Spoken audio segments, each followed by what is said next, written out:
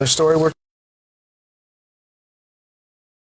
watch at Brooklyn's Metropolitan Detention Center after two judges denied his request for bail. This as a grand jury is expected to hear new testimony from sex workers very soon. Good Day's Lizette Nunez is outside the facility in Gowanus with the very latest. Lizette, good morning. Good morning, Dan. So TMC is reporting that two sex workers are sharing their encounters with Diddy with the feds.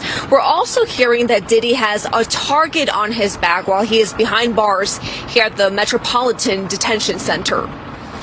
TMC is reporting that more people plan to cooperate with the feds in Sean Diddy Combs' sex trafficking case. We found out that these two individuals, and we have actually spoken to one of them. They are both sex workers, currently sex workers. One of them says that they had an interaction with Diddy in 2014, and they are willing to tell the feds what they know about that interaction. Jeremy Saland, a criminal defense attorney, weighing in. You can't, as a prosecutor, subpoena or force a witness to come speak to you in your office, but you can subpoena them to a grand jury where they can speak there or have to potentially speak there. So whether these are new witnesses, whether these are new complainants, meaning victim parties, making the allegations, will yet to be seen. But it doesn't bode well. It doesn't.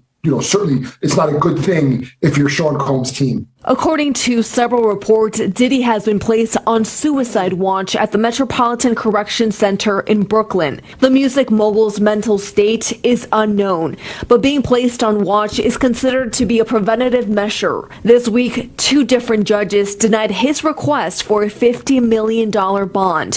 His lead defense attorney is attempting to move him to a different facility in New Jersey as he awaits trial. TMC is reporting that due to his celebrity status and the allegations, this could bring unwanted attention from other inmates and be a threat to Diddy. What we've been told by a former warden is he's a target. That's the fact of the matter, and that's why they have him in a solitary part of the jail, because they don't, he becomes a target because it's like what we've been told, it's like a badge of honor that if you were able to inflict some violence on Diddy, that gets you score points with other inmates. So that's a situation that obviously the jail officials do not want to happen. Hey, yo, want to inflict some violence. What type of violence are we talking about, chat? What type of violence are we talking about? Shit, if Diddy like niggas, he's around niggas. It might be a different type of violence. What up with y'all, chat? Welcome. Yeah, we're back in for a long one today. We're going to be doing some Diddy coverage, of course. But 100%, absolutely, we got to get to some regular rap coverage as well. So buckle in, man. Today's Good Friday. Or it's not Good Friday, but it's a Good Friday, I would hope, for you. Maybe not for Diddy, but we'll see. Anyway, we got a bunch of just, this thing in the media sense, when you have somebody as high profile as Diddy that gets incarcerated, like, unfortunately, and I got to admit this, the media is kind of like vultures, right? Like, it's like that's the carcass and everybody's finna eat off of it. You're going to hear everything till next Tuesday about Diddy. You're going to hear a nigga try to stab him in jail because these are all headlines, right? These are all headlines. Be like, oh, shit. They found a shank in the person next to Diddy's cell. They might have tried. They're going to milk every story because when I first seen the Diddy's on suicide watch, I don't think Diddy's actually really trying to kill himself yet. And also, we also got to think about Epstein angle. We'll get into that later. Immediately when I said, I'm like, yo, this is just another way to like get more clicks as media. I know because I'm in media, right? I'm telling you, you're going to hear everything about Diddy, okay? Tomorrow you're gonna hear the shower conditions. You're gonna hear that there was a lockdown because one fucking CO missed some security protocol, so the whole jail went into lockdown. It jeopardized his freedom. New motions coming out. They're already saying they want to move him to a different jail. You're gonna see so many headlines. Again, this is gonna be like a 2-year process, and at least for the first 3 months, you get what I mean? There's probably gonna be a superseding indictment. We hear about more victims. We'll get into that too. There's going to be so many things that are going to come out. And half of them, I got to be honest with you, just me being on the media side of things, bro, I know how this shit goes. Half of these things are bullshit. Like, yes, he's locked up. You know what I mean? But all these other ancillary things is like, no, it's good. Next you're gonna hear, oh, his kids are worried about him. Then you're gonna hear, remember that magic health condition? Listen, man, Diddy been fucking bitches for 40 years in 3-day long freak-offs. That nigga ran a marathon in New York City. Come on, bro. He had to be in somewhat of a good shape. And every time he did a freak off, the nigga had motherfucking baby oil pouring through his veins through them IVs in the morning. So my nigga he got to be in good shape. But now you're going to hear that his health is in a deteriorating. How much I want to bet we're going to hear talks of a possible terminal illness that he never disclosed, but he's been managing. We're going to hear all of this. The media is going to love it. It's just bigger and more headlines. Unfortunately, you know, that's just really what it is. You know what I mean? Again, it's the biggest story. Obviously, the story that's in rap, so we cover it generally. But, you know, ancillary media that usually covers politics, they might be like, all right, for 3 days, okay, we'll stop being on Donald Trump's D and just cover, you know what I mean, who's been on Diddy's D, pause, you know what I mean, or whose D he been on. So anyway, I do have to give a little bit of warning on some of the stuff we might see here. Not everything is true, and I'm saying this from the media perspective. Like right now, if you're a company, if I'm Daily Mail, if I'm TMZ, every day you're gonna see a Diddy headline. It's not making it up. We're gonna reach for it. You get what I'm saying? Yo, you know, like the whole suicide watch thing. It's protocol. Like actually, a lot of times when people go into protective custody, due to the nature of it being protective custody, where they're deprived of certain, you know, human, you know, like, you know, needs, like interaction, like, you know, being out of their cell a little bit more often. They worry about the person's mind state. And that is usually a protocol that is, you know, in line. I don't know if it's just called suicide watch, but it's in line with what people would consider suicide watch. You get what I'm saying? But, you know, it's Diddy. Like, yo, we're all thinking, yo, we all got this play scripted out like a motherfucker already. Yo, they're either going to kill him, right? And when we're thinking we're like the same people who killed Jeffrey Epstein, right? They're either going to kill him or he's going to do the Aaron Hernandez, realize like he got life and he going to kill himself. Or a nigga going to try him in jail. Or maybe do the freak offs in jail. Who knows? So anyways, it's unfortunately, you know, And this is why I'm trying to also add some empathy to the situation, not necessarily on Diddy's side, but for everybody involved. Because I think for us, we're kind of detached so much that we're looking at this shit like characters, right? Like, yo, what's new in the Diddy news? Not knowing that he got multiple kids, new baby, like shit, he has a baby that probably can't even talk yet. Didn't he have just baby love like a year ago or something like that? So, you know, we're still dealing with someone's life and freedom, and they have a lot of people who care about him. So we try to respect that. But of course, we're going to respect the victims as well, right? Or potential alleged victims as well. All right. Let me see where we should start. By the way, for all my people on Twitch, we do have, and as soon as I say that, like, I give the disclaimer that we got to be a little bit serious, have some empathy. The fucker in me never stops, yo. Listen, man. We need y'all niggas to sub up on Twitch. 1,000 subs is gonna get us to buy the 1,000 bottles of baby oil that they found up in Diddy's crib. He ain't using them. We might have to, you know what I mean, put them on wholesale somewhere, Amazon, eBay, something. So we trying to buy the batch from the feds. Every sub will go towards copping the 1,000 bottles of baby oil, KY jelly, and all type of lubricant. You know what I mean? WD-40 that he found up in that bitch. But again, I'll start off with the obvious.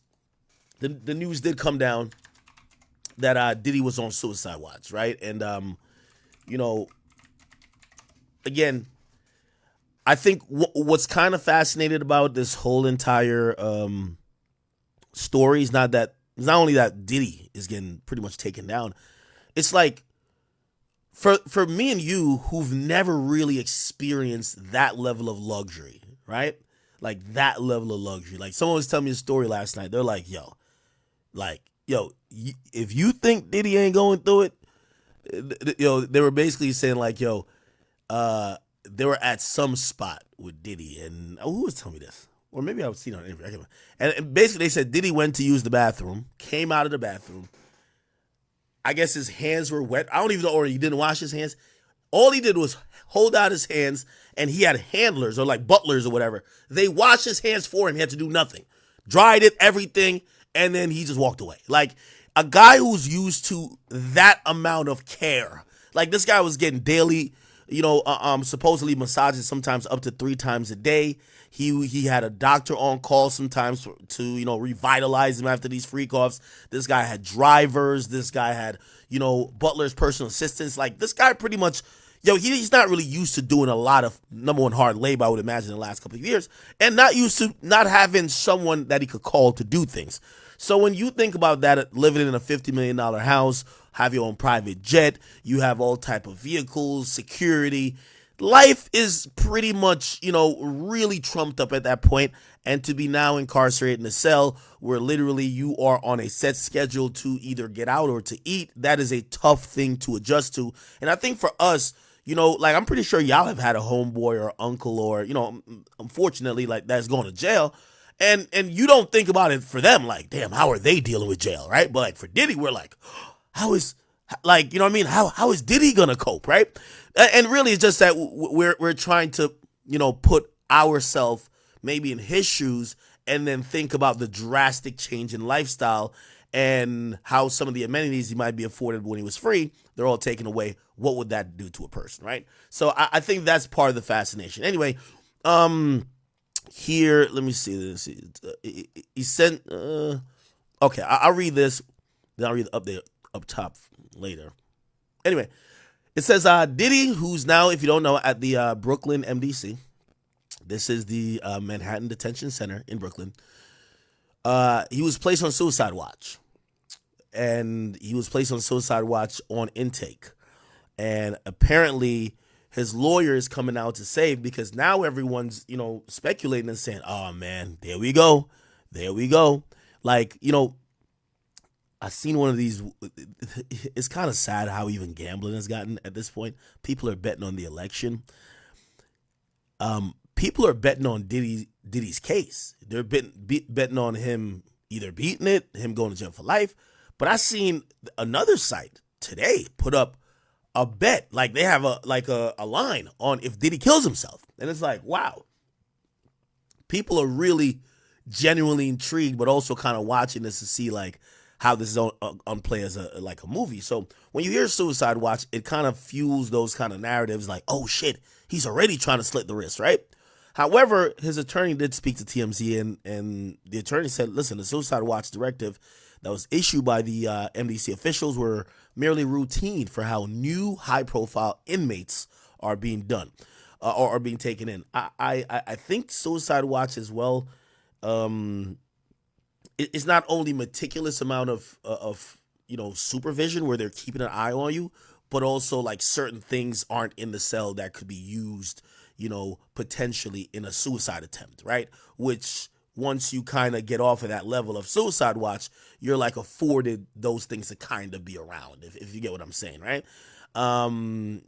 Which I would love to see protective custody and suicide watch.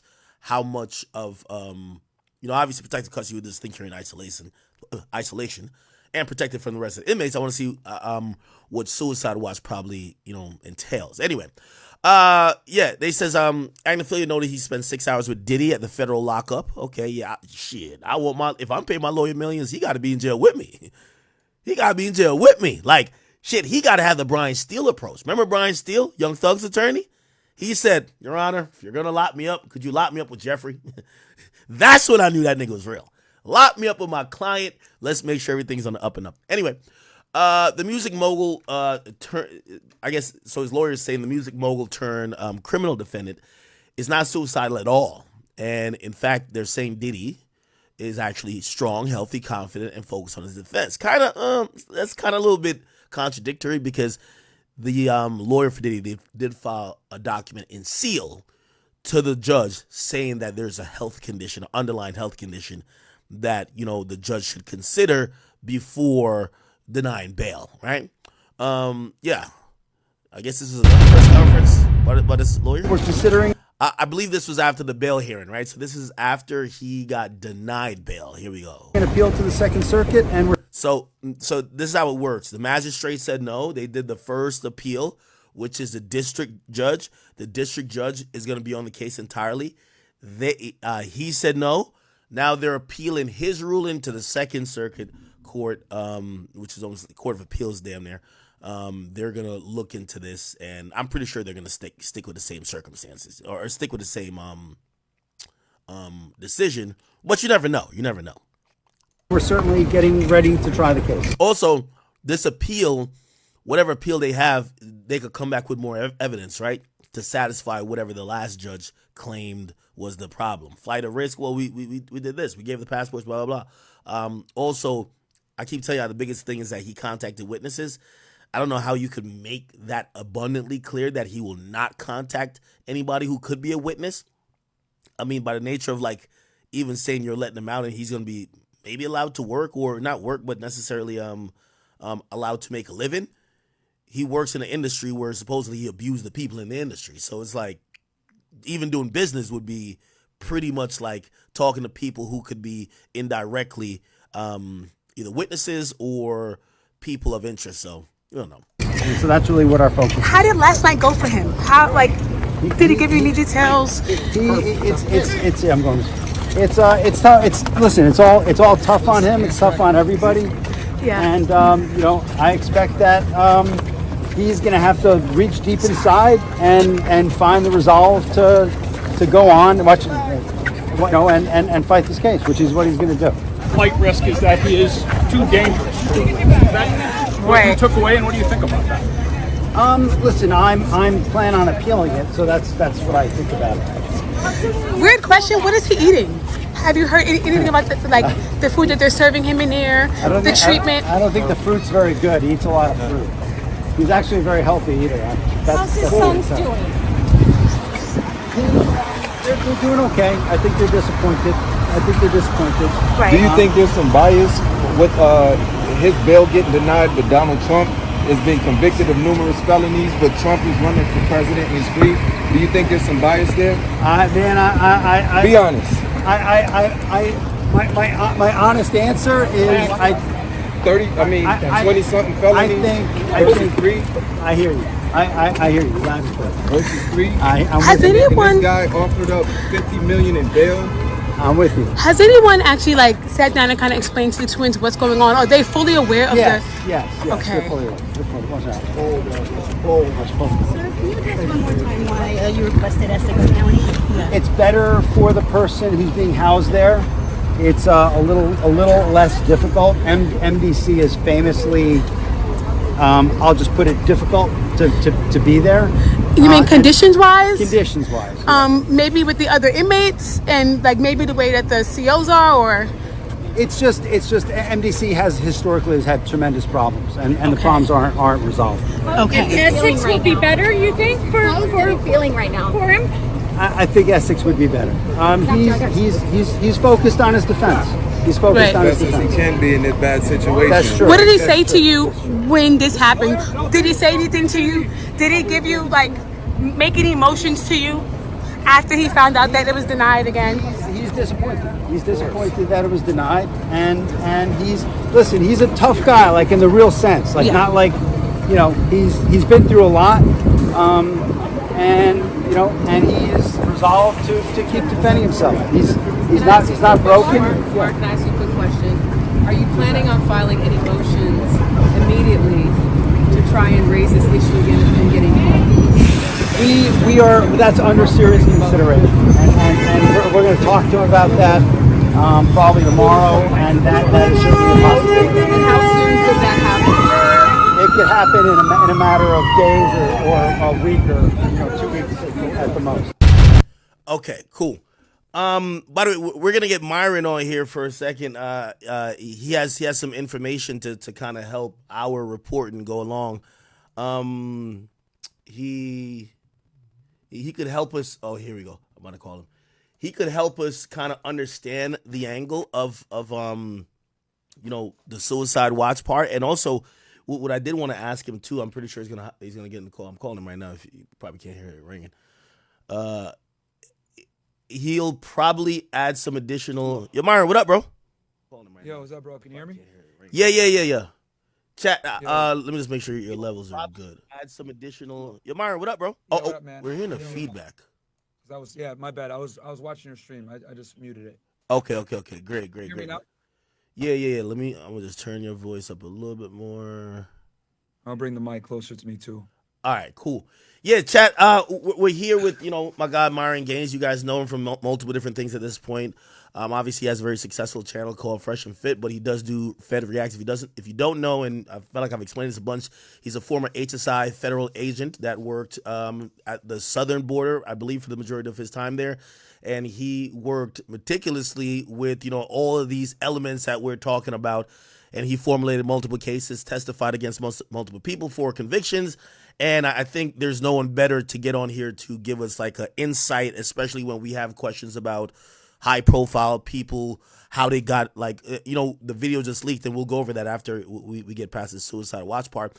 The video came out of how he got arrested. And again, we're glad to have you here because you could give us a lot of insight on everything. Anyway, what's up with you though? Yo, chilling, man. For those that aren't aware, I was HSI special agent for 7 years. I started my career in Laredo, Texas. Then I transferred to the Miami field office. The agency that actually arrested Diddy is our New York field office. So I'm very familiar with that office and how they do things in the Southern District of New York. So, I mean, this is literally right in my wheelhouse, bro. I used to work for this agency. I know it in and out. I'm very familiar with the case. I've done these cases before. So, yeah, bro, whatever questions you got, I'd be happy to answer them. I know some of your audience might not be familiar with me, but this is something that I also do commentary, and I don't just yell at bitches all the time. Hey, well, I felt like I asked you this before, but I'll ask you again because while we were seeing a lot of this unfold, and I remember I made a joke out of it, but I said, yo, when you have Homeland Security, because what the normal person is going to think of the word Homeland Security is like, you're locking up terrorists. I'm like, yo, Diddy must got a weapon of mass destruction in his pants if they're going after this man like this. Why Homeland Security getting that Diddy? And obviously they were very intricately involved in bringing this to the U.S. Attorney. Yeah, that's a great question because when people hear the term Homeland Security, they automatically assume terrorism, spies, all this other stuff. So, I could see why people would be confused. But the real reason why is, I'll kind of give the historical thing here. So, after 9/11 happened, the United States government pretty much restructured thanks to something called the Homeland Security Act, right, where we created the Department of Homeland Security. And what ended up happening was agencies like the FBI that had been, the main agencies doing organized crime, they started focusing more on counterintelligence, terrorism, etc. What that did was open the door for other agencies to come in and kind of take over organized crime, right? And HSI was one of those agencies that came in as the second biggest agency after the FBI, and they kind of took over a lot of these organized crime types investigations.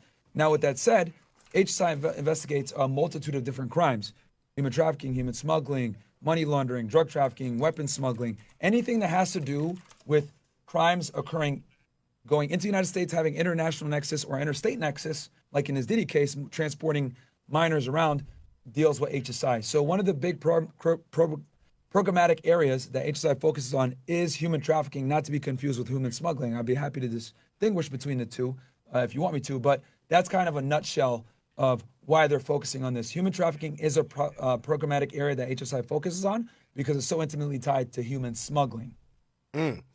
Okay.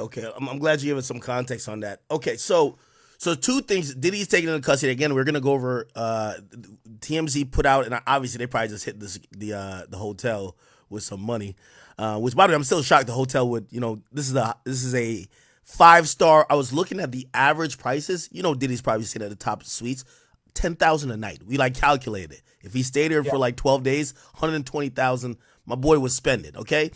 5-star hotel, but I'm guessing TMZ either got their source, somebody got paid off, but I'm sure the hotel isn't just giving this up because this is where the really rich and famous people stay if we're talking about 10 grand a night. You get what I'm saying? However, so we have that to discuss, but he's incarcerated, and after being incarcerated, we figured he'd be having some type of protective custody or whatever, but then the news comes out that he's on suicide watch. From your experience in law enforcement and dealing with, many people who you've, helped done the investigation to get arrested, what does that mean to you? So, and that's actually one of the main reasons I want to jump on you. I actually have a source. Jump on here, pause. No Diddy. Yeah, I actually have a source, pause. I actually have a source that works that. So one of my good friends that I work with on the border, he used to work for the U.S. Bureau of Prisons, right? Who's responsible for the jailing of federal inmates. And his buddy works at that detention center in Brooklyn. And he told them that Diddy actually isn't on suicide watch.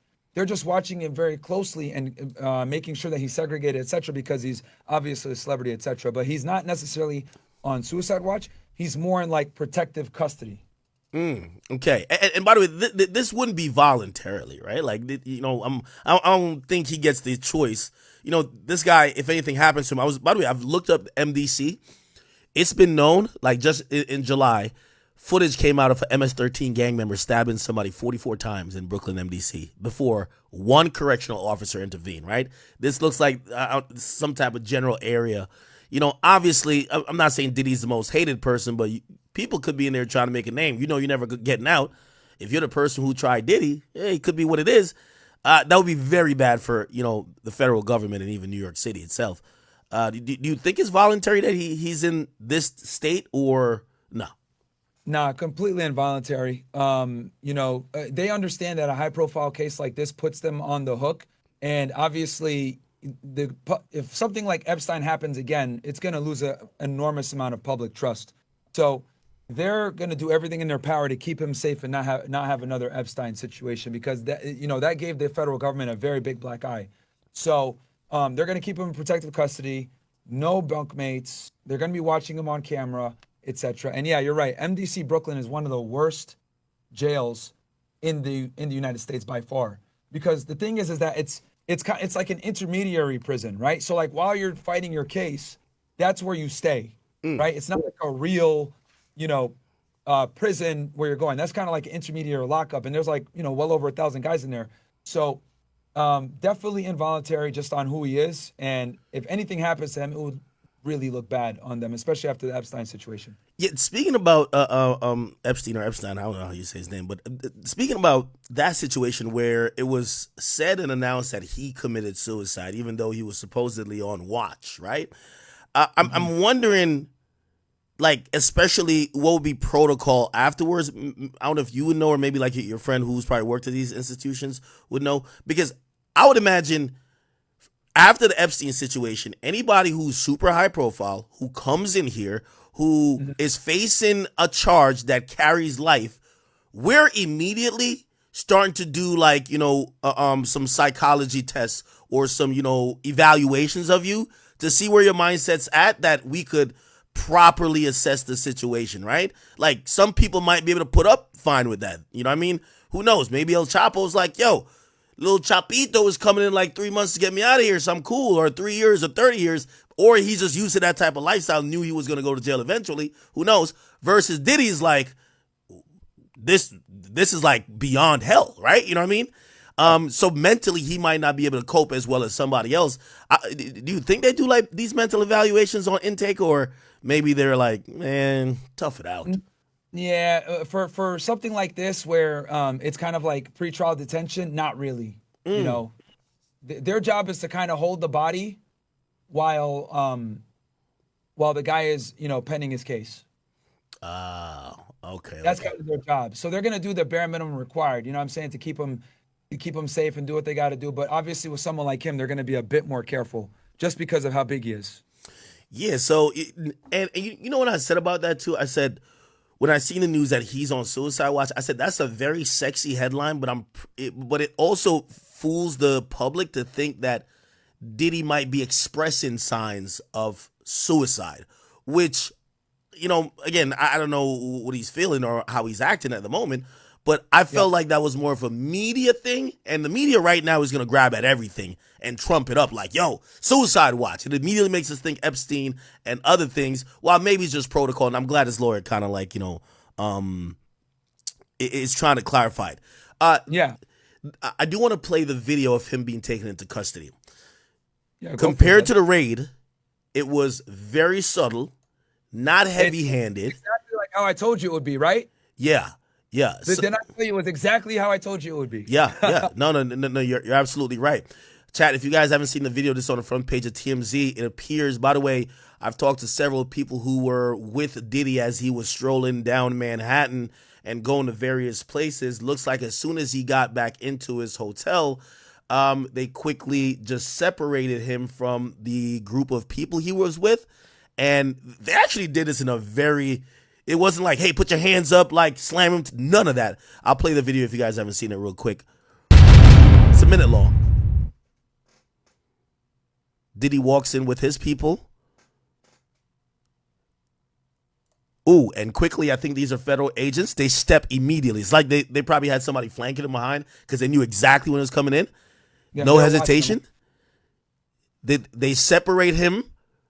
They separate him from everyone else. By the way, they're not wearing uniforms. It look like someone has a badge or something, but they're not wearing, uniforms that say like police or whatever. Don't even have to see a jacket. They walk with him alone. His people smartly don't follow and stay back. Yep. And I'm surprised only 2 agents. Like, Diddy was rolling around with an entourage of like 20 people. And it appears that they're joined by another officer who now. All these guys are HSI special agents and task force officers. Oh, wow. It's a lot of them now. Okay. Yeah. And now they're bringing Diddy out, and it appears that, his hand is behind his back. His hand is behind his back.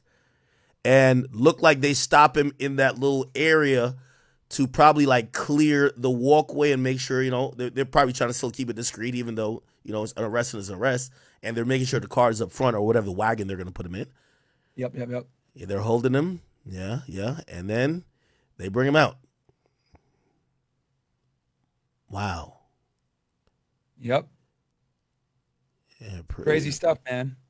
Yeah, and this is him. This is him being walked. Walked quickly. Looked like quickly to a vehicle that's awaiting. We don't know what vehicle, if it's marked or unmarked, but I'm guessing by how they pulled up, probably unmarked, right? So they're always unmarked. You've done these type of things. Obviously, you've worked a lot in the southern border, but generally, what would happen before this happened, around the time of this happened? Keep in mind, there's multiple videos of like 20 minutes before. He's walking around taking pictures. Apparently, was even in Central Park earlier that day. What do you think was happening the entire day? From the agent's perspective? Yep. So, okay, I'll take you through. So what more than likely happened was they had eyes on him. They were watching him the whole time, and they said, okay, when's the most opportune time to get this guy? They probably wanted to pick him up in a way where there weren't going to be a lot of people around him, besides, obviously his entourage. And as you can see, they did it pretty respectfully, right? They went ahead, just like I had predicted, and arrested him in a fashion where it wouldn't cause great public embarrassment. I'm sure TMZ had to work their asses off to get this footage. The agents probably didn't furnish it to them, etc. So when you pick somebody up like this, right, you want to pick them up in a way where it's cooperative, it's respectful. You don't want to embarrass them, and the reason for that is because you want this guy to cooperate. So you understand, you get more bees with honey than vinegar. So that's why they went with that softer approach. Because at the end of the day, this is a conspiracy case. Keep in mind, this is a racketeering case. Racketeering means that there's always going to be other conspirators involved. So they want his cooperation to get anyone else, and that's why I'm pretty confident that they went this route. It felt like they try to save his dignity to some extent. And we've seen a lot of times in New York City, like, for example, these are more local cases. But if anyone knows, and by the way, I gave a shout out to Lisa Evers. She's one of the most amazing people in terms of, diligently working on news. She's a news reporter, but also in hip hop as well. She's covered these joints that usually the police will give her a ride along to the bust. And there's a lot of they just busted something called Slattery Gang. And the perp walk is crazy. There's mad cameras out there. They're letting the press know, like, yo, we're getting these guys. You're gonna come watch us while we parade them out of the precinct to the holding area. It's almost set up for the media. Here, it looks like it was super discreet. They didn't rob him of his dignity. Is that always the case federally? Yeah, the feds are way more fucking professional when it comes to arrests. And I'm not just saying this because I'm biased, but 9 out of 10 times, feds are way more professional when they go about the arrest. And the reason for why they do that is because typically when feds are investigating, they're doing more complex cases that encompass a bigger organization. and they want to go ahead and get cooperation. Now, with that said, I want to be very clear about this. If they're doing a roundup and they're arresting a bunch of different dudes on the same day, then yeah, they'll do that perp walk. But something like this, right? If NYPD was arresting Diddy, they would make sure they did a perp walk. The feds, they're not going to do that because they want to get their cooperation. Okay. All right. Now, on a logistics side of things, right? A logistics side of things. I remember everyone criticizing how they went into his houses. They looked like it was a militarized approach. Shit, I told people, I'm like, hey, listen, I could say the same game. They executed a search warrant at my house before they kicked my door down. You get what I'm saying? They came in with like a SWAT-looking vehicle. When I really asked them why, I'm like, what the fuck? They were like, listen, you have 50 guns at your house. Like, we don't know if you're going to just be willing. How do you think logistic-wise in making this arrest, they don't know Diddy's rolling with 20 people, right? Like, maybe he's cool to go, but somebody might have a gun. Yeah. How did they think it was going to be so smooth? We didn't see any type of force. Do you think they were kind of watching the individuals he was with? You never know. Security might not understand the situation, even though they should, because this was imminent, right? There was pretty much almost a plan. Diddy knew that he was going to get arrested. How did they know they were going to face no resistance? Because this was no resistance. He was cooperative. They were soft-handed. Pause. It worked out perfectly.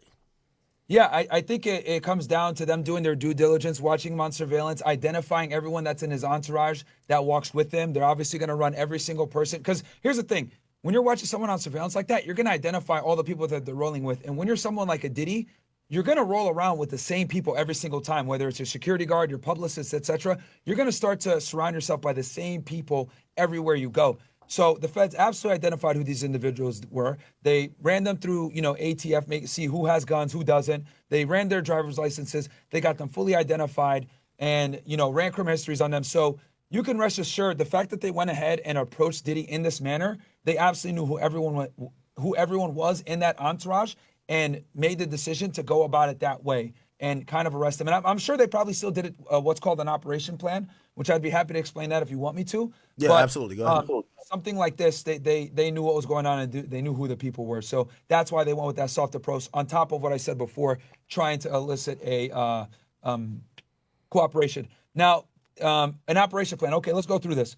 So an operation plan, guys, every single time you do an enforcement action in law enforcement, whether it's serving a search warrant, an arrest warrant, you're doing a knock and talk, you're doing anything that can lead to some type of enforcement action where use of force can potentially come, even something like this, which is, consider what I would consider a soft arrest, you should do something called where you have to do something called an operation plan, even for something like this. And the reason for that is because the operation plan not only covers what the objective is, it tells you who's going to be on the operation plan. If there's any informants, it's going to show who that informant is. If there's any undercovers, it's going to show who the undercover is. It's going to show which agents are in what position, the perimeter guys, the entry guys, the search team, etc. The arrest teams, the teams that take the prisoners back to the processing station, depending on how complex the takedown is. So, and then what vehicle every agent is using, the radio frequencies that they're going to use, etc. It details the entire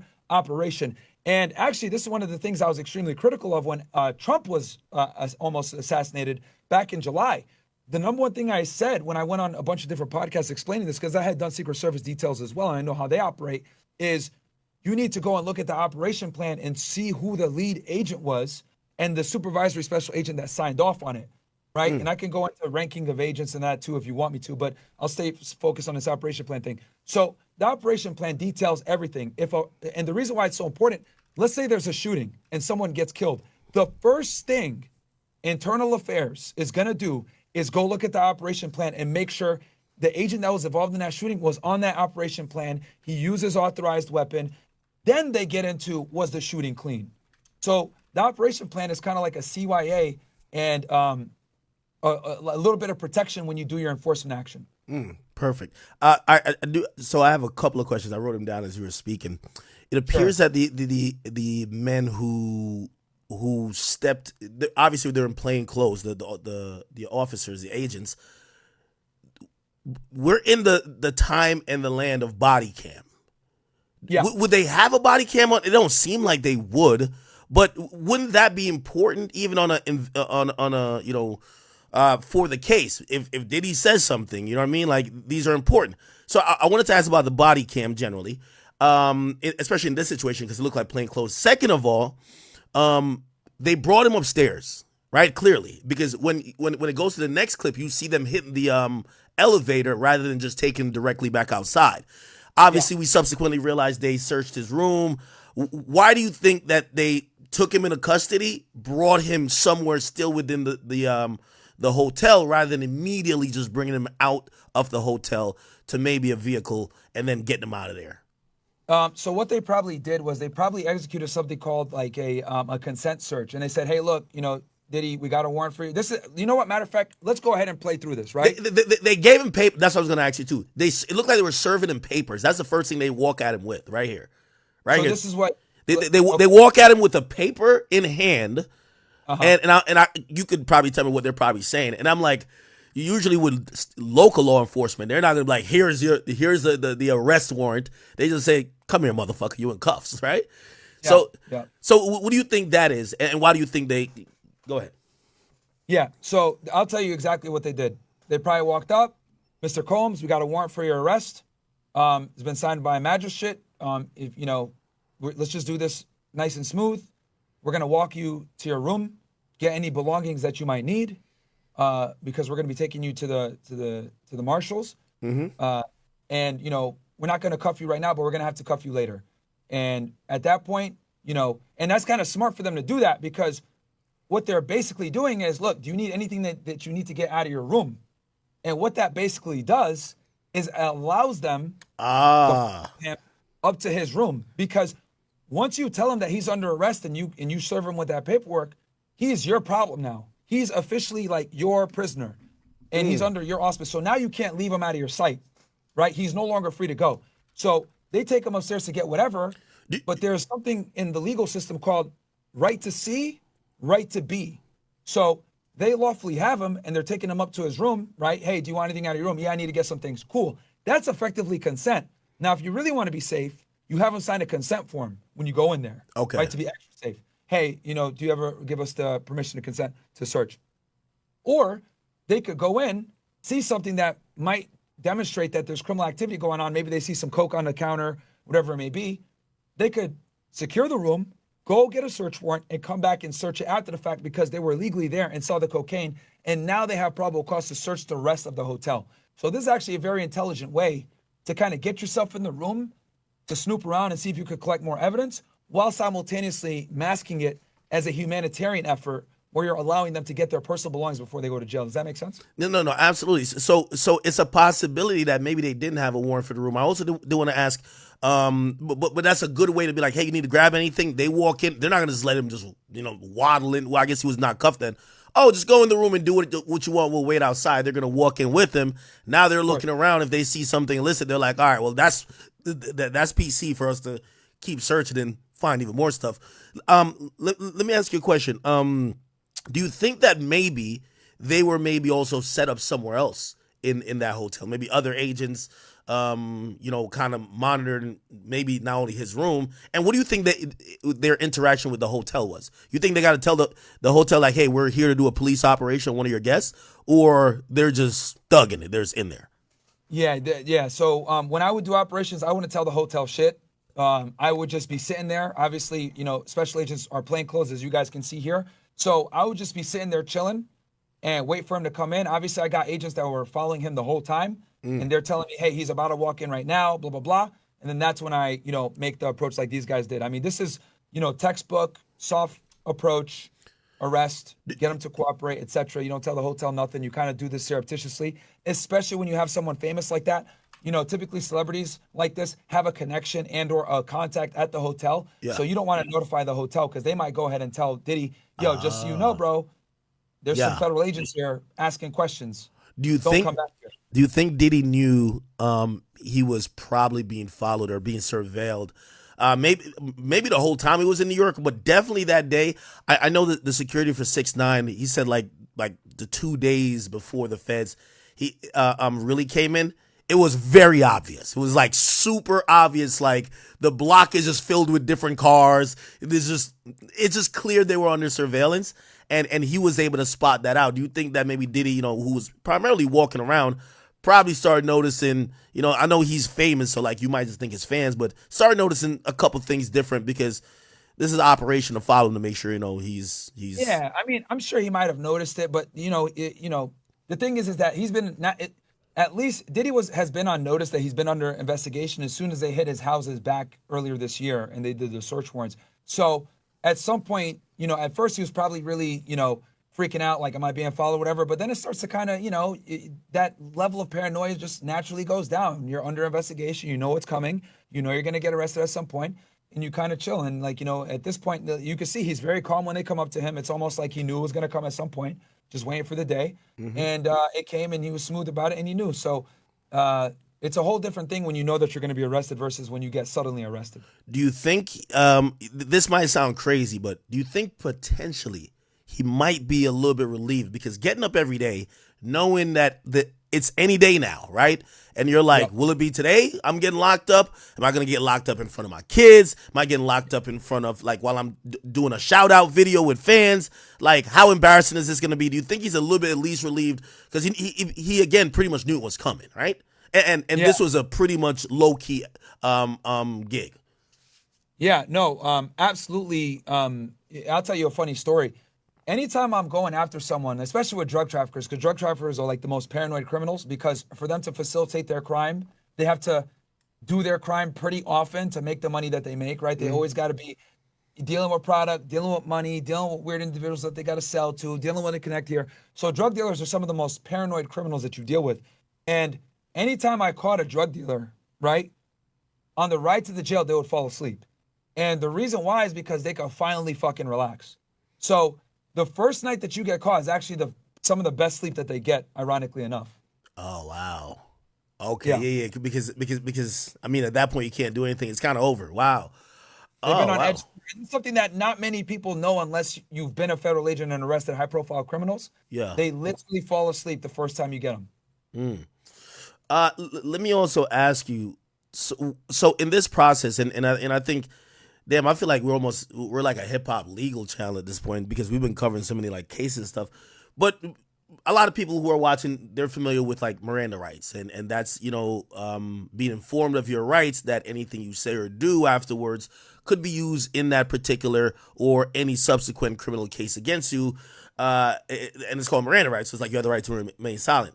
Now, do you think they do that immediately, or they wait till he gets to downtown, and we're saying downtown as whatever precinct it is, before they either, I don't know if they would try to talk to him again, if they haven't done an interview with him before, or as soon as they're putting the cuffs on him, they give him the Miranda rights?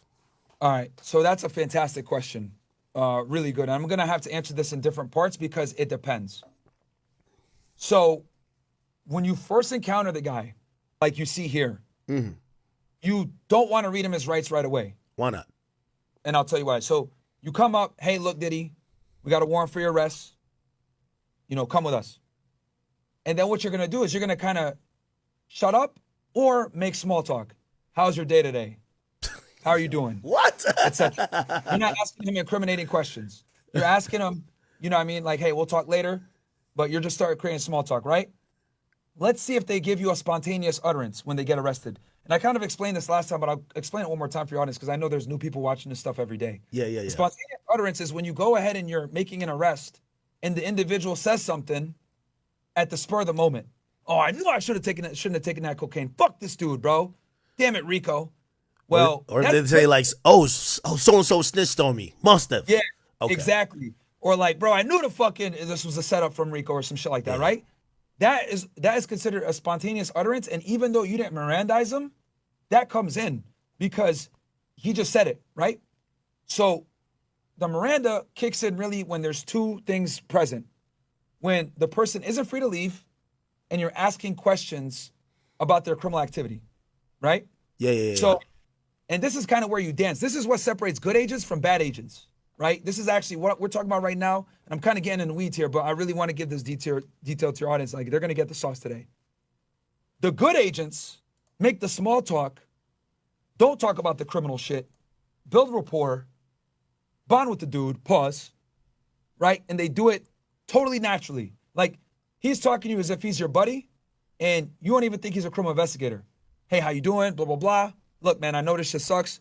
Let's just go get your shit. We don't want nobody seeing this. I'm going to cuff you in the front. You know, I got some guys outside. They're going to tell me when the coast is clear, we're going to bring you outside. We're going to make sure we wave off the paparazzi. They're not going to get no pics, right? We're going to take care of you in this situation. I know this sucks, bro, but we're going to, you know, we're going to handle it. Boom. Take him upstairs. You're still talking to him, soften him up, etc. And a lot of the times when criminals are getting arrested, they'll partake in the small talk with you. They will, right?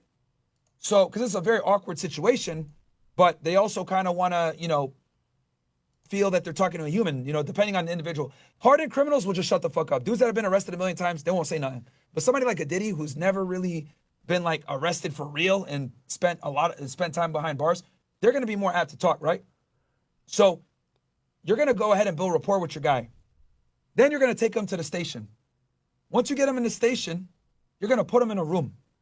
And you're going to say, look, you hungry, you thirsty, you need anything? Yeah, you know, I'll get some water, whatever. All right, cool. Hey, we're about to order food from this spot. You want anything? Oh, really? Blah, blah, blah. Okay, cool. I'm going to order some food. I'll come back.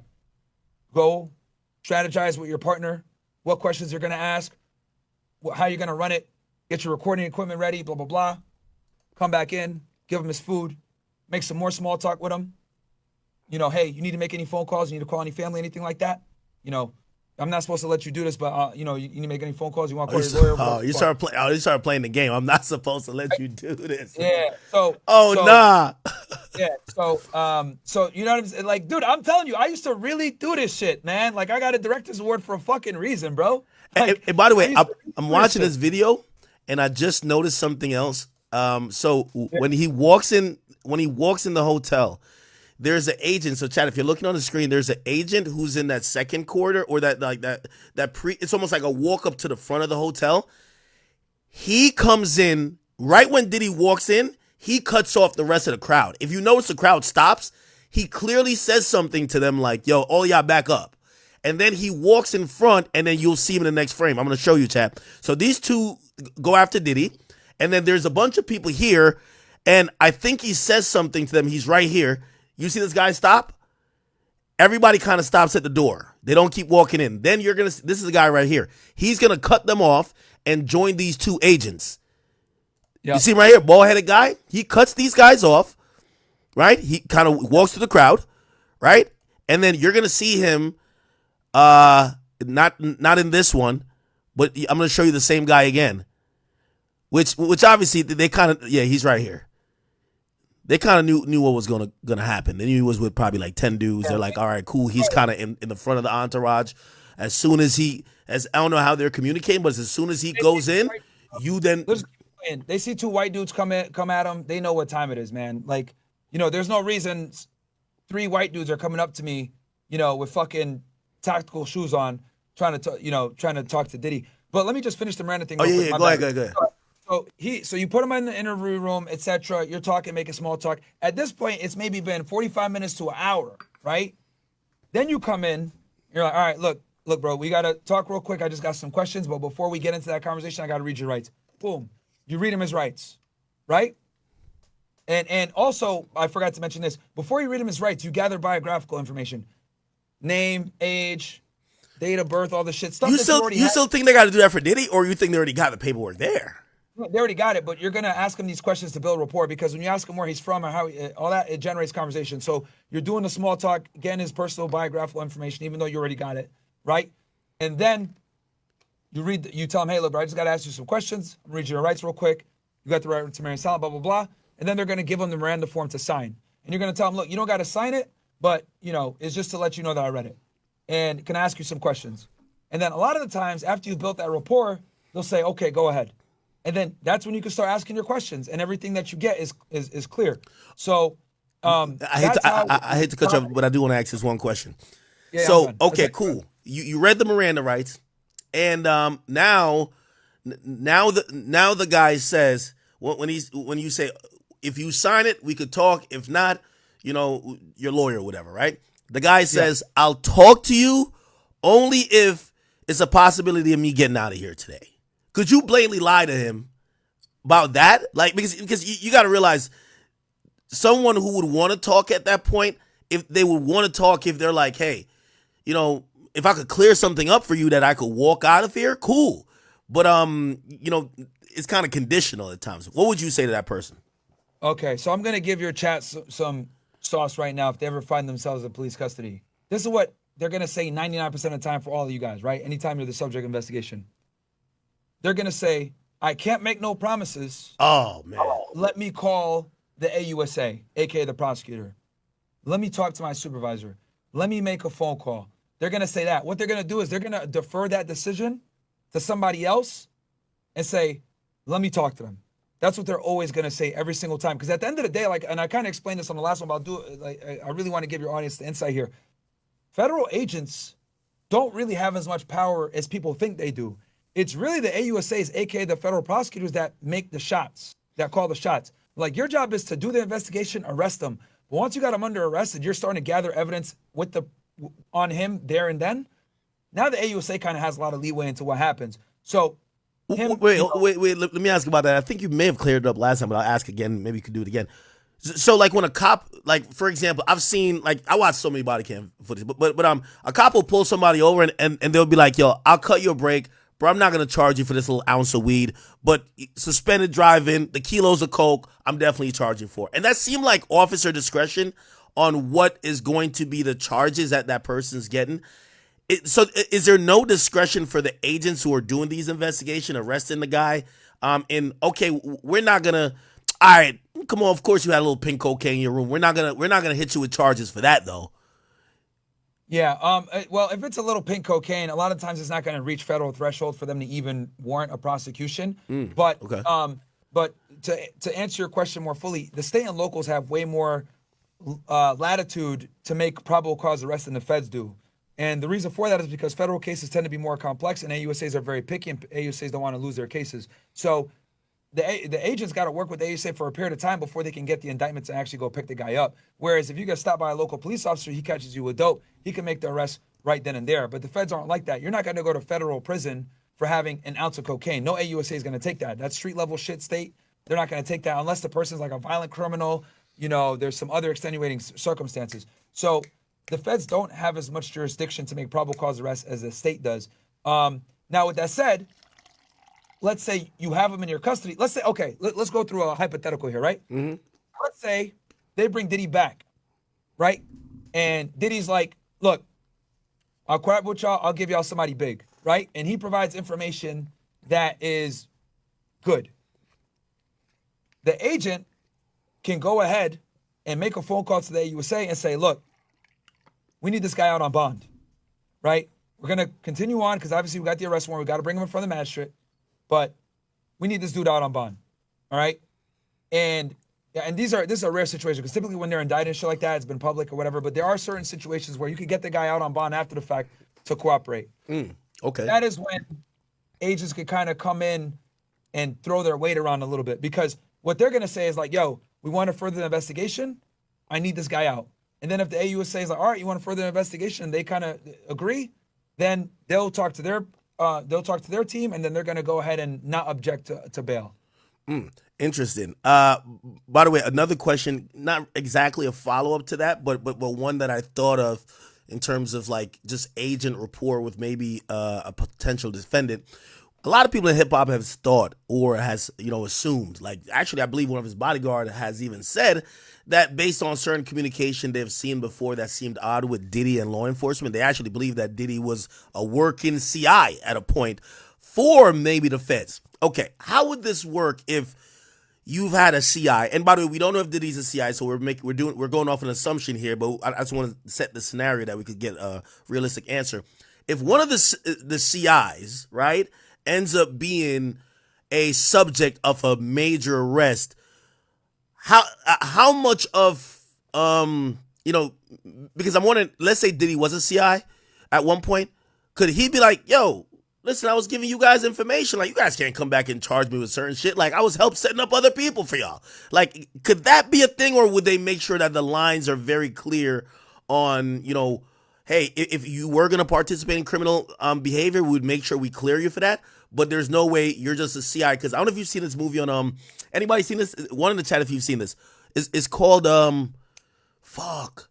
But it's popping on Netflix right now. Whitey Bulger, who's like a drug kingpin out of Boston, who was a CI for the FBI for all the years, and he was snitching on all his competitors, but he started taking it overboard because they told him, hey, you're a CI, we're going to kind of like look the other way with a lot of stuff you're doing, right? Because we have all these quotas and whatever to make, but you can't kill people. You know what he does?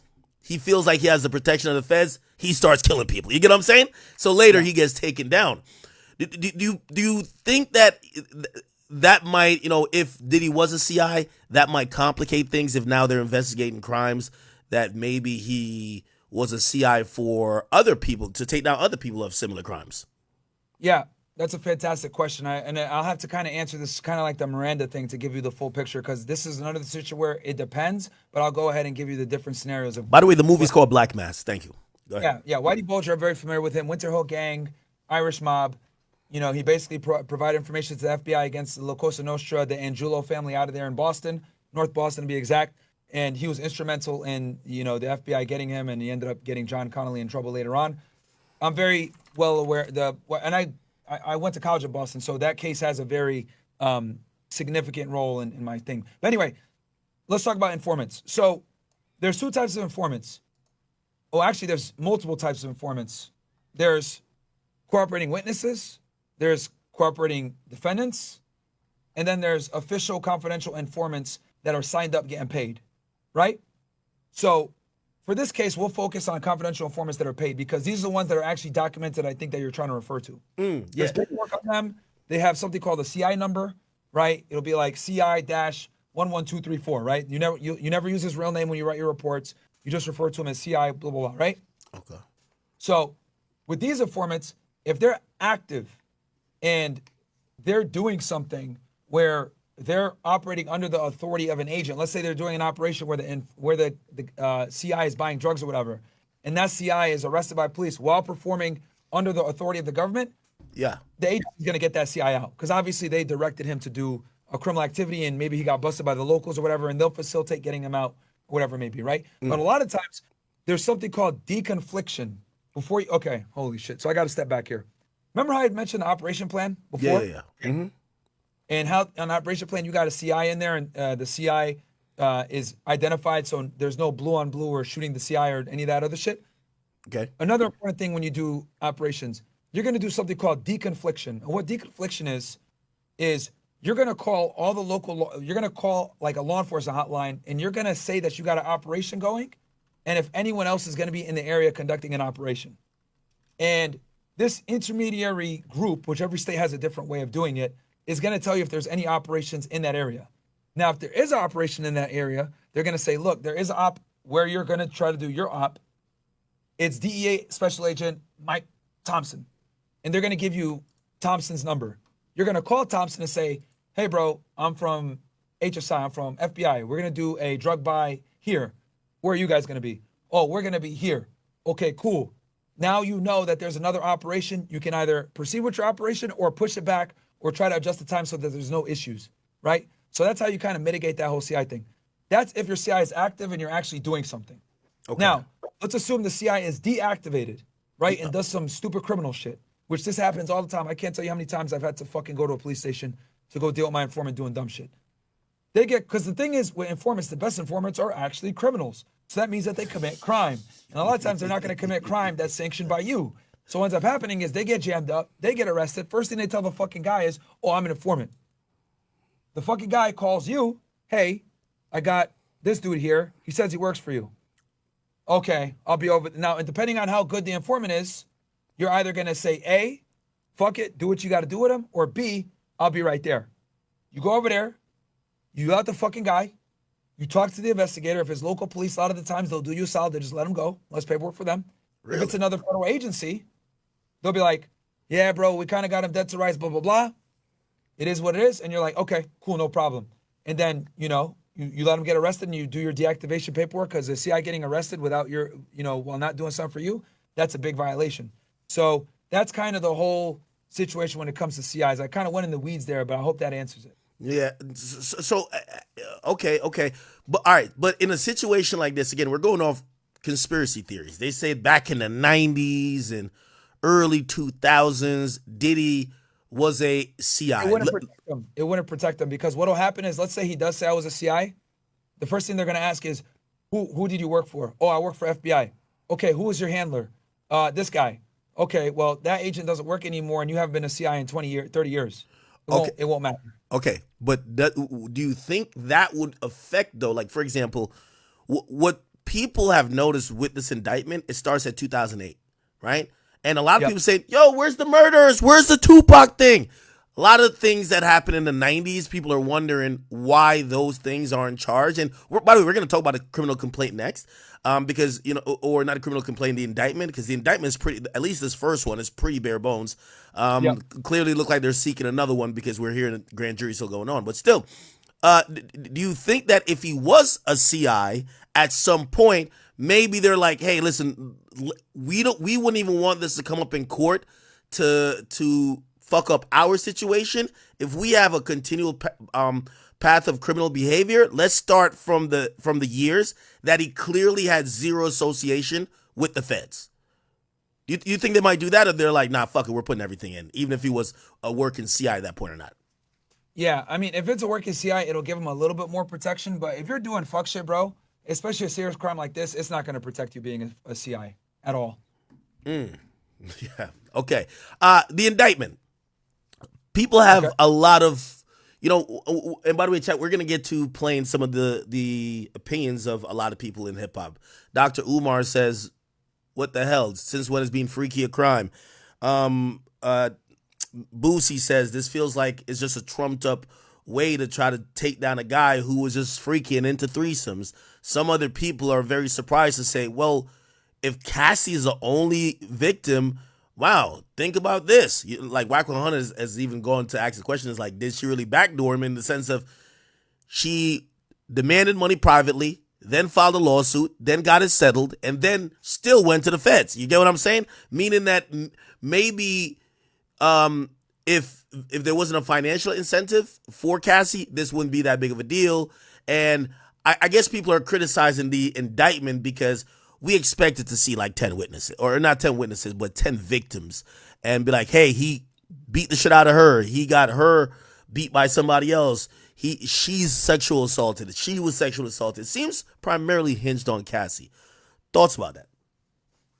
Yeah, I mean, I'm not surprised that they kind of got out a bare bone indictment in the beginning. They're probably they're going after someone that is obviously very affluent, has the ability to fight this case. So they're going to go with what they know. They got him dead to rights, right?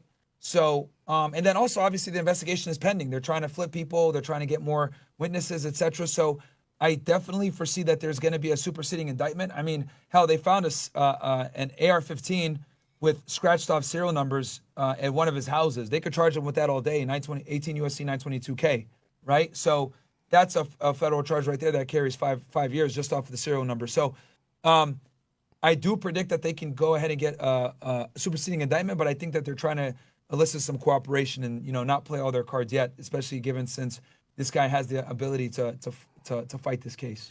Hey, also as well, in the indictment paperwork, they provided some notice that there could be matters or assets that could be forfeited under, I forgot what the statute is.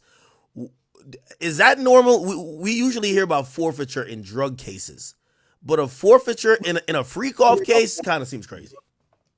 Sorry about that. The forfeiture in a freak-off case, you said? Yeah. Like, usually when people hear about forfeiture, it's like, yo, you've been transporting drugs in your Rolls Royce, and you've been using this house as a stash house, sure. And you've damaged your community. You've there's a lot of damages from all the activity you had going on that was criminal. We need to, make people whole, and we're gonna seize these assets under the forfeiture law to kind of make that happen. But in this case, it's sex trafficking. Obviously, clearly a crime, but why would forfeiture even be on the table? Yeah, so if you have a structure or a piece of property that was used to facilitate a crime, that asset or whatever it is can now be forfeitable. So I'll give you an example. Let's say I'm a drug trafficker, right? And I got 3 bank accounts, and $1 of my drug proceeds goes into the clean money. Now all the clean money is forfeitable. Or if I'm stashing drugs at my house, or have stashed drugs in my house, now that house becomes forfeitable because it was used in a crime. Same thing with these freak-offs were conducted probably at locations that he owned. Now those locations are forfeitable as well because it was used to facilitate the crime. I've always heard that the forfeiture law is very like people have mixed opinions about it, right? Like for example, I'll just make up a scenario. Okay, Roger got caught for selling dope, right? He was selling dope, and he was using one house as a stash house, but the stash house is really owned by his grandma, who supposedly didn't really know what he was doing. She's had that house for 3 generations, passed from her grandmother or her mom and her mom's mom, and now they're snatching an asset that is, a family thing, and they're basically saying it's all for drugs, while the original owner, right, the grandma, wasn't complicit in this or wasn't intricately involved. So some people kind of feel like that's kind of unfair. Yeah, so in that case, the government would have to prove that the rightful owner knew that that criminal activity was being conducted at the residence. Okay. So No, keep going. No, I was just gonna say, they would have to prove that, and then they'd be able to seize it. But if they can't prove that the individual that rightfully owns it was facilitating, they probably can't take it. Hey, by the way, so the full bail package, which was ultimately denied by the district judge, Aaron. And I'm shocked about that actually. That they Andrew denied it. L. Carter. Yeah. I was gonna ask you about, in your time as a agent, have you ever seen a bail package this complex, this lavish, this this is a over the top attempt to get him out of jail? And I guess obviously this would be more of a question for Laura, but you definitely have probably seen these cases a lot. If they tend to turn down your either bail package or either deny you a bond initially, once it gets to the district judge, do you think he'll get bail at all? In a lot of situations, the district judge ends up agreeing with the magistrate judge because the magistrate, and just for the audience so they understand. So guys, when Diddy was brought in front of a judge, he was brought in front of a magistrate judge. Magistrate judges are kind of like a formality to get you into the system because they're like on duty, and whoever was on duty that day to take on, for that week, they got to do all initial appearances. So it's kind of like, a luck of the draw. Then that magistrate judge, once they read your rights and, get you into the proceedings, they assign you a district judge. And then the district judge is going to be the one that actually presides over your case, etc. Now, in most situations, the district judge does agree with the magistrate judge, but there are opportunities for the defense to make arguments as to why they want to get bond. So in this case, I will not lie. This is an extraordinary bail package. I have never seen something so extensive when it comes to putting up your assets. I've never seen something this big. And to be honest with you, I'm actually really surprised that he didn't get bond. I thought he was going to get bond because from what I know, his defense team had been extremely cooperative with the feds. But clearly the AUSA's office doesn't care. They don't want him out. They argued against getting him out, as a matter of fact. I think the reason why is probably because they found firearms at his house. They found the AR-15 that had the scratch serial number, etc. So, but I've never seen a package this extensive ever. By the way, it looks like they were always going to push for detention. I think his lawyer was angling towards it because they said, remember the raid happened on, I believe, March, is it 16 or March 20? 25th, I believe. That's when the search warrant was executed. Yep. They sent a letter to the AUSA. Didn't get a response, but they also said, hey, the council has taken his passports. It felt like they were trying to offer the passports to the government. The government just wasn't asking for it. Like it didn't feel like they wanted to play ball. So, his lawyer said something interesting, which I don't know if you would have the expertise to know about why or when the arrest warrant would be executed. but he feels like they wanted to arrest him spontaneously rather than a mutually agreed time to turn himself in, because it would make him look better in the eyes of the court for a possible release for bond. If the counsel, if lawyers is saying, yo, we got all of their passports, including his mom, all of the daughters, or, all of his daughters, and the feds doesn't say, give us the passport, they essentially just allow his lawyers to quote unquote have it and never take custody of it or never take control of it. Maybe they kind of wanted to push for a detention, right? Because they are still making the case for flight risk.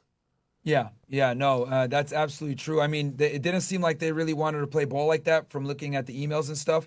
I know that his legal team definitely had been cooperating, but, at the end of the day, the AUSA's office decides who they want to get out on bond and who doesn't. I was actually surprised, but now that we see what's going on, there's a very good chance that he might not get bond at all.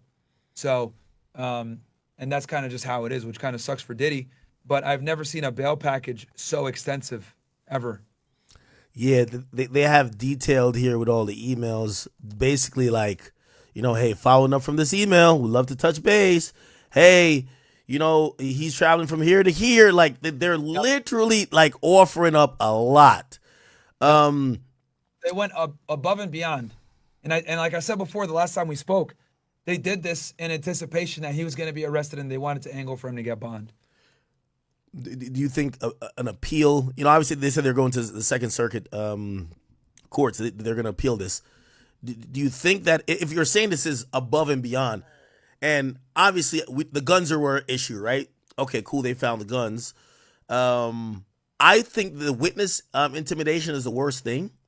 And now I'm going to ask you this, because you've always said this and I've gotten this from you. You said the right to monitor one's phone calls is like the highest amount of probable cause you would need to get that warrant to tap somebody's phone call.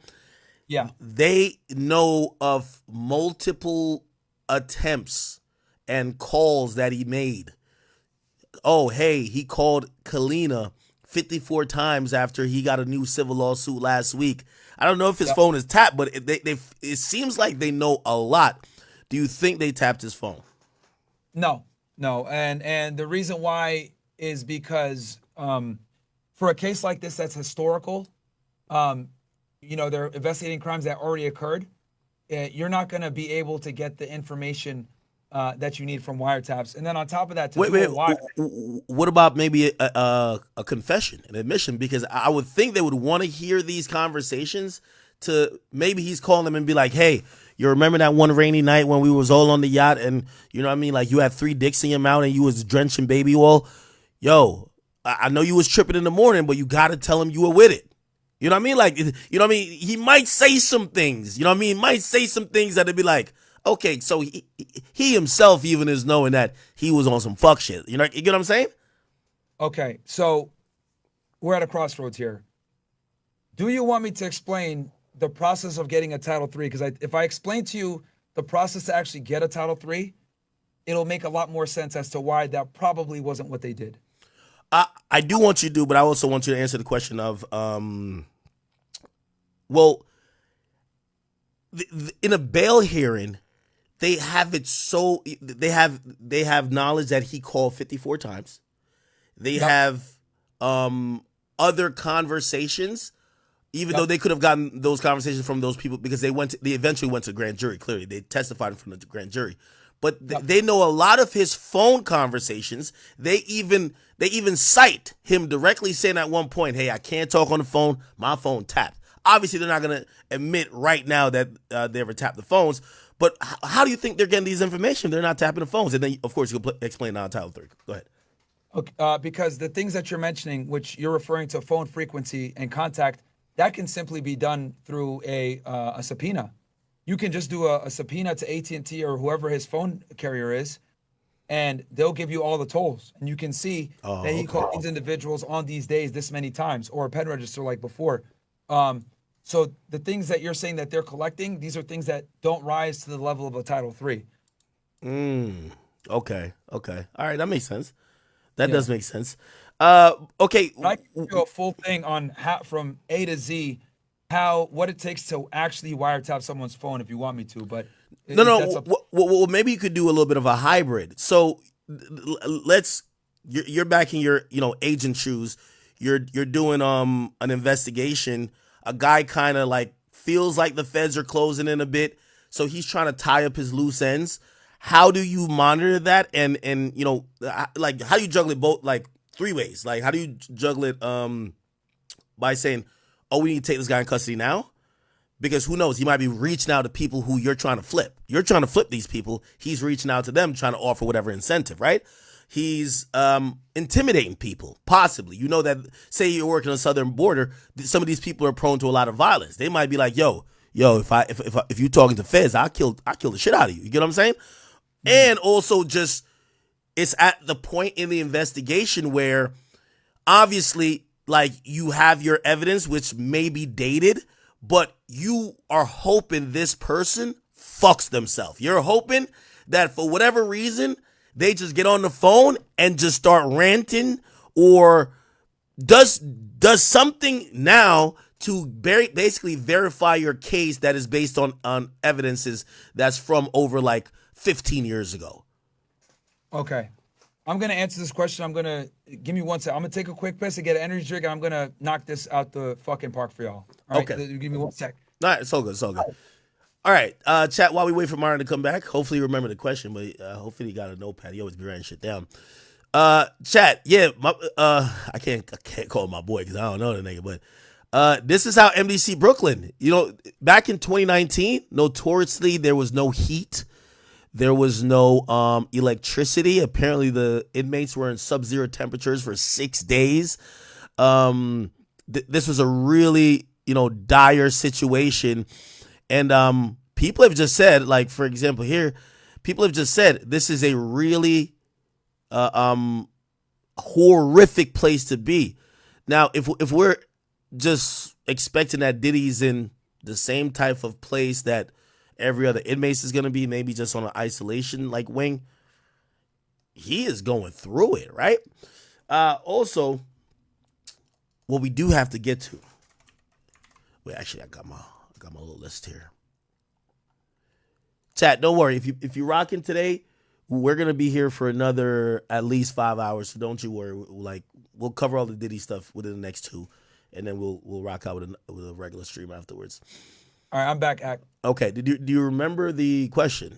Yeah, I do. At first, it was, what do you do when if you're listening to the phone and you hear him trying to intimidate witnesses or threatening violence, etc., and how do you operate? So to get to that point, you actually have to be on something called a Title III, and a Title III intercept is monitoring emails, phones, BBMs, etc., real time, and you're getting the content. So when they get BBMs. That's like BlackBerry shit, huh? yeah, BBMs, exactly. A lot of Mexican drug traffickers use BlackBerry Messenger. Still? It's really big on the border. Yeah, they do. Because it's one of the most secure phones. Oh shit! Okay, BBM. All right, go ahead. So yeah, a lot of the drug lords do it. But so a Title III is where you're actively monitoring and collecting information from a device, and you're getting the contents. That's the most important thing. You're not just monitoring it, you're getting the content. So if I wiretap you, Ak, and someone sends you a text message, I see that text message as well when you get it. If someone calls you, I hear that phone call, and I can listen to that phone call as you get it, right? So that's a Title III. Now, how do you get a Title III? The Title III intercept is the most invasive law enforcement technique there is in the United States of America, okay? And it requires a lot. I'm going to kind of go through what's required, and this is going to answer a lot of your questions. Step one, you're going to need, and I've never explained this before, so your audience is going to get something fucking crazy right now. I'm going to go through how the feds do this shit, because I've done it myself. Step one, you're going to need to do a pen register, okay? And a pen register is a trap and trace. That device, what it does is it, oh shit, look at that picture. Yo, I think he's pouring champagne, but you never know. It might be, carbonated baby oil. You get what I'm saying? Fuck, man, this dude. Anyway, so step one is you're going to get a pen register, aka a trap and trace. That is a court order, right? So for that, you don't need much, like reasonable suspicion, right? So let's say I'm investigating you, Ak, right? Yeah. For drug trafficking. I know that you're committing the crimes. I've been watching you on surveillance, etc. And I know some of your conspirators. I put a pen register on your phone. Now I'm seeing who's contacting you at certain times, right? Yeah. So when I'm watching you on surveillance, I know that you like to meet up with Tom on Tuesdays to pick up drugs. So not only am I watching you on surveillance, I'm also looking at your phone, who you're contacting, who you're texting, etc. Again, it doesn't show me what you're doing. It just shows me frequency. So when you're doing this, you're contacting these numbers. I subpoena those numbers and I identify another 3 individuals, right, that are involved in the drug trafficking because you're calling them when you pick up, you're calling them when you drop off, and you're calling them when you're driving home. That's more than likely co-conspirators. Then I get an informant in. The informant talks to you and makes what's called dirty phone calls to you, right? And we need 2 dirty phone calls. Now, what we've effectively done Wait. Hold on. What would constitute a quote unquote dirty phone call? That is a phone call where the informant calls you and you guys are talking about criminal activity, whether it's drug trafficking, money laundering, etc. So, and the reason why I do that is because I'm making the phone dirty, so now I can start writing paper on it. So now I've established that your device is used to facilitate criminal activity. Now, I got my pen register, I got my dirty calls, and I got my informant proving that the calls are dirty, right? Because I have the monitor phone calls where you guys are talking about criminal activity. Now I start writing up my Title III affidavit, right? And that affidavit has to go from my supervisor all the way to the United States Attorney's Office, and it's got to go through something called OEO, right? And the Department of Justice. Then it comes back, and I got to take it to a district judge. This is a whole bunch of fucking work, right? Then after I get my Title III signed, I got to go and get interpreters to listen to the phone lines, and it's going to cost me about $50,000 to listen to one phone for 30 days. Now, that's a lot of work. And on top of that, the reason why I know that more than likely they didn't do a Title III in Diddy's case is because to listen to a phone, you need active criminal activity right then and there to be able to hear what they're talking about. Now, let's go into a dream scenario and let's assume that they were listening to Diddy's phone, right? Now that we know that it's highly improbable that he had the Title III, let's go into, let's say they did have the Title III and they caught him intimidating witnesses on the phone. They'll be able to use that as a separate crime, that he's calling individuals, threatening them. Now, if he actually makes a real threat where, I'm going to kill you if you fucking talk, blah, blah, blah, you have to go tell that individual, right? Or let's say he threatens to kill somebody but with someone else on the phone. You have to go talk to the person whose life is in danger and tell him, look, we can't tell you how, but we know that your life's in danger. You might want to leave town, right? That's what they did with 6ix9ine. When they brought 6ix9ine in after the Jim Jones call, we're going to super violate. I was just about to say that. As you're mentioning this, yeah, it is eerily. Yo, chat. I'll give you a real quick story. By the way, please save where you're at in your explanation. I just want to give this real quick story about the 6ix9ine thing. So, 6ix9ine goes to, I think, like Dubai, and he didn't come back for a long time. And I remember like people were like saying like he fired his team, something he was falling out with Shotty. And I remember I talked to him and he's like, yo, Ak, yo, bro, yo, shit's just changed. And he said, yo, Ak, I'm gonna tell you something, and shit is crazy. I said, what do you mean? What's going on? Because I was also advocating. I'm gonna tell you why. I was advocating for his driver. His driver was a very nice guy. His driver was always the person when I went to a party, 6ix9ine be like, yo, so-and-so is coming to get you at the front. Like he always, the driver was almost like the runner. So when the driver got fired, the driver called me.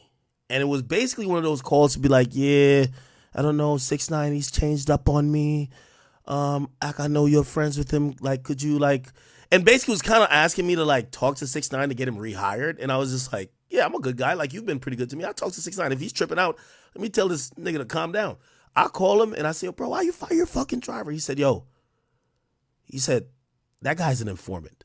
And I remember, I think I got like probably pale because everything I remember talking to the driver about, by the way, the driver was an informant. The driver was the one who had the car bugged. The driver was indeed an informant. The driver called me, and I remember talking to him. Everything he was saying to me. Hold on. Yeah. When he bugged the car, that was a Title III, bro. Yeah, well, that's what I'm trying to say. So yeah. I don't know how 6ix9ine found out, but he stopped working with him during the investigation. And I guarantee that call, the feds got that call somewhere where the driver calls me and is telling me a version of the story for me to go hit 6ix9ine up to bring him back into the fold. 6ix9ine tells me he's an informant. I'm like, yo, bro, you're bugging the fuck. Like, when 6ix9ine told me, I thought it was lying. I'm like, yo, you're bugging out, but at least, I'm like, feds? He's like, you know, that guy's an informant. And wait, let me ask you a question real quick, because I want to make sure I'm accurate about this. Did the car belong to him? The car belonged to the driver. Okay, never mind. It wasn't a Title III then. They just bugged up his car, and that's called a consensual recording, because since it was his car and he owns it, and he's cooperating with the government, he could put cameras and audio in there without a Title III. It's a Title III if no party knows that they're being recorded. That was just a consensually monitored one. My bad. Yeah, but there was definitely Title III shit going on, because there were multiple recordings that got played later in court, and they had the main guy's fucking phone tapped. Oh my God, Jamel. His name is Jamel. Mel Murdoch's phone was tapped. Yes, they had him. I believe a bunch of 6ix9ine phones were probably tapped too, because I ain't gonna lie, 6ix9ine was pretty hot at that time. When I mean hot, like, yo, he's the type of nigga, like, I mean, he wouldn't say it to me, but he's the type of nigga get on the phone and be like, yo, wait, what Trippy say online? Man, shoot that nigga. Like, he's that type of nigga. Like, he would just say it. You know what I mean? He's not the coded guy. Like, he's like, yo, we'll boom at that nigga. Like, you know, like he's that type of nigga, right? So, like, I could imagine they were licking their chops listening to 6ix9ine on the phone. Like, that nigga was just on the phone wilding. You know what I mean? So definitely there was Title III. There was a guy that used to work for TMZ. I don't know if he does anymore. He used to call me. 6ix9ine used to leak shit to him to TMZ. And he told me, and he said, yo, they got word from like the TMZ sources that there was like this investigation. And I remember he said to me, he said, yo, Ak, I'm gonna be honest with you, from what I've heard, Danny's definitely on some wiretaps, and I know you talked to him and I talked to him. Like, well, obviously we don't talk to him about crime, but it's like, yo, I guarantee we're on some wiretaps somewhere. And I was like, oh shit. I ain't gonna lie, I've never been happier that I don't talk about crime or do crime. You know what I mean? But yeah, all right, go back to your story. I was just saying, in that situation, they had an informant, and I think the informant kind of validated everything that could lead to them getting a warrant, because that was a driver who 6ix9ine would have bring other people around who would probably be in the car talking crazy to other niggas about crime, and they'd probably be like, well, this informant has corroborated that this guy's making quote-unquote dirty calls. Let's get this Title III shit going on. They're doing this shit now. This is in real time. And yeah. I know for a fact they had Mel Murder's phone tapped. I know that for a fact. And normally the way Title IIIs go, just because like I just explained to you guys how hard it is to get a Title III, since it's so difficult to get one, you typically reserve it for like the top targets. Obviously, in the beginning of an investigation, you have to work your way up, but your goal is to get to the top phone. So I doubt that they were tapping Mel Murder's phone and had a Title III going on Tekashi at the same time, because I don't know if they, I don't know. I'd have to look at the discovery, but I don't think they had Tekashi's phone tapped because he incriminated himself so much and they had him dead to rights and he flipped. But anyway, to go back to what you're saying. So now hold on. Oh, I'm sorry. Let me add one more thing. Yeah, go ahead. They had Shotty's phone tapped too. That makes sense because he was high ranking. Yeah, according to 6ix9ine. If they had Shotty's phone tapped, they don't need 6ix9ine's phone. Well, I guess 6ix9ine was like, he was probably the easiest person to get tapped. Well, I don't know. Who knows? I never heard anything about 6ix9ine's phone getting tapped because he cooperated, so they didn't have to use those evidences. But the case, I wouldn't I would if I had Shotty's phone. There's no point to write paper for Tekashi's phone. Supposedly, with Shotty, so when they bring in 6ix9ine on am I forgetting the dates now? November 18th, 2018. I always remember arrest dates. Yep. They bring him in on that like 2 days before. They say, "Hey, listen, we have gotten information that somebody's going to try to kill you. Yep. Do you want us to protect you?" He said, "Nah, I'm good." He leaves, and I told you he was going to go to the casino. He was going to Mohegan Sun. That's why they stopped him. Now, the only thing I'm unclear about, because when I talked to 6ix9ine, I think that's they were looking at him as a potential target to flip. According to what he told me, and we talked offline about this a lot. Oh, yeah, I told you he was the guy they wanted to flip the whole time, because I don't know if you want me to explain it again, like where he was in the hierarchy, why he was so valuable. But I'll let you finish then. If you want me to explain that, I can. Well, they played him audio of Shotty supposedly talking to his girl and basically almost like corroborating that. I forget if it was his girl or to the other guys, but he somehow said, like, yeah, I messed with his girl. That was enough for 6ix9ine to be like, oh, okay, if this goes down, I'm flipping. You get what I'm saying? So, like, that's a dirty game. And by the way, obviously, that's not what wiretaps are for. It's supposed to be criminal activity. But throughout the mix of whatever they recorded legally or kept legally, they had enough to play for him and say, hey, listen, just to let you know, these are the guys who are your brothers. 6ix9ine says, fuck that, I'm telling. That's a successful flip right there, right? Absolutely. That's playing a dirty game too, though. Hey, I'm listening to your phone call for criminal activity, but I hear that you've been fucking your other homie's girl. Now I get to use that info to fuck with his mind that he flips on you. Yeah, no, absolutely. And I can talk about that a little bit. So when you're monitoring a phone, you have about 30 seconds to listen. And if it's not pertinent criminal activity, you can't use it, right? You can't use it like from a criminal standpoint. But that doesn't mean that you can't use it to flip an informant, though. You might not be able to bring it in court on an admissibility situation, but you can absolutely use it to create an informant for sure. So according to 6ix9ine, what he told me, he said he heard wiretap that heavily influenced what he was going to do. Heavily. Like, he said he was in disbelief until they played other people's recordings of people he thought he was friends or was dealing with, and it made him now feel like, well, they're not my friends. So now when the feds say, hey, we have a situation where you could cooperate, he says, all in. Yeah, no, of course. And they probably showed him all the evidence they had against him. Like, it was, it was just overwhelming, and he's going to decide. But to finish what we're saying, so we talked about what it takes to get a wiretap. Now we're talking about intimidating witnesses. Yeah, they're going to absolutely, use that against them for a charge. Then if they're able to, then the next thing is if he threatens someone's life, then they're going to go tell that person. That's how we ended up with the 6ix9ine story. And then there was one more scenario that you asked me about the wiretap if they hear it. Help me out. Those 3 scenarios you gave. I'm trying to remember what the last one was. Help me out. Yo, the chat better like this goddamn video, bro. We're giving them so much sauce right now. I don't think I've ever heard anyone explain how a wiretap works in the federal system. I don't think I've ever heard anyone say that shit. So these dudes need to subscribe to you and like the video and do some bit everything else. And by the way, no, they're definitely supporting. We have so many people who are just fascinated by the case, but also the process of this, right? Because just a month ago there were people just saying, yo, there's nothing, like, why do we keep talking about this? Nothing has came out of it. And obviously this was all happening in the background. What you're doing is giving the context of what's happening. Imagine if there was a Title III. Let's just suppose, right? You just explain how laborious it would be to even get to the point of getting that, how much money, how much resources. I think we spoke about like how much this investigation would cost. You and pegged this is a it historical case too. That's the big one. Since it's a historical case and they got to go back and it's really dependent on witness testimony, they just probably wouldn't be able to get the probable cause required to get up on a phone line and listen to him actively, if that makes sense. So, wow. Yeah. So I forgot the question about wiretap. But what I will say is I want you to react to this. So chat, check this out.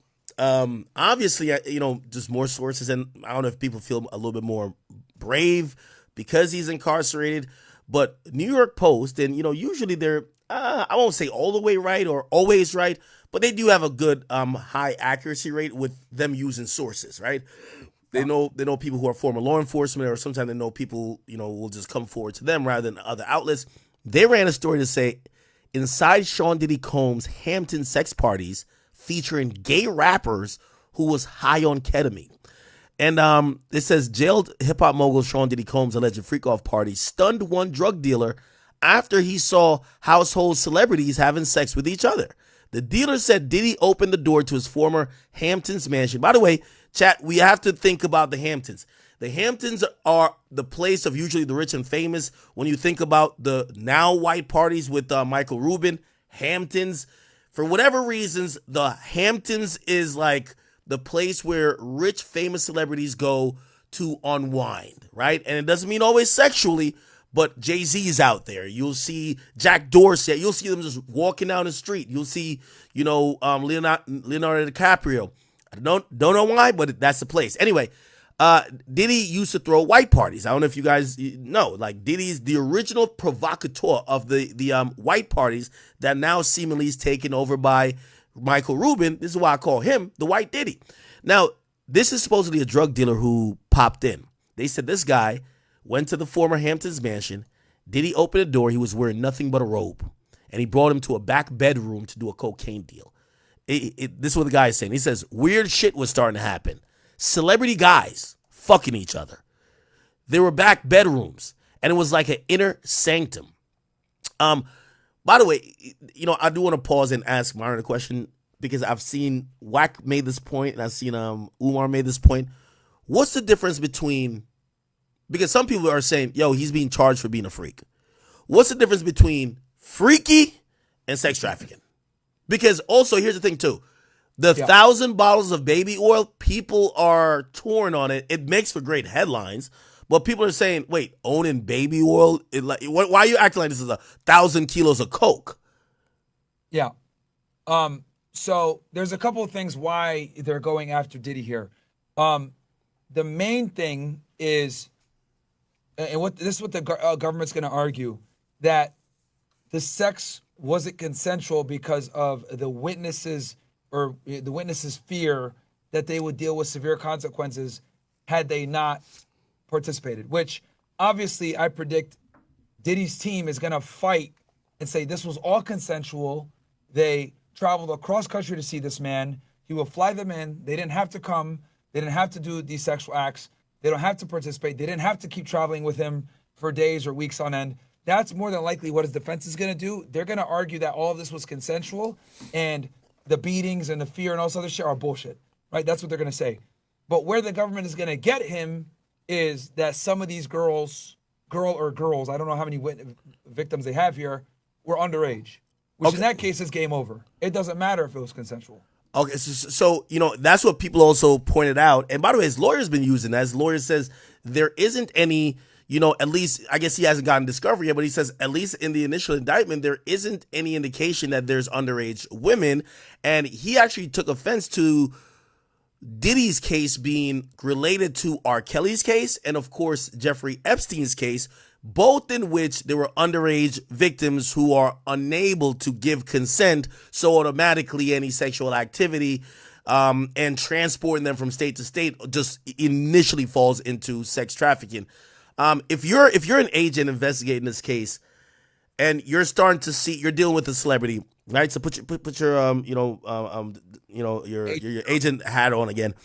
Sure. What are you looking at to see if it fits under sex trafficking versus, hey, these were willing participants who are just freaky like Diddy? Like, what are the things you're looking at? This is a fucking great question, bro. Because and also, you have to manage that there are civil suits, so there's a financial incentive. Go ahead. Okay. So this is a fucking great ass question, bro. So here's the thing when it comes to human trafficking, and I really want to explain this to the audience. There's a difference between human trafficking and human smuggling. And the problem is that people constantly forget that they're two different crimes, right? So what ends up happening a lot of times is human trafficking gets conflated with human smuggling. Human smuggling is the illegal. Oh, my bad. What's go that? ahead. No, Okay. go ahead. I'm playing a video in the background. I forgot to mute it. You good. Human smuggling is the illegal migration of illegal aliens into the United States, right? That are immigrants or illegal aliens and whatever, right? That's human smuggling. They typically pay a fee and they come in. Human trafficking is the forced labor of an individual or moving them around for some type of benefit to the person where the other person doesn't get, right? There's different elements to the crime, right? Under duress, can't leave, etc., all this other stuff. That's the two main things. Now, what happens a lot of time is people think that prostitution rings are human trafficking rings. What the reality is, it's just prostitutes that work with a pimp. And they got mad at their pimp and said, I'm being human trafficked. Then when the feds actually show up and ask questions, they're like, no, I was just mad at him. It wasn't really human trafficking. He didn't pay me and I was pissed off. It's not human trafficking, right? Because they were doing it electively. So I say all that to say that human trafficking isn't easy to prove. It's actually a pretty hard charge to prove because you need to prove that it was against their will. And I predict that his defense team is going to use the fact that it was consensual and they made overt attempts to engage in the said acts when they didn't have to.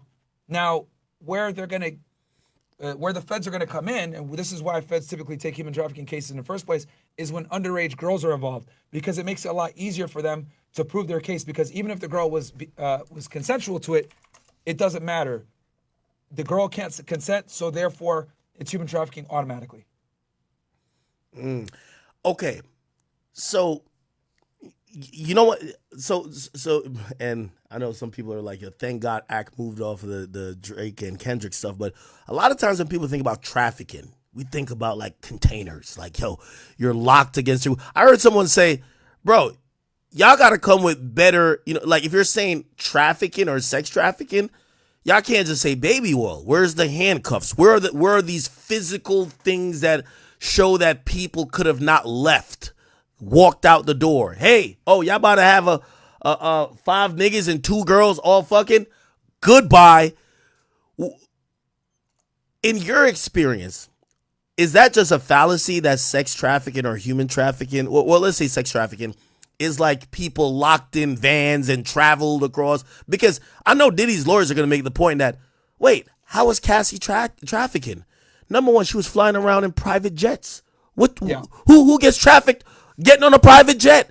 Also, and I feel like I keep giving you multi-part questions for explain, but no worries. This is going to be another part of it. Allegedly, Diddy had Cassie book a lot of the escorts. So maybe her credit card. I don't know if you pay for escorts or credit card. However, she was paying for them or soliciting those people, emails, hitting up an agency, calling. She was doing it. Wasn't Diddy saying, hey, give me 3 niggas with long dicks. Pause. Even though she said in her civil suit he would instruct her to. That seems like hearsay, unless there's like written in a text or something. And also, how do we know that she's not just throwing it on him? Is that a valid defense? No, and you best believe that I guarantee Cassie is probably a witness in this investigation. And real quick, I just want to tell everybody that's watching me, guys, I'm going to get off Twitch. I'm going to be on YouTube and Rumble. So come on over to YouTube and Rumble, guys. I'm going to get off my Twitch stream. Fresh is going to go stream with FaZe. So that's what's going to be going on the Twitch channel. So I'm going to get off. Okay, sorry about that. He's over at TwitchCon, bro. You should have went too. But to answer your question with Cassie, okay, so I'm pretty confident that she's probably a government witness at this point. However, I anticipate that one of Diddy's defenses, I'm glad that we're having this conversation, he's probably going to have receipts and proof that she aided him in facilitating these sex parties. They were together for so goddamn long, he probably has some dirt on her too, to show that she was involved as well with helping him set this shit up. Because make no mistake about it, she was, when he was sitting there watching her get plowed by other guys or whatever, it was consensual a lot of the times. Was it every single time? Maybe not. But there was a lot of consensual fuckery going on too. Okay, is it possible? And now we're into the woods. But again, I want you now as as an agent to think about it like that. Well, if you're saying this is against her will, well, there were many other men that were either being paid or involved. Diddy wasn't the only person having sex with her. Why aren't they charged? If everything is against this, because again, we keep seeing, at least right now for the indictment, we see this one victim, which is Cassie. If you're saying all the sexual conduct was against her will, why aren't the prostitutes charged? Why aren't other people charged and just Diddy, unless you're saying Diddy had everybody doing it against everybody's will, and why aren't they listed as victims? Yeah, and that's, I anticipate that the defense is going to be getting witnesses that will support Diddy. The defense is going to have, people that can prove that it was all consensual. And I think that's going to be what they do. Their main defense is going to be that this was sexual. They're going to pull out receipts showing that Diddy might have paid for them, but they traveled from across the country to come see him, et cetera, et cetera. They're going to implicate, the other thing the defense is going to do, which I'm glad we're having this conversation, they're going to attack the credibility of all the witnesses in this case to show that they have maybe financial incentives to come after him. They had professional incentives to come after him. They had revenge incentives to come after him. They're going to attack every single one of the government's witnesses with some type of nefarious purpose as to why they're cooperating with the government, to include Cassie. And, I'm sure Diddy probably has some receipts and video that shows that some of this stuff was consensual, et cetera. So it'll be interesting to see the defense that his team is going to put together. Okay, would this be on an agent side or AUSA side? So I'm now starting to believe, as this is shaping up, the main victim clearly seems to be Cassie. They haven't listed her by name, but they have listed actions with someone they call victim one. It clearly, describes Cassie directly, if you ask me, from the Kid Cudi thing that we've heard from before, from the, the jealousy, some of the dates, and obviously the infamous video that was in 2016 where there was assault caught on camera. Let me ask you this question, right? So if she's the main victim of all of this, right? Yep. And she's not seen as a perpetrator, isn't this almost like a hearsay type of situation, right? Like, you know what I mean? If he has some stuff that could say, yo, she kind of was with it, like, Yeah. and also, these other cases, right? And by the way, we're watching there's a video of like a quote unquote Diddy party where we see Fabulous and we see Trey Songz and Kevin Hart's like narrating. These other people who are like ancillary to the situation and all of these other lawsuits, why not go get them? Doesn't it make the case look weaker if they're not involved? And I think that's where Diddy's going to come in. I think he's going to come in. Diddy's job on this situation is what he's going to do is he's going to try to show that this was consensual. He's going to show other people that were involved. And he's going to identify other conspirators. And I think that's going to be his defense strategy. Attack the credibility of the witnesses, identify other individuals, and present evidence that shows that other individuals were also involved with facilitating this. I think that's what his game plan is going to be. I've heard people mention Trey Songz's name, and not to throw him into the fire or anything like that, but obviously there wouldn't be no name as an entertainer that's bigger than Diddy. And when people think about there's bigger fish, they're thinking about possibly executives. People have mentioned a few names like Clive Davis and, other people, some of them who unfortunately have even passed away, who may have enabled or put him onto game to some of this behavior. Do you Trey Songz has a bunch of, civil cases, nothing criminal. Do you think maybe they look at Diddy and be like, yo, if you could corroborate or help us get an investigation on this nigga going on, we might give you a little bit? Yeah. No, I think it's possible. If he can give them other names of big individuals that would bring the United States Attorney's Office some positive press, I think they can do it. They can give him a proffer, right? And or a 5K letter, safety valve, whatever you want to call it. They're all basically the same thing. King for a day, queen for a day. And he can provide some information with his lawyer there and not be prosecuted for it.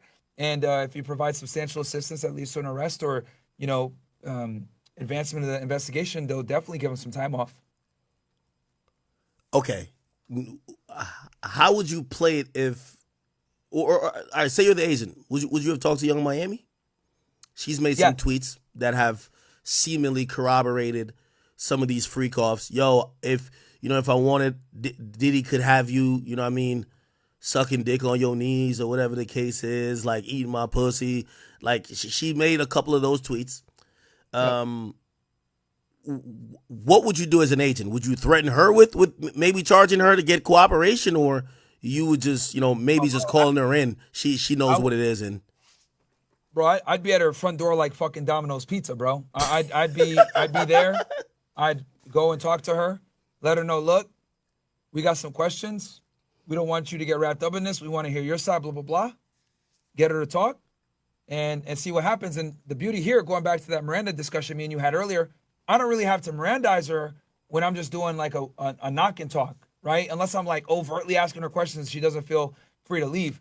Like I don't really have to Mirandize her in that situation, right? So I would definitely be talking to her. Another person I would go talk to 50 Cent. I'll go like Really? if there's people that I know that like don't like Diddy, even though that this might be biased, I'll go talk to them too. Why? Right? Just so I can see. If I'm trying to build a case, like a lot of the times enemies have the best evidence, right? But the thing is, when you deal with someone that's biased like that, right? Let's say I go talk to 50 Cent and he tells me XYZ. I'm like, all right, cool. Do you have proof of that? Can you give me corroborating evidence of what you have? Do you have footage of maybe one of these freak offs? Do you have text messages or video from someone else that you know that has been to these freak offs? Because anytime you deal with a witness, I mean, this goes for all witnesses, but especially biased ones, you want to always have corroborating evidence that independently stands on its own that builds credibility for the witness. So, like, for example, I go to 50 Cent, right? I know he hates Diddy and he has an axe to grind. Yo, can you tell me about Diddy? Oh, I hate that motherfucker. He, grapes girls and he does this and, he deals with young girls and all this other shit. I'm like, all right, cool. That's great information, but do you have proof? Yeah, let me show you this text message thread I got here. Let me show you this video, blah, blah. Bam. Now everything that he told me, he is a credible witness now because he gave me independent evidence that proves what he's saying is true, and it's not just an axe to grind, if that makes sense. Yeah. How dirty could this get? Because, for example, what people have pointed out is this mad nigga's quiet, right? Like, yo, listen. I mean, I heard Fab on a recent song, but Fab ain't saying nothing. Meek Mill right now, the only thing he's saying is he's just trying to, like, shoring up his sexuality. He's like, I'm from the trenches, find a video of me doing gay stuff. But he's not speaking on someone who, think about these celebrities that attended the party. If you're an agent, do you play this dirty game? Even if maybe some people might know information but never really participate, do you almost pull up on them and say, hey, listen, we might be looking to charge you as well based on what we know. Just feed them false information that it could be truthful. And hey, your name might be in that indictment with Diddy as a defendant, unless just tell me everything you know. Tell me the worst things you ever seen about him. And that could probably aim us in the right direction. Or maybe if you have a video or incriminating video or whatever, that could really help us really do our thing. Yeah, no, you can absolutely do that. I think it's very important that I let your audience know this for their own protection too. Guys, the police can lie to you, okay? Law enforcement can absolutely lie to you. So that's something that people need to understand, know, and kind of have in the back of their mind anytime they're talking with law enforcement. So, sometimes they're bluffing. Hey, we can charge you with X, Y, Z, and they can, and they can't actually do it. And there's other times where they'll tell you, yeah, we could charge you X, Y, Z, and they can do it. So it's kind of on you to, understand when you can tell what you're involved in, what you're not involved in, what they're lying about, what they're not lying about. But yeah, they can absolutely go to people like Young Miami or something like that, someone that was kind of close to the criminal activity, and threaten to indict them as well if they don't cooperate. Okay, we've heard about a few things. I'm wondering why there aren't charges now. Not saying they won't come later. If Diddy supposedly held footages, and there's one report, there's one report, and chat, we're going to get to that. It's a New York Post article where there was a federal source who supposedly claimed they had some, knowledge of the investigation, and they claimed that, some of the surveillance footage that they got and what they found in some of the raids is that some rooms were strictly meant for sexual activity, and that there were, angles and ways that people were being filmed that they definitely would not know they were being filmed from. Yeah. Well, when you think about that, that sounds like a serious charge already. If you're filming sexual activity, even if it's consensual, but and maybe that's a state thing. I don't know how the federal government sees it. It's like when you record someone's phone call, right? In certain places, it's a one-party consent. In certain places, it's two-party. You need both people to consent to it. But yeah, again, I'm pretty sure filming someone sexually, but that also might be a little bit different because if it's within his residence, what I've learned is that supposedly, as long as you're not using it for blackmail or you're not putting it out, that might not be illegal. How do you treat that situation? Because we keep hearing about there might be video proof of the freak off, but we're not seeing charges that essentially charge this guy with filming supposed non-consensual sexual activity. Yeah, no, that's a good question. And I think the reason why you're not seeing federal charges or child porn, like if they're minors, right? Because child porn is usually that's the one that, you know what I mean? Yeah. So if they're underage, that's a different game. Now the feds can come in.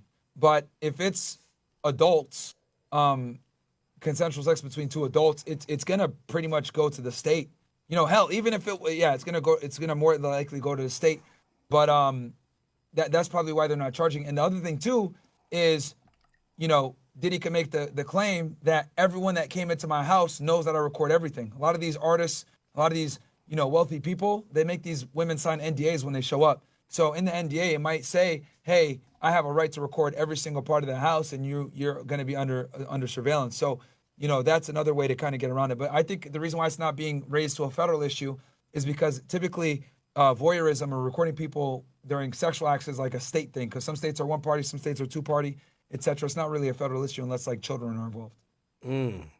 Yeah, chat. This was one of the infamous Diddy parties from 6 years ago. I can't. This might have been his 50th birthday, right? Like, if this is what year is this? This is 2018. Yeah, this is 2018. How old is He's like 59, right?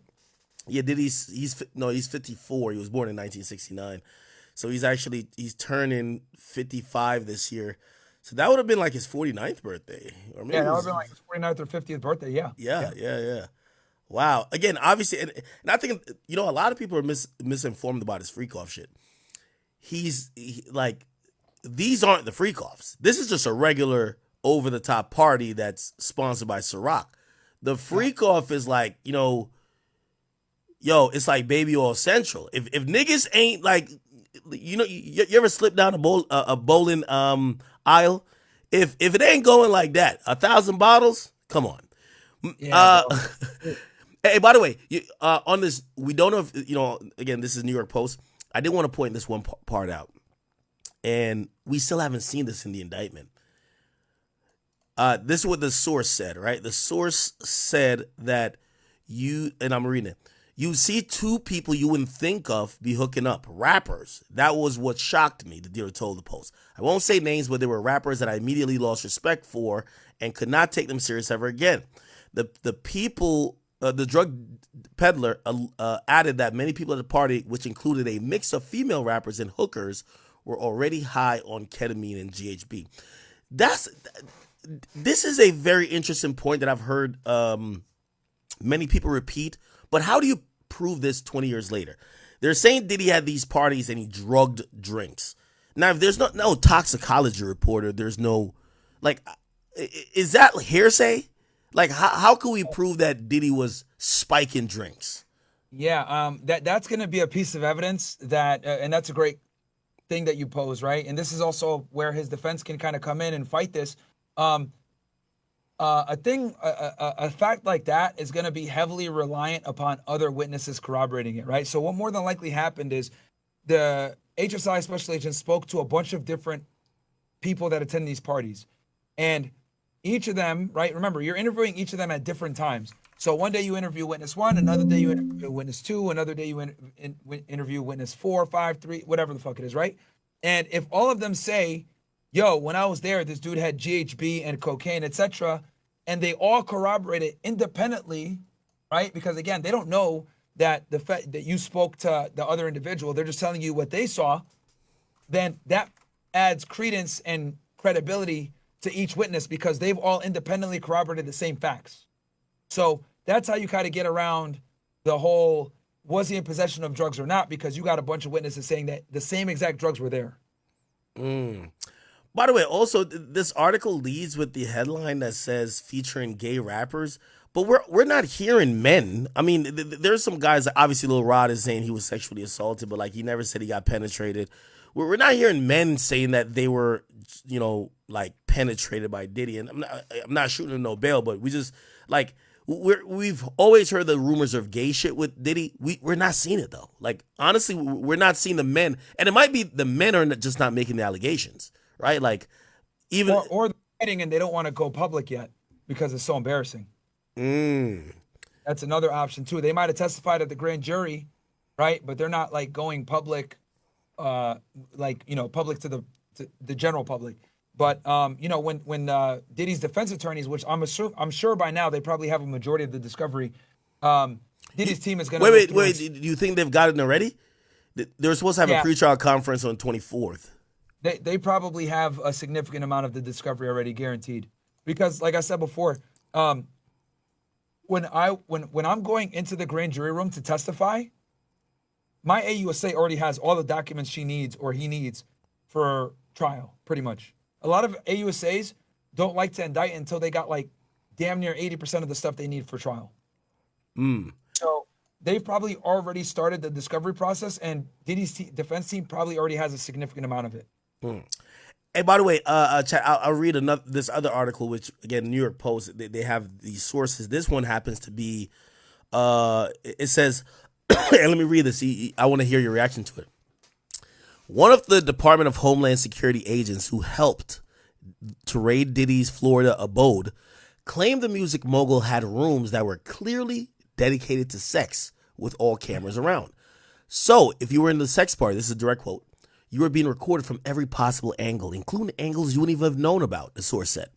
Referring to the sometimes day-long orgies he called freak-offs, where drugged-up victims were allegedly forced to have sex with male prostitutes, it says, and this is the agent again, in my opinion, he's as bad as Jeffrey Epstein.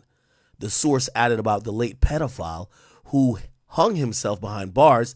It says, these women are young, either barely legal or barely illegal.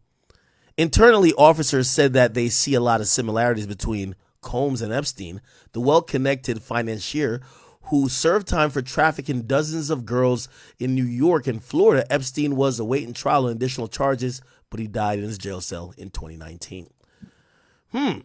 Yeah, what fucked Epstein up was that all the girls were underage. That's what fucked Epstein up.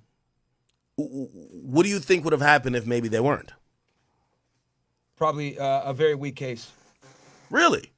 Yeah, a very weak case. Yeah, because he was flying these chicks around to, like, keep in mind, he had plenty of homes. He had homes he had West Palm Beach. He had a huge place in New Mexico. He had obviously his infamous house in New York City. Like he had the island, etc. So he was flying these girls all around on his private jets and shit like that. So if they were adults, bro, he would have been able to have a pretty strong defense that it was consensual. But what fucked Epstein up is that he recruited young girls and kind of groomed them when they were young to, like, fuck his rich and powerful friends. And that's what got him jacked up, is dealing with underage girls. And that's what gives the feds jurisdiction a lot of times, is the girls are underage and they're being transported interstate. But I got like a minute, bro, and then I got to get off because Fresh wants to stream and he's no, absolutely. Chat, any questions for Myron? By the way, definitely, anytime you hop on my stream when we're talking about shit like this, you always give so much valuable information. Absolutely, bro. I love it, man. Like I said, if it wasn't for, doing a podcast and shit like that, bro, I would have never left and resigned. It was literally one of the best jobs ever. It was fun. And I'm very passionate about it. I'm sure you guys can tell from the way I speak about it. But the reason why I know all this shit is because, like, I worked really hard when I was an agent. So, like, I got to learn all this shit through experience. Okay. One last question, still multi-parted. Sure. This question I have it written down that I'll eventually ask Bradford Cohen, a very notorious defense attorney, but I do want to hear your take on it. Sure. So, on a lawyer legal side of it, you have civil complaints and then you have a criminal. Clearly, the criminal is going to be the most important thing. It's the reason why he's locked up. A civil case can be drawn out 4 years, or it could even be just waived because it's frivolous and just doesn't mean anything. Here's the interesting part, as he's the last thing he's gotten is not a civil case, it's a criminal case, which now, if we are in the belief that maybe this investigation was spurred off of a civil litigation, should Diddy almost try to drag the civil stuff out, or should he settle? Or because here's the thing, if new people are jumping into the civil market, they all want money, but they're coming with additional investigation leads that the prosecutor could be like, oh, let's go talk to this person. We just read this new civil filing, or oh shit, they know the person, or they have a video of this. How do you think, I'll ask you from the agent perspective, would you be still, number one, are you done with the case after you hand it to the AUSA? And number two, are you looking at these new civil filings to get additional leads as you either try to go for additional indictments or bolster the case for the AUSA? That's a great question. So this is a double-edged problem, right? There's a double-edged sword. So on one hand, these people are coming with civil cases, which means that they have axe to grind. They know Diddy personally. They can be a good witness. and they probably have some intimate knowledge that can help you on your criminal case. However, the fact that they're launching a civil case and trying to get money and recuperate from damages, etc., also hurts their credibility to a degree. Because what the defense is going to say is, yo, well, these people, of course, are going to tell you what you want to hear and cooperate because they want to get money. They want, they're not, they have an axe to grind with this individual. They want revenge, right? Are they really victims? These people went ahead and they consensually had sex with them, and now they want to come back and jump on the fucking bandwagon and make some money because everyone else is suing this guy. So, yes, you are getting individuals that are kind of coming forward and allows the feds to kind of go identify them and talk to them.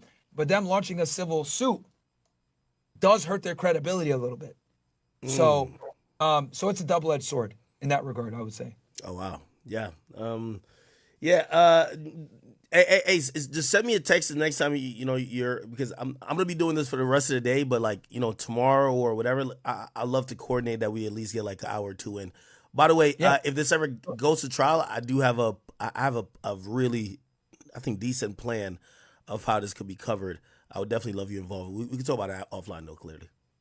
Absolutely, bro. Absolutely. We'll have to go there in person because they don't let you record in federal court. But I could. No. Of course, that was part of the plan. Yeah. The real IRL streaming.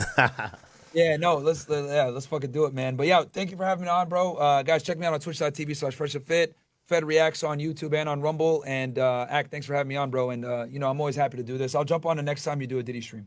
No, of course. I appreciate it, brother. All right, bro. Anytime. Be safe. All right, you too. Later, guys. All right, chat. That's our guy, Myron Gaines. Okay, cool. All right, so we kind of covered a couple of things before. We don't have to cover it again. I know sometimes, you guys just like the rants or whatever, or just like when I'm breaking stuff down. And also some people are diddied out. Pause. Let me get to a few. Okay, so yeah. Two things that's interesting. So 3 articles. If this is an actual real sourced HSI agent saying Diddy's as bad as Epstein, they're saying they see in sex rooms, hidden cameras. I would like to know, are there 1,000 bottles of baby oil in the sex rooms? I mean, again, we'll find out, I guess. Also, if Diddy kept footage of these, sexual acts, we haven't heard it mentioned directly in court that there's, direct evidence of these acts going down on camera. Even though, shit, that could be some shit that introduces other things. Anyway, cool. So he's been compared to Epstein in one of them. The other one was, what was the other one? Diddy, New York Post. The other one was that there was gay rappers, but we haven't seen or heard about gay rappers, right? We haven't heard about gay rappers in the thing. And then they're referencing this ex-porn star. We're going to play his deranged confession where he admits that he was a sex slave for Diddy. This is years ago. He said, yo, I fucked Cassie. Like, he literally said, I was a sex slave for Diddy. I was hired. I fucked Cassie, but I called her STD. But he also names a bunch of other people he claims are gay, this and third, which, here's the funny part about it. Everybody he names, I think he's capping about that part, even though that's just for my own sanity. But those people haven't spoken out. Like, what's funny about, like, even the whole Meek Mill situation? Meek, we don't care that you're from the trenches. Just say, I never been around Diddy when no sex was going on. He never fucked me. I never fucked him. We never fucked bitches or niggas together. Just say that. Like, yo, this thing have been, like, it's been 4 months, and we've been waiting for that one tweet from Meek. It's so crazy. Meek, all you got to tweet, yo, stop, you know how you be tweeting? It'll be like, yo, stop mentioning me with Diddy. I never fucked no bitches with Diddy. I never been around Diddy when he fucked no bitches or niggas. I never fucked Diddy. Diddy never fucked me. That's all you got to say. You say it once and just go away. You don't got to say nothing more. But he will answer anything else. Yo, I'm from the trenches. Okay, you said that a million times. I got 10 rollies. Okay, you said that. Bro, I got a Cybertruck. Nigga, what the fuck that got to do with you can't you just answer? This nigga's the master of not answering the questions. So this is what we're going to play this video eventually. But this video makes you think about the people that were mentioned. Is like, well, why y'all not just answering the obvious question? But here's the real truth about it, right? If you ask me, this is my opinion. This is not fact. I think all these niggas have been in sexual situations with Diddy. I'm not saying Diddy fucked them, but they fucked bitches with Diddy. They fucked girls here, or they fucked in an orgy. And this is why they can't just blatantly just say, I've never been in a sexual situation where Diddy was involved. I've never seen him have sex. I've never been around him having sex. I've never been in a freak. These are the things. Yo, it's simple. All these niggas will say anything else. Have you ever been a freak off? Man, I got 10 rollies, nigga. I'm from the trenches, nigga. Yo, what a proof? Bro, you can't answer? Nigga, man, listen, bro. Yo, I used to pray for times like this. Bro, could you answer the question? You answering everything else like, dog, like, if somebody said, yo, Ak, man, I heard Saucy Santana fucked you or you fucked him. The first thing I'm going to say, nigga, I'm not gay. I don't know that man. I've never been around that man ever in life. Never been in no sexual situation with any man in life. No, like, very clear. Like, it's easy. How the fuck these guys act like they don't know what we talking about? Like, bro, were you ever in the freak off?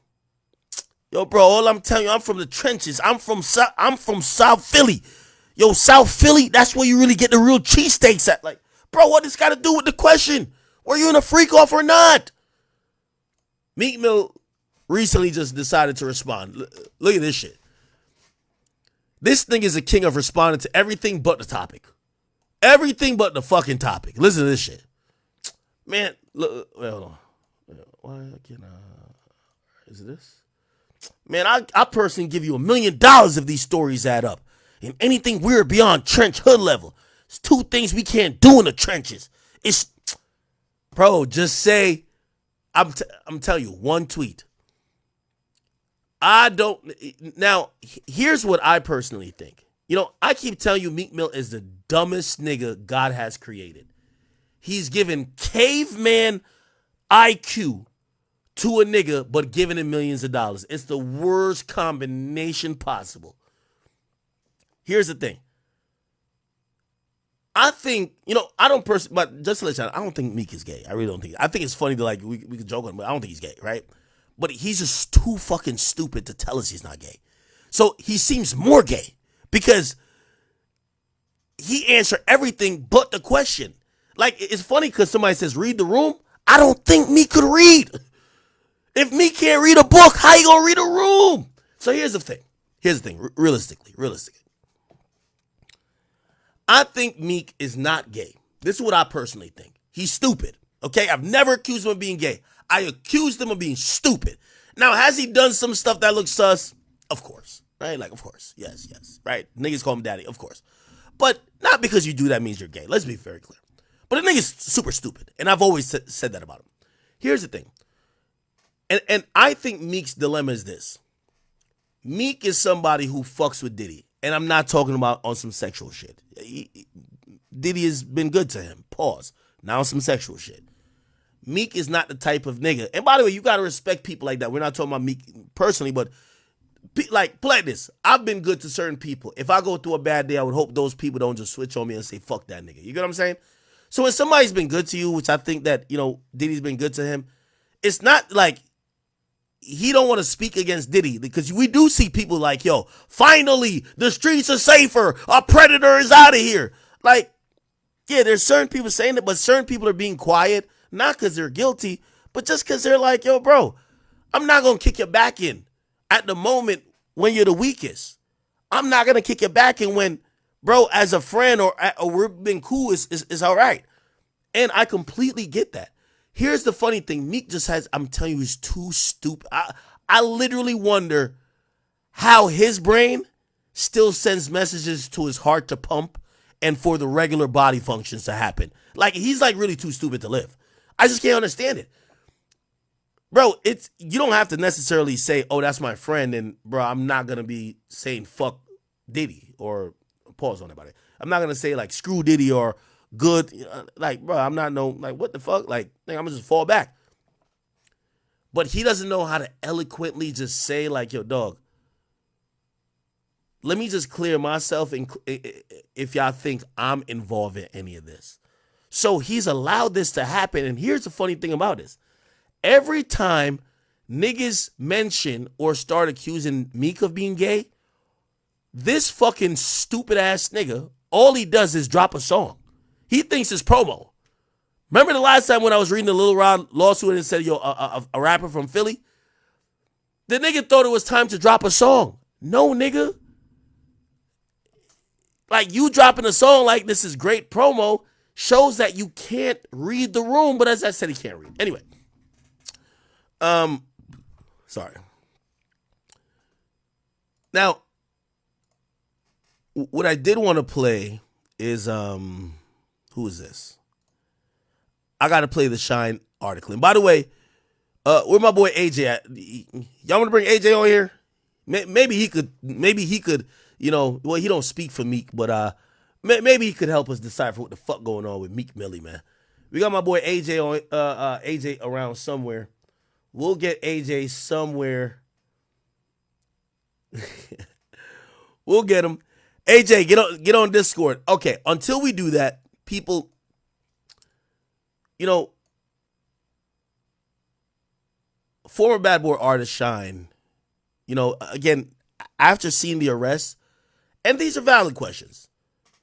How, if we're to believe these allegations, how was this guy who was friends with all of y'all, right? And by the way, for the people who are his friends, including Meek Mill, you shouldn't think everybody's attacking you. People have valid questions. If you're his friend and he allegedly was beating women, doing this, doing that, how did you have no idea he was doing it? Or did you have an idea that he was doing it, but you just ignored it, which is equally as bad? Or did you enable it? So these are the questions to his friends. Now, these questions have gone back to his associations, back to the 90s and even early 2000s, where now they're asking Shine. If you don't know who Shine is, who's a former Bad Boy artist who, you know, pretty much the culture was saying was the next up when it comes to rap. One fateful night in 1999, they were in a New York City nightclub. Apparently, there were some dudes that didn't like Diddy. There was some threatening stuff said, and apparently guns were pulled out, and there was shots fired. There was a young woman who was hit in the face with a bullet. Diddy fled the club with Jennifer Lopez, his girlfriend at the time, and was subsequently pulled over a couple blocks later.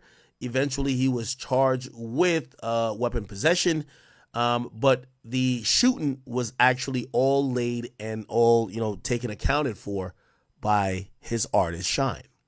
Shine has maintained that he did not do the shooting.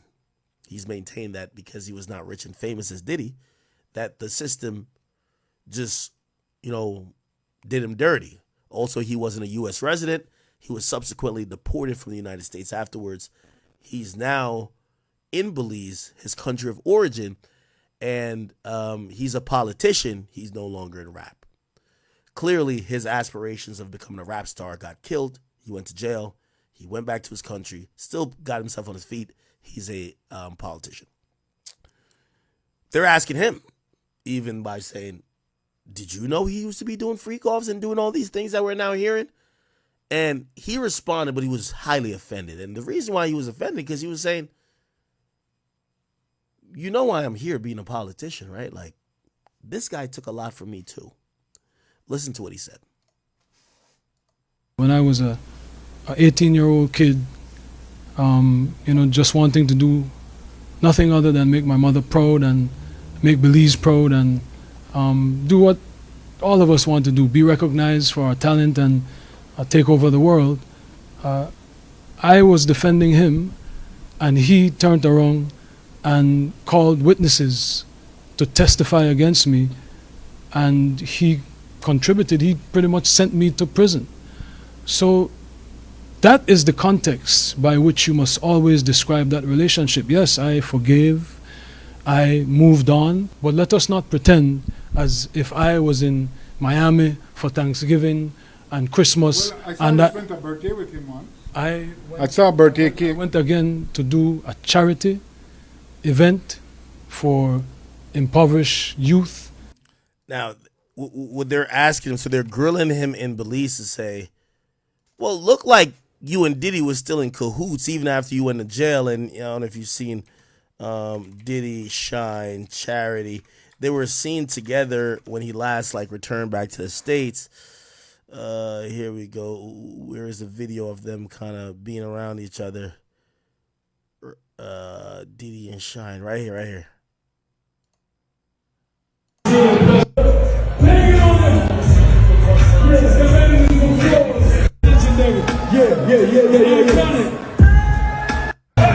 Which, by the way, they did his birthday thing, they did a charity thing. So I guess people in Belize are saying, yeah, you're saying he destroyed your life years ago, but as recent as not too long ago, you and him were on stage and looked like you forgave him so much. You must have seen some redeeming qualities. If it was that horrible as you're now speaking about him now, why would you reunite with him recently? Shine is saying, I did it for charity. But also you see a performance, right? Yes, I forgave. I moved on. But let us not pretend as if I was in Miami for Thanksgiving and Christmas. Well, I saw you spent a birthday with him once. I saw a birthday cake. I went again to do a charity event for impoverished youth in London. So let us not lose sight of what the cold hard facts are. This was not someone who I vacationed with and who he and I enjoyed this great intimate relationship of brotherhood. This is someone who destroyed my life and who I forgave and who I moved on, and for the better interest of Belize, because he was in a position at that time to give scholarships and to maybe invest. I would not deny attempting to bring the investment to Belize and to bring the contributions to education to Belize, but don't distort it as if, you know, he and I were bombali. This is someone that destroyed my life, but do I take any joy or any satisfaction with what he is going through? Absolutely not. I am different than maybe other people. No one needs to fail for me to succeed.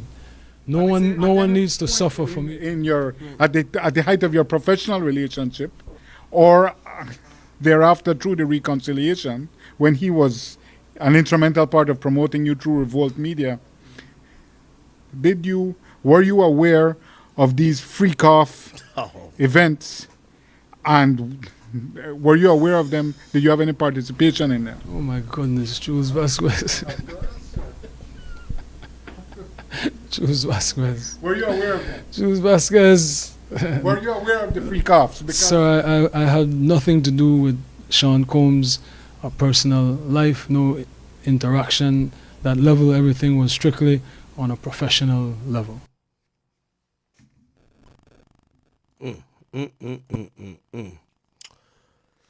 This is Clear point of view. So this was said back then, I believe. Natanya Rubin, she was the one who was shot in the face during that day. She denied that it was Shine who did it. She said she saw the gun in Diddy's hand. She said she told investigators, but it did not matter. Now, it's interesting to see Diddy charged in the way he has. You have a witness who's literally saying what she said then. She said Diddy shot her, but Shine took the blame for that, or got the penalty for that. She's saying this to this day. The feds could still charge Diddy for that, but they haven't. Why? And this is where people have the notion of maybe he was a CI back then. It's more complicated. So maybe the cops saved him because he was a CI, but who knows? Anyway, that's kind of sad. Let me see. Diddy's lawyer actually spoke, and this is a female lawyer. His attorney is Tenny Garagos, and she was with Combs in court today, joins me now. Thank you very much for taking the opportunity. Thanks for having me, Chris. I was surprised, but now I'm going to feign that I'm not. That kind of charges, Harvey Weinstein, they were worried about him messing with his ankle bracelet. You can't play with these big celebrities. Just keep him where he is. Why is that not a fair outcome?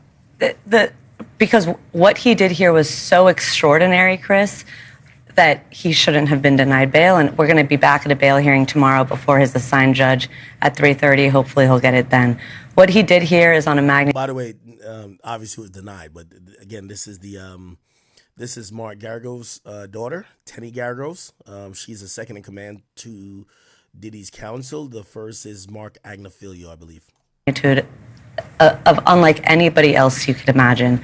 A week after these public searches were televised, he gave us his passport. His children gave us his passport. He then paid off the mortgage entirely on his Miami home. $18 million, Chris. That is an unbelievable amount of money. He's been trying to sell his plane since the searches happened. Explain why, other than that he's got a lot of money. Why does it matter that he wanted to pay off the house? What is that instructive of? It's instructive that he's going to have a bail package ready so that if he was arrested, he would have something ready so that he could get out the next day and show the judge he's taking this very seriously, which he is, which is why 12 days ago, Chris, when we thought there's an indictment that may be coming, he flew to New York the very next day. He got on a plane and he came here.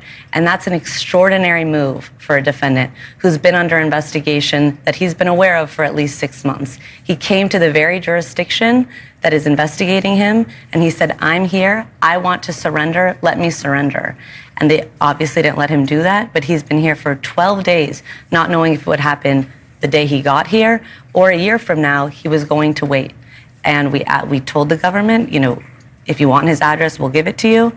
He's been here complying with the investigation at every step since the searches took place. Why do you think it will be different tomorrow?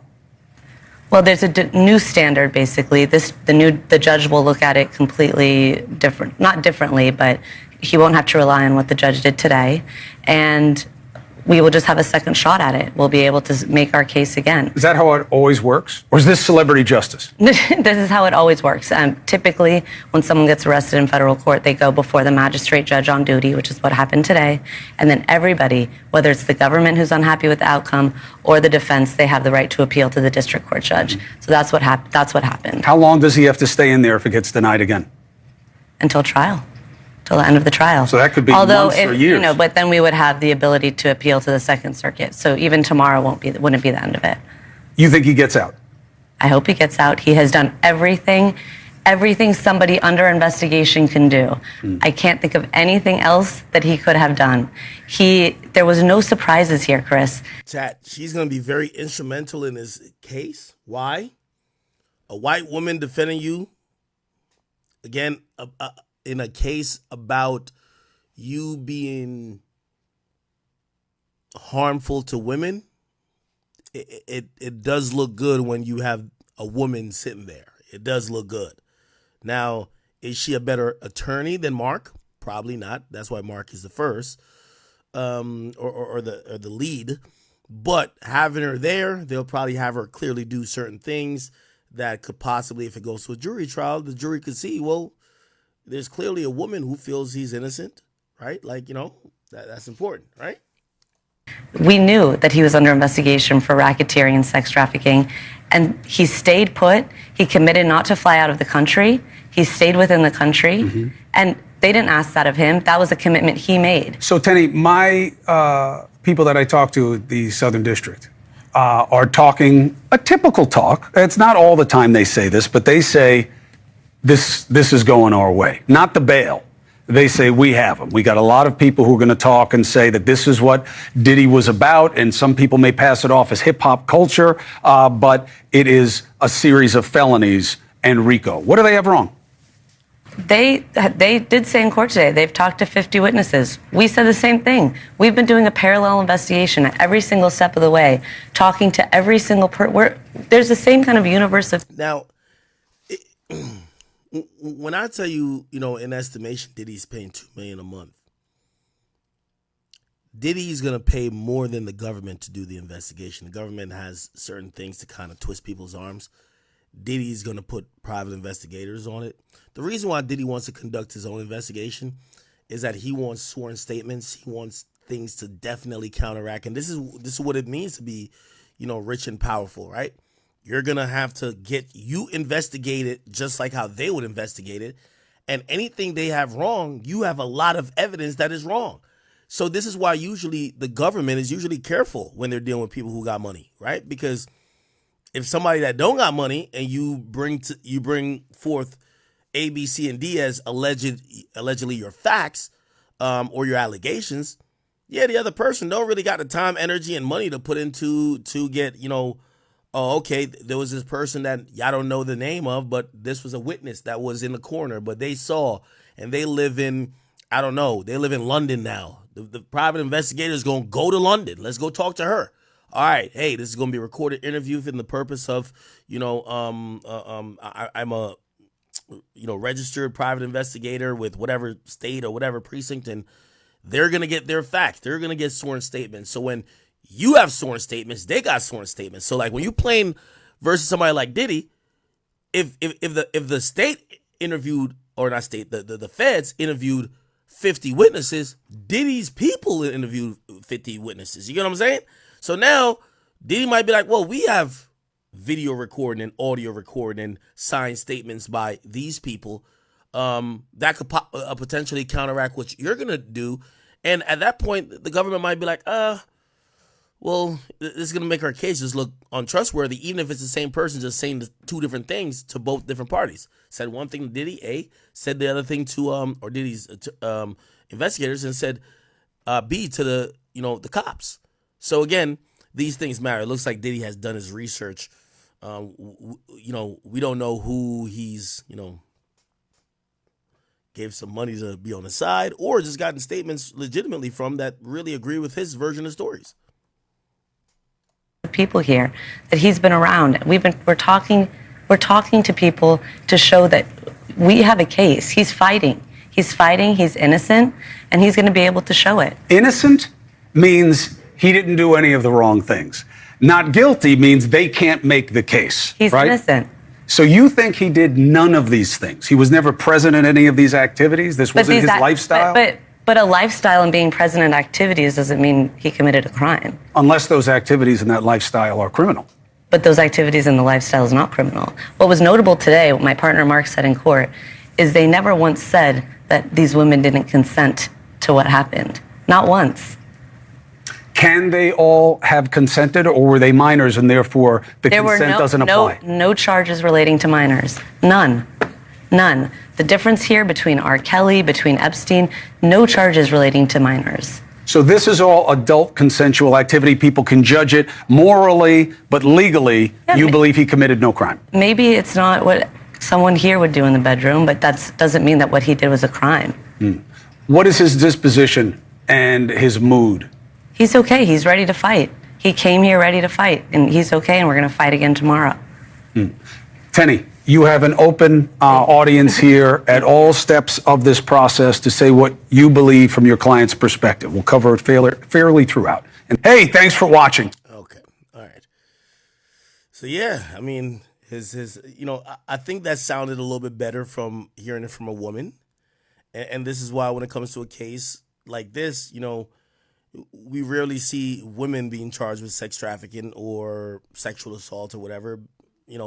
Obviously you'll see like a Ghislaine Maxwell, but she's not the head person involved. She's the madame, the assistant, the person who's facilitating rather than the beneficiary in terms of, sexual gratification. So for Diddy, I think it's important that he had her, he should send her out to talk about the case, not a dude. You know what I mean? Let the dude work in court. Send the girl out. A white woman talking about how you're a good person. Yeah, you might be freaky, but that ain't a crime. Okay. Now, in terms of that, and by the way, again, on Puffy, real quick, for everybody on Twitch, we got the Diddy Baby Oil Fund going on. We're trying to get to 1,000 subs in 5 days. Let's see if we can get to it. But this is to ensure that all 1,000 bottles of baby oil, the Diddy Baby Oil, special brand, lands at a safe place. Not for no illicit sex purposes, but I think we should auction them off, man. We got to get these baby oil to some people who needs to be moisturized, not sexually, but who got cracked skin. Like, baby oil is not really, that's a funny thing about it. If they had said 1,000 bottles of KY jelly, yes. But I'm gonna be honest with you. I got baby oil. I've never used baby oil for sex. I used to watch. There's a porno. Anybody used to watch Onion Booty? That's some old shit. I feel like I'm old when I say that. There used to be some pornos.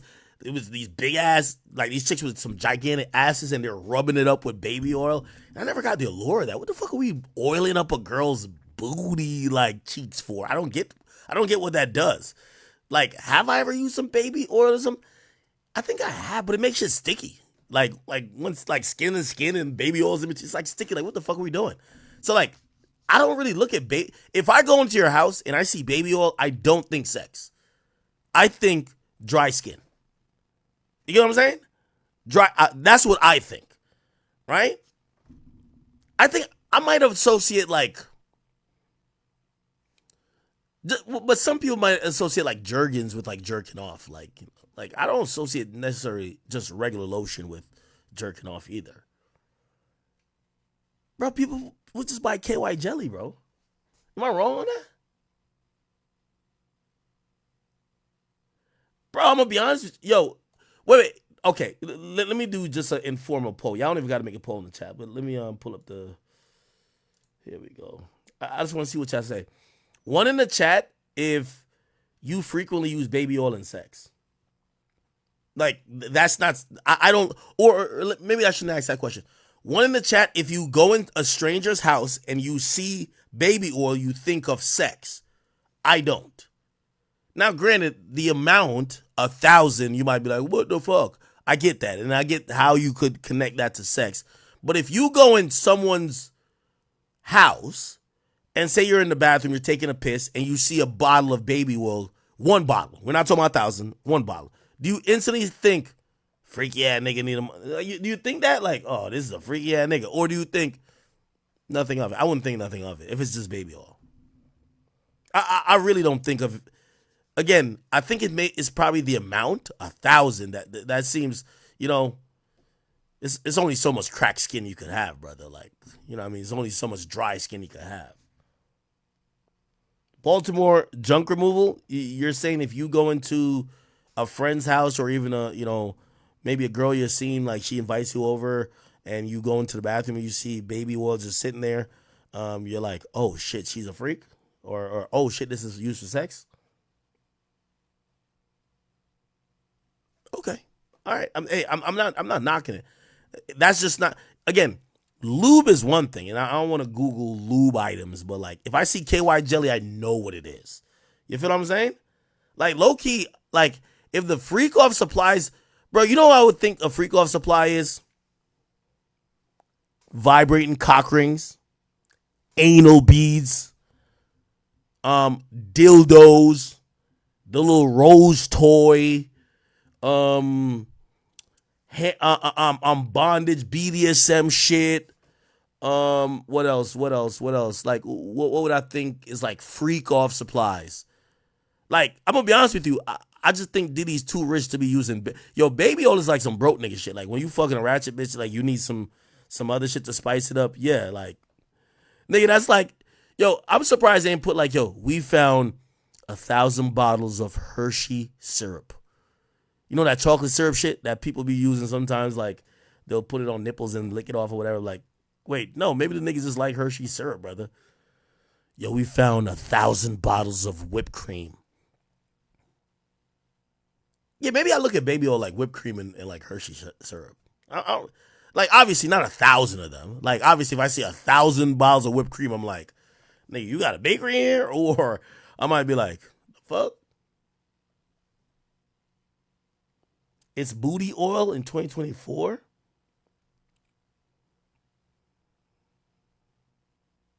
Somebody said these motherfuckers doing whippets. Okay.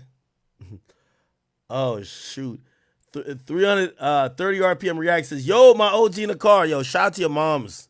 Your mom want to know why the hell did he went to jail too? We not getting too explicit. We just want to know. Hey, I'm going to be honest with you. Baby oil used to last more than my mom used to buy baby oil. Just to be honest, my mom used to buy baby oil. It would be there. We would have lotion too, but like it would be there. And like if you're really like you had dry skin, a smaller quantity of baby oil could like really like it'll have you shining, like you'd be glistening. But I never really thought of it as a sexual item. I might be just tweaked out then.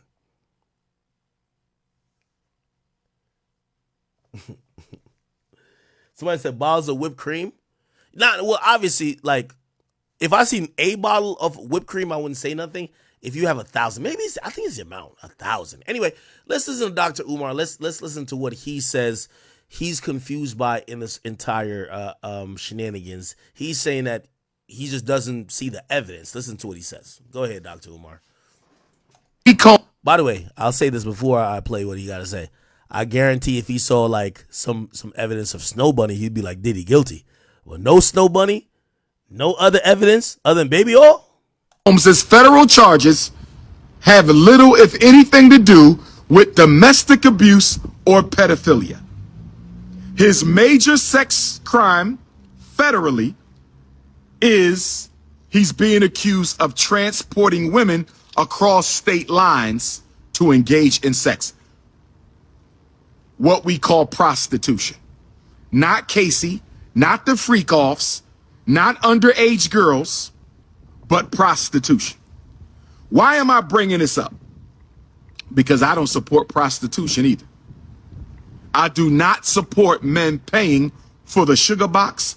I do not support black women having to sexually exploit their sugar box in order to pay their bills. With that being said, prostitution is the oldest female business on the planet Earth. Prostitution is the oldest female business on the planet Earth. Prostitution is the oldest female business on the planet Earth. It is the sexual trafficking that Sean Puffy Combs is being accused of. Not domestic abuse, not freak-offs, not stomping out Cassie, not engaging in sex with underage women. It is interstate sexual trafficking. Now, I'll pause and say this. I think he's making slightly a point, even though there is evidence. Again, we haven't seen discovery, and I think he's just thinking the indictment, all the evidence is going to be laid out. No, this is this is going to be an intricate process. We're going to see a lot of evidence, right? There probably is text evidence, right? There's clearly text evidence of abuse. There's, we'll get to that where Cassie has sent some texts to Diddy.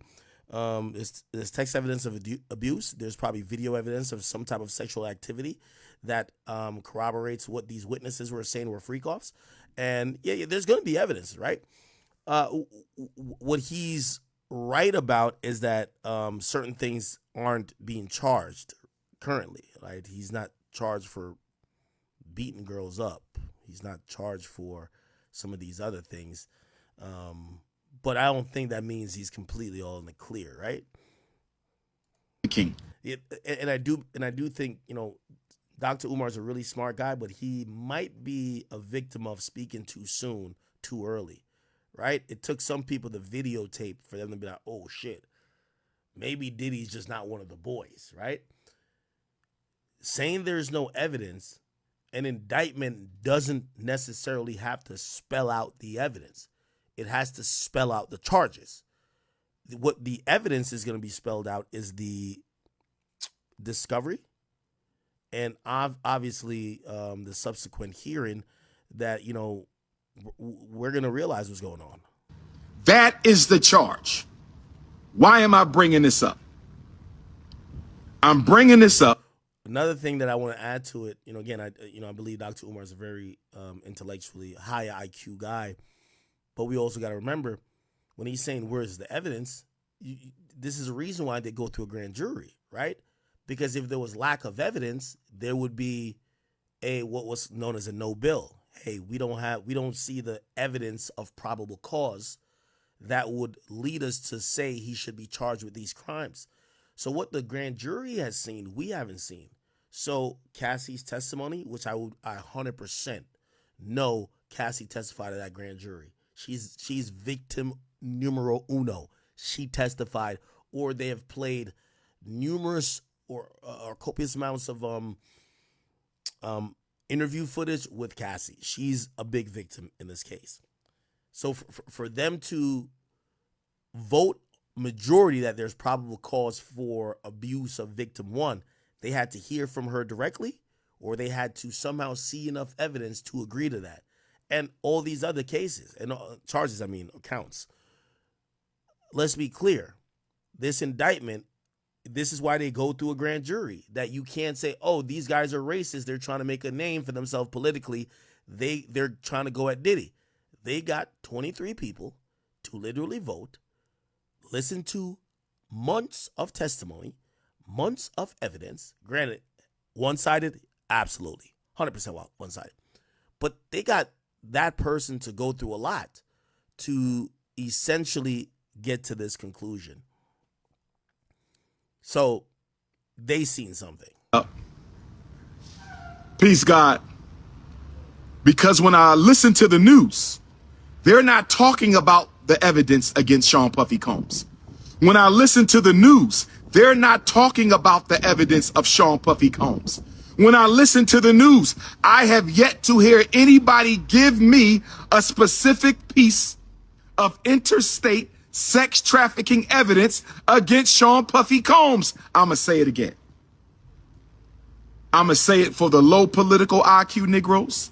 I'ma say it for the average political IQ Negroes. My bad. Is my mic still low? Mic check, mic check. My mic still low? Just let me know if my mic is still low, people. I'm sorry. Let me get a little bit more. Turn that bit up.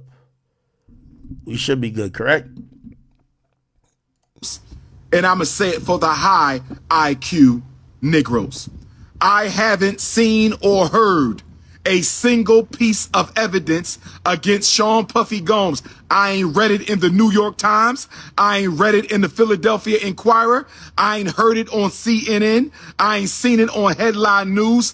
Where is the evidence that Sean Puffy Combs engaged in interstate sex trafficking? I keep hearing about Cassie when I turn on the news. Why are we hearing about Cassie when Cassie has nothing to do with the federal indictment? I don't think any black man should have a Yeah, he's grossly incorrect. And for someone who I think is so smart, Cassie is the heart of the federal indictment. There's a whole count. We could go back to let me pull up the indictment once again. The indictment lists Cassie as he has a whole count from the Cassie indictment. Give me 1 second. I'll pull it up for you guys. That's not it. Oh my God. Where is it?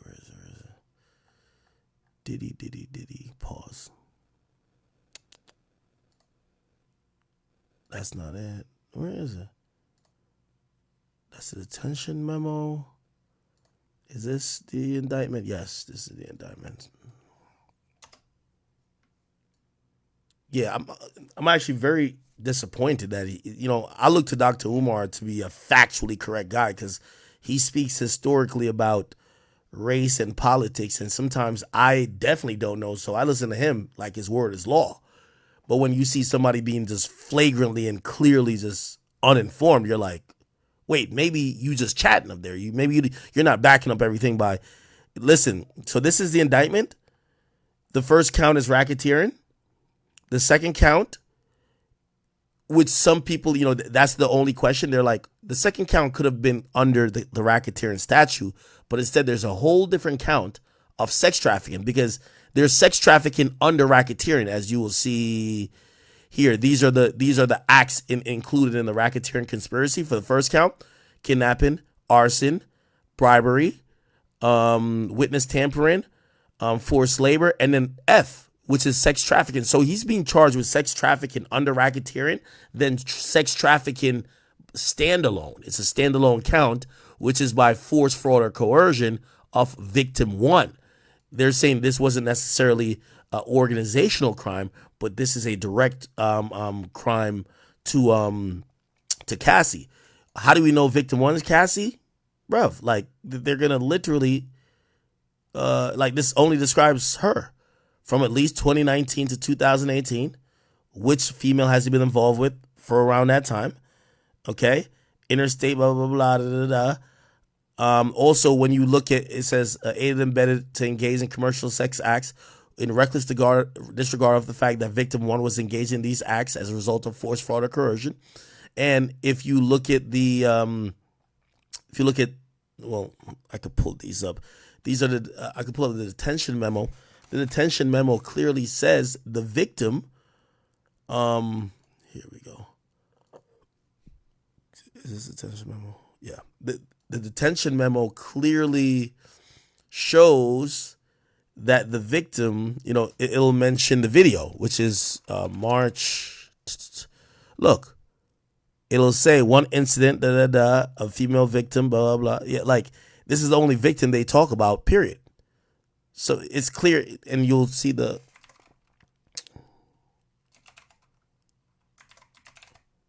Oh, yeah. The defendant co-conspirator sets fires to individual one, vehicle, blah, blah, blah. And also they mentioned clearly individual one was the person fucking victim one. And that's Kid Cudi, who's individual one. And victim one is Cassie. So I have no idea why. Listen, this is one of those situations you want to be fair, but you don't want to hang your hat to a side because you don't want to look crazy being on the wrong side of history. And again, maybe Diddy beats us, but saying that Cassie isn't the victim or saying that there's no proof, you're going to look stupid because there is. Evidence against Sean Puffy Combs. I'm going to say it again. Hold on. Renette, and this looks like one of our chat queens, she says, Renette Gordley says, he's 100% correct. Is he charged for drugging the partners? Yes. Yes. Oh my God. Yo, chat, y'all are looking at an indictment. They don't have to spell it out for y'all. They don't have to spell it out for you. They're already provided the proof. Look, just look here. The drugging, nothing. Look, sex trafficking by force, fraud, or coercion. This isn't fraud. Move that out of the way. So is sex trafficking by what? Force could mean, yo, you're literally having a gun to someone's head saying they have to do something. Or they could feel forced in other ways. But also coercion, that's kind of like the exact definition of, hey, this guy controls your livelihood. They're coercing you to indulge in this type of behavior. That's, again, that both of those things are going to include drugging. Right? They're going to include drugging. So again, y'all are looking for, you know what I mean? This isn't, and I don't want to call that, that lawyer who was filing all them lawsuits was putting crazy salacious acts in the first complaint. This is the feds. They don't have to do that. They got an indictment. You're going to hear about these things, right? They're going to have to prove, how do you know, and Diddy, we already seen Diddy's lawyer say, hey, we interviewed the sex workers who gave a statement and say they didn't think anyone was intoxicated. The feds are going to have to prove that. They clearly had some proof of it, that these people were either under duress, which I think that's clear to say. If he controlled all her financial aspects, where she lives, vehicles she drove, he had people watching her, at least alleged, according to her complaint. Yeah, he controlled financially. That's the thing. Yo, if you're dead broke and you're going to be fucking homeless without me, I could use that as leverage to get you to do some shit I want. Like that's kind of like, yeah, you guys understand what I'm saying, right? Anyway. I'm going to say it for the low political IQ Negroes. I'm going to say it for the average political IQ Negroes. And I'm going to say it for the high IQ Negroes. I haven't seen or heard a single piece of evidence against Sean Puffy Combs. I ain't read it in the New York Times. I ain't read it in the Philadelphia Inquirer. I ain't heard it on CNN. I ain't seen it on headline news. Where is the evidence that Sean Puffy Combs engaged in interstate sex trafficking? I keep hearing about Cassie when I turn on the news. Why are we hearing about Cassie when Cassie has nothing to do with the federal indictment? I don't think any black man should have 1,000 bottles of baby oil. I don't think any black man needs 1,000 bottles of baby oil. But I haven't seen anywhere in federal law where owning 1,000 bottles of baby oil is a federal crime. Brothers and sisters, are you with me so far? Brothers and sisters, are you with me so far? Do you understand, overstand, and understand what the most requested black scholar in the world is saying right now? Do you understand and overstand and understand what the most requested black scholar? Yeah, what Dr. Umar is doing is like really, it's really odd to me. Nobody claimed he got a charge for baby oil. The baby oil aspect is in the indictment, and the media is going to use that to make Diddy look creepy. He's not getting charged with baby oil. They do call the baby oil freak off supplies, and I guess it's open to interpretation. What, as we just discussed, what could be used for a freak off or a sexual activity, but he's never charged with baby oil. That's not part of the charges at all. So again, it looks like Dr. Umar is arguing against the media portrayal. The real, we don't know too much about the case, even with the indictment. So the salaciousness is the 1,000 bottles of baby oil, but we really don't know too much about the case. So what Dr. Umar is arguing about, he's arguing about the media portrayal of Diddy. In the world is saying right now. Do you understand, overstand, and understand what the premier Pan-Africanist on the planet is saying to you right now? Baby oil is not a federal crime. Stomping out Cassie, he was not charged with a crime. The freak-offs are not crimes. So why do we keep hearing about Cassie? Why do we keep hearing about baby oil? Why do we keep hearing about freak-offs? Where are the federal charges? Dr. Umar, brother, they're right here. And the reason we keep hearing about Cassie, because she's involved in all 3 counts of these initial charges. The men who fucked her, they're saying that Diddy's transportation to engage in prostitution of these escorts is a count of transport to engage in prostitution, or transportation to engage in prostitution. Okay? Count 2 is all about Cassie. Count 1, the racketeering situation, they actually started in the year or a year after Cassie dated this guy. This is, I'm going to be honest with you, and I want to be very careful about how, actually I won't even say it. If Cassie doesn't exist, it would be way more difficult to indict Diddy. Now, we don't know what's going to come later, but this whole indictment is Cassie. Cassie's the only witness. This is only because of Cassie. Again, you could read through the indictment, and if you have somewhat of a mind, you could realize Cassie gave them information, corroborated, gave them proof that Diddy had a whole system, a whole bunch of employees. Hey, when I used to leave, he used to have people follow. She marked out what could be a racketeering, what could be a racket, or it could be a conspiracy, or some type of organization, criminal organization in her lawsuit. He had his workers that would hide me from the public to hide my bruises. He had his workers who would do A, B, C, and D to make sure that I cooperated with the freak off. Yeah, this is the Cassie loss. Cassie's the reason why he got indicted, at least on this one. Now, granted, I think by the time they're done with this, they're throwing the book at this guy so much, they're going to come with way more witnesses. But right now, this first indictment is all about Cassie. And why are the charges being sealed? Why did the feds seal the charges against Sean Puffy Combs? I've never heard Dr. Umar sound this stupid. It's a high-profile guy that, yes, charges were only sealed until his arraignment. That's kind of how it works when they take in someone like Diddy, who they've been investigating for a while, who there's been a grand jury and panel for. I'm going to tell you one reason why the feds sealed the charges against Sean Puffy Combs. One of the biggest reasons they sealed the charges against Sean Puffy Combs is because the evidence is probably weak. It's unsealed. Oh my God. Yeah, I've never heard. I don't know when this video was recorded though, so I want to give him a little bit of grace.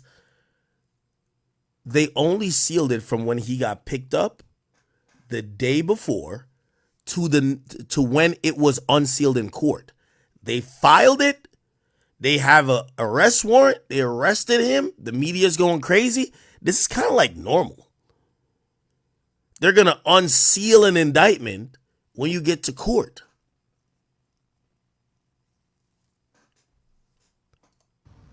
The evidence is probably weak. And because And once again, an indictment does not give evidence. It gives allegations, which they don't have to substantiate because they already got an indictment by a grand jury where they provided evidence. And the evidence that they're going to have to turn over is, at least initially, is going to be provided to the defense attorney in discovery. And also, they don't have to give it to the public. Like, we're not in the case. Now we can wait for the trial to see if there's evidence, right? But clearly a grand jury believed that it was. the evidence is probably weak that he is guilty of interstate sex trafficking. And because the evidence is probably weak that he is guilty of interstate sex trafficking, they had to seal the charges. They had to hide the charges from you and I. They had to hide the charges from you and I long enough for the public execution to be carried out. Yeah, Dr. Umar losing it, bro. I ain't gonna lie to you. I think Boosie sounds more sane than Dr. Umar right there. Dr. Umar looked like he was losing it, bro. Boosie did make a point. Boosie said, yo, I feel like Diddy's in jail for doing what every other famous entertainer has done. Flew bitches out for threesomes. He just freakier. We actually go call women prostitutes who fly out willingly and willingly to be with their partners for sex. If that's the case, if you've been flued out and had sex, you should be labeled a prostitute. If that's the case, 80% of women reading this and trafficking is in trafficking. Hell nah. You're a celebrity. You gotta fly pussy. So you gotta fly out pussy. How else you gonna get to the pussy? You're never in one place. When I saw that video, I was pissed off at this nigga. Like, he really got a problem. But facing life in prison for doing what basically so many people, so many other entertainers has done, I disagree. Now, to Boosie's point, I think we should do some clarification.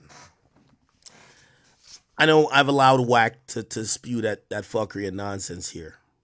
But simply flying out a woman and having sex with her does not mean you're a sex trafficker. It doesn't mean that you've engaged in sex trafficking. It might be an instance, but also sex trafficking usually is something that is habitual. And again, when you think about sex trafficking, what's usually important is two things: the interstate transport of an individual for a commercial sex act, usually done by force, fraud, or coercion. That's really how it reads, even on a local level, even though sex trafficking, mostly feds pick it up. They'll do prostitution if it's like state. Here's the thing about sex trafficking. Yeah, if you fly out a girl and you tell her, if your method is you're flying out women and you tell them, if you don't fuck me, you're not going back. If you don't fuck me, or like, let's say for whatever reason, y'all had an agreement that she was going to get $5,000 for coming to hang out with you. You tell her, if you don't fuck me, you not getting this bread. Yeah, you're kind of getting close to sex trafficking. Like, it's crazy now. People like, if you willingly fly out a girl, she has sex with you, and she goes home, everything is cool. Now, granted, if she said, oh, I want to fuck him, but he fucked me, okay, that might be sexual assault, but that's not sex trafficking. That's not sex trafficking necessarily, even though, by the way, sometimes sexual assault could fall underneath it, but still. Sex trafficking is usually, yo, you have lied to people or you're forcing them somehow to come out to perform. And again, it's important, what people seem to just skip over, a commercial sex act. Now, I don't want. Let me see if I can find a good definition of commercial sex acts. Commercial sex, without it being too crazy. Okay. Let's go here. Commercial sex act. Okay. A commercial sex act means any sex on account of which anything of value is received, given or received by a person. Yeah. So if you tell a girl, come fuck me for $5,000, you are, and I ain't gonna lie, to be honest, if that's how you flying out girls, yeah, nigga, you are sex trafficking, the fuck? Just like how she's a sex worker, you're sex trafficking. Yes. If you've been talking to a girl and she's coming to link you, I don't think that, well, it's not even I don't think. That doesn't constitute what they're saying is sex trafficking. Now, if you're saying, I want you to come here to, now granted, here's a fine line, right? Usually when men are talking to women to fly them out, you're hoping it results in sex. The thing is, you just can't make no agreement about it. Like if you're making an agreement that you're coming here to fuck me for, that she has for A, B, C, or D, yeah, you're kind of sex trafficking. That's kind of how it goes, right? But usually the aspect of sex isn't something that's a commercial act that's done for either favor, at least cognizantly. It's not done under contract for favors, or it's not done for money, like in any type of official format, right? Now, do you spend money on her? Probably you do. Do you? Yeah, probably, but that's not sex trafficking. If a chick say, I'm coming to suck your dick, put me on a plane, just after I suck your dick, give me $1,000, yeah, you're sex trafficking. And especially if you then don't give the money, right? If you don't give the money, yeah, I get what it is, right? That's my understanding. Let me get a lawyer to explain this shit. Every time I give a definition, I'm like, let me just get a lawyer to. Sex trafficking explained law. Let's get the legal guys on this. Why am I in full screen mode? All right, here we go. No, not Diddy-esque. International, no. Not human trafficking.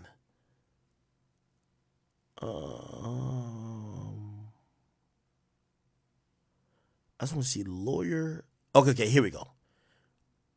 Just ask you, and this is something that I feel like if I were a lawyer, I would understand it better, but maybe specifically in conjunction with this case, you can explain it in a way that'll make me understand it and our viewers.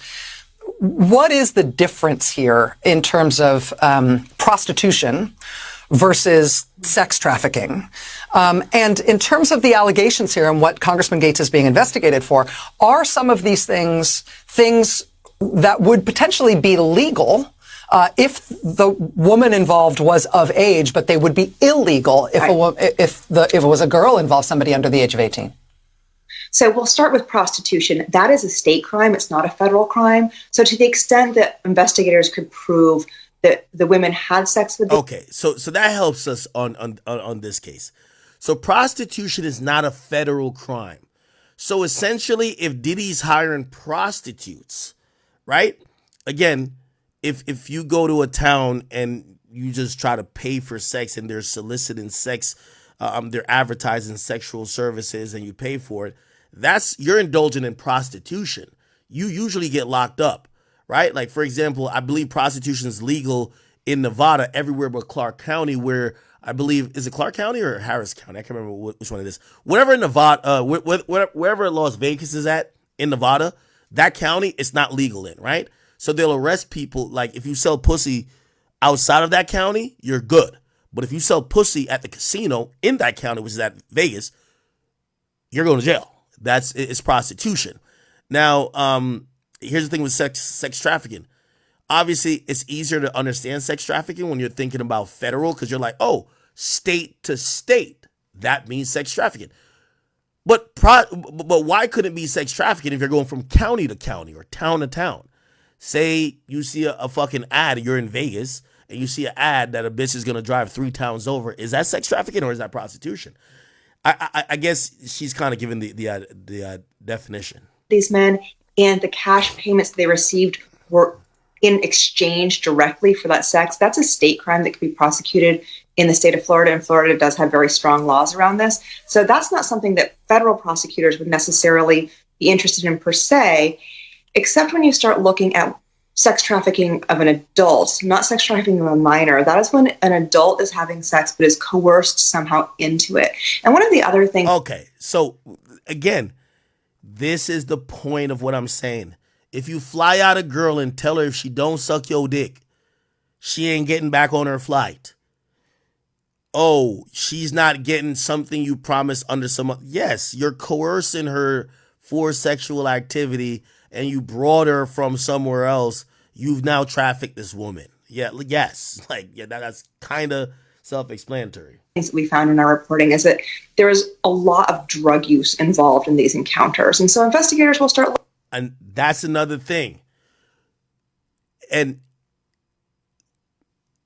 rather than them focusing on the lack of consent because of possible drug use, they're just saying the drugs is used to convince you to get down with the program, right? So rather than focus on consent, because it could be like, well, are you sure that these people were really out of their mind that they couldn't consent, or maybe they were just like a little buzzed? They're not focusing on that. They're just saying that you use items like drugs, like cocaine, like alcohol, like whatever, to encourage them to engage in this commercial sex act, which is really a slippery slope. I'm not going to say it's like a law that's cut and dry, but I do think that the people who think that if you're flying girls out, you're like, oh man, well, I could be guilty of the same thing. No, you're not. Unless you're like guaranteed money for these girls. Like if you involve sex and money, you're probably doing something wrong. Always. Anytime you involve sex, money, you're probably doing something wrong. And don't hit me with the, well, you pay for it anyway. No. There is no law that you can't buy a flight. There's a law you could tell if you promise a bitch $1,000 for her fucking you, you have now made almost a verbal contract. That's the big point. It's a huge difference, right? And again, I'm just only talking in the eyes of the law, because there's a lot of little simps out here. I know Twitch don't like that word, but yeah, there's a lot of guys out here who be like, well, you pay for it some way, so what's the difference between you bought her a flight, then you bought her a hotel? Nigga, I just gave her the $1,500. Okay, well, did you just gift her money, or was there an agreement? By the way, it's also fine to give her money if you want. If you just gift her money and there's no agreement, or she did not expect that, cool. But if she's like, I'm coming to fuck this nigga for $1,000, yes, now it's almost like a contract that normally, could be, in certain cases interpreted as prostitution, but it's now turned to trafficking beyond state lines. And obviously, if there's a coercive element, hey, I'm not booking your flight back if you don't give me this pussy. Hey, I'm not giving you this money unless you give me this pussy. You're coercing this person to get down with the now commercial sex act. It's very clear. So for all my brothers who fly girls out, y'all are safe. Just don't let me tell you this. End the conversation with any scallywag the fucking moment she says, hey, so, and by the way, I think most like escorts are like, they're, this is how I realize, and I've flown out many girls.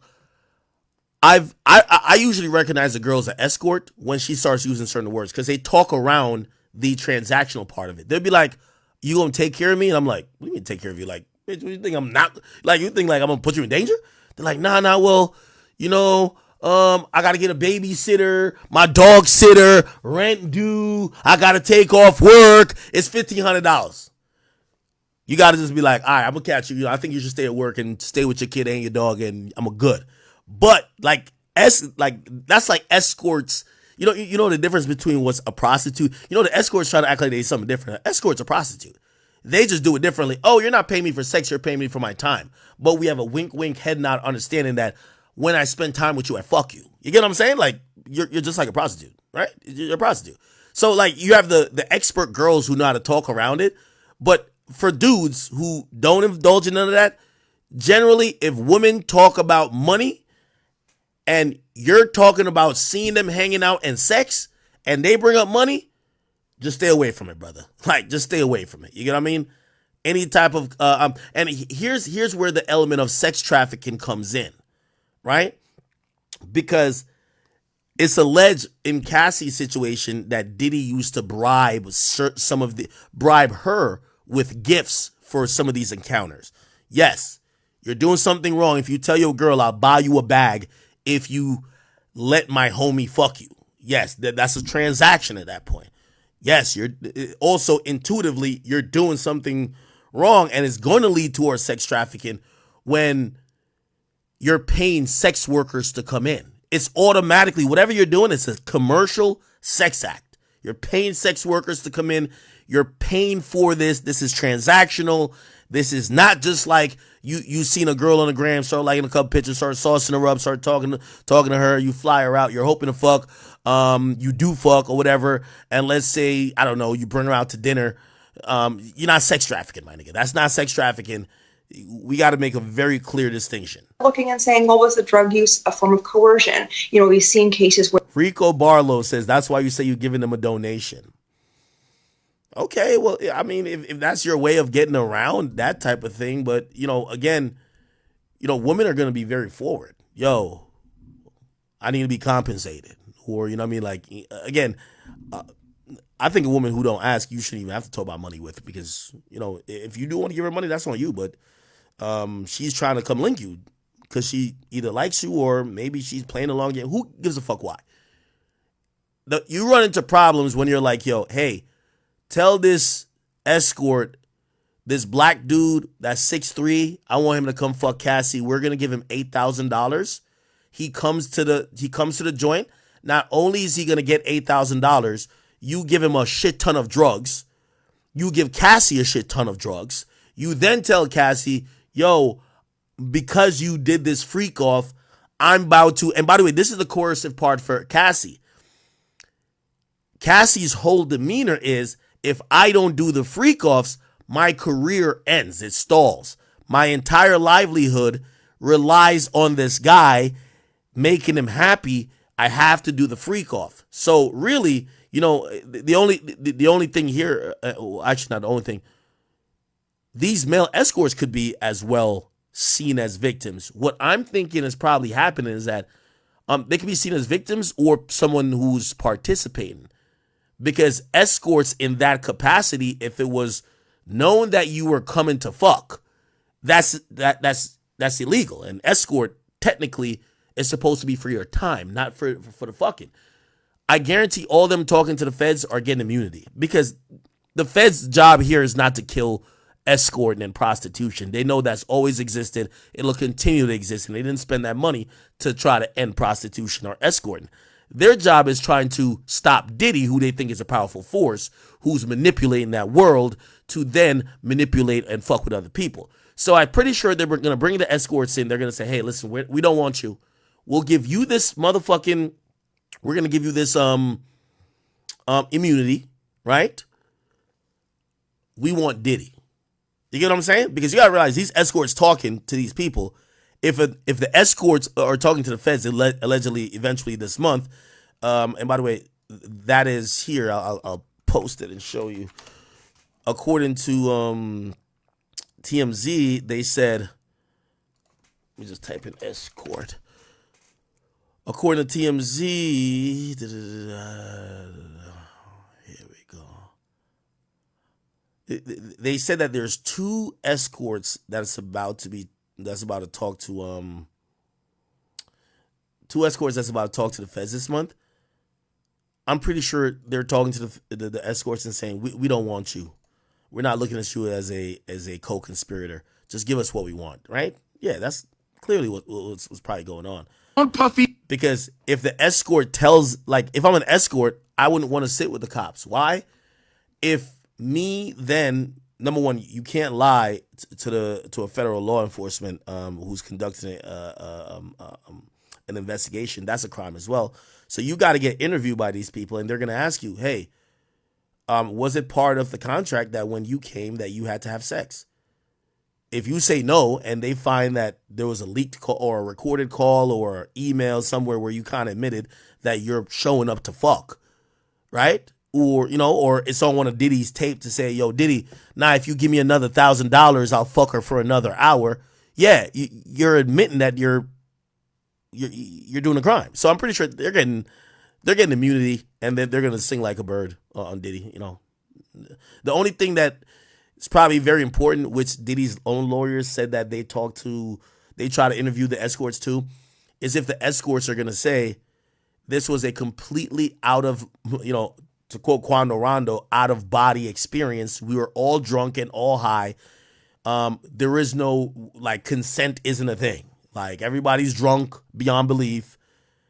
Every time I've seen Cassie, she's incoherent, passed out. Like, that puts a different tint on it. But I'm almost certain that they probably wouldn't say that because they were the people supposedly penetrating Cassie, right? Anyway, let's finish. Where people are given drugs because they're addicts, and then they are asked to have sex, and they say yes because they really need the drugs, and so that has been considered coercion in some cases in the past. So that's when investigators will start saying, okay, well, if there was, something that we would think of as prostitution, was there a coercive element? Were these women being passed around between men? Was it completely, with their consent, and what else was going on? They'll want to look at a lot of elements, and these are crimes that can be difficult to prove. Now, so again, remember I told you, honestly, it would be an easier job to defend. Like, this is going to sound crazy. A sexual assault charge is easier to defend than a sex trafficking charge. Just like a shooting charge or a murder charge is easier to defend than a RICO charge. Why? It's because it takes into the latter takes into account the nuances that exist that doesn't make shit black and white. Right? Because if it's sexual assault, I'm pretty sure a lot of these things, Diddy does not even have sex with Cassie. He sits there and whacks off. And if he's charged with sexual assault, there's going to be so many defenses. Well, the actual guy who penetrated her, why isn't he charged? Diddy never touched her. Diddy's in the corner with his baby oil. Like, he's sitting in a baby oil bath just whacking off. How do you charge him? Right? There's more of a defense for Diddy with that, right? Like, no, like, shit. Also, if it's this freak off we're hearing, every time Diddy may have penetrated her, if he ever did, on these freak offs or in these tapes, it's caught on video. There's also a witness, which is the male prostitutes or whoever else is watching. So it's kind of harder to charge Diddy with sexual assault. Way easier to say sex trafficking, because sex trafficking could just take in all the little minute details. Well, even though she wasn't kicking and screaming and saying she ain't want to do it, even though she ain't never say stop, she kind of felt pressured because you control her livelihood. She kind of felt pressured because she wanted her album out. She kind of felt pressured because historically, every time she take a hit off that cocaine, she get loose, right? So, like, you gave her drugs, you're holding shit over her head. She felt like so really, when you think about sexual assault, you think about non-consensual sex. Sex trafficking, it could look consensual, but there's these mitigating factors. Well, her career was in limbo. Well, this, well, that. She felt that she was being coerced. She was being pressured. She felt by being in that room and everybody's fucking, let's say it's an orgy, everybody's fucking, she felt she had to join in, or, maybe get bullied or get ridiculed, or, she feared that somebody might put hands on her if she didn't part. Like, these things could go all in the sex trafficking statute when you say under force or coercion, right?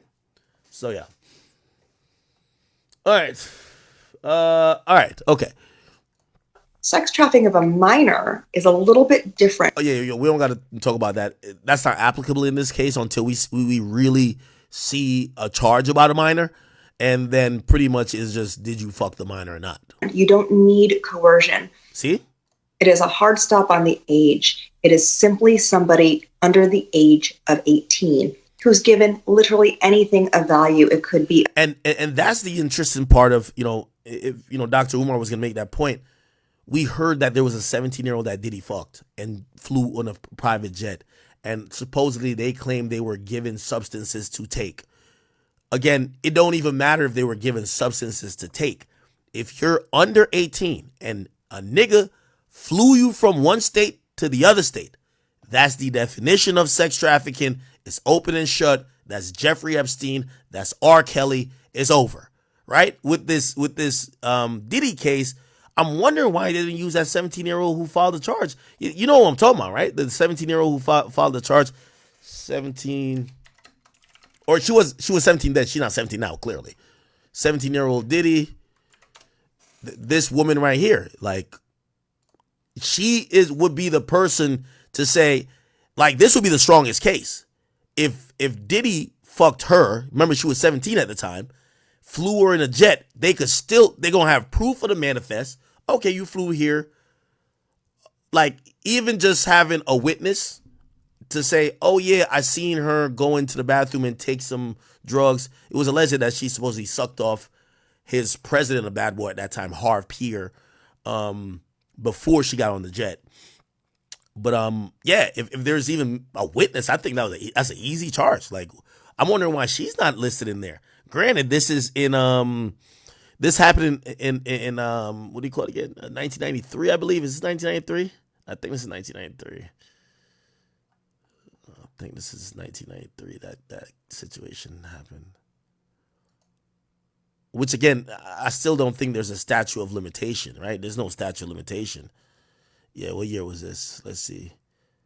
No, it was 2003. Never mind. Oh, my bad. I can't even see it. It's 2003. It was 2003. It was this girl right here. They blurred her face because she was a minor at the time. She supposedly flew from Detroit, Michigan, I believe, into New York.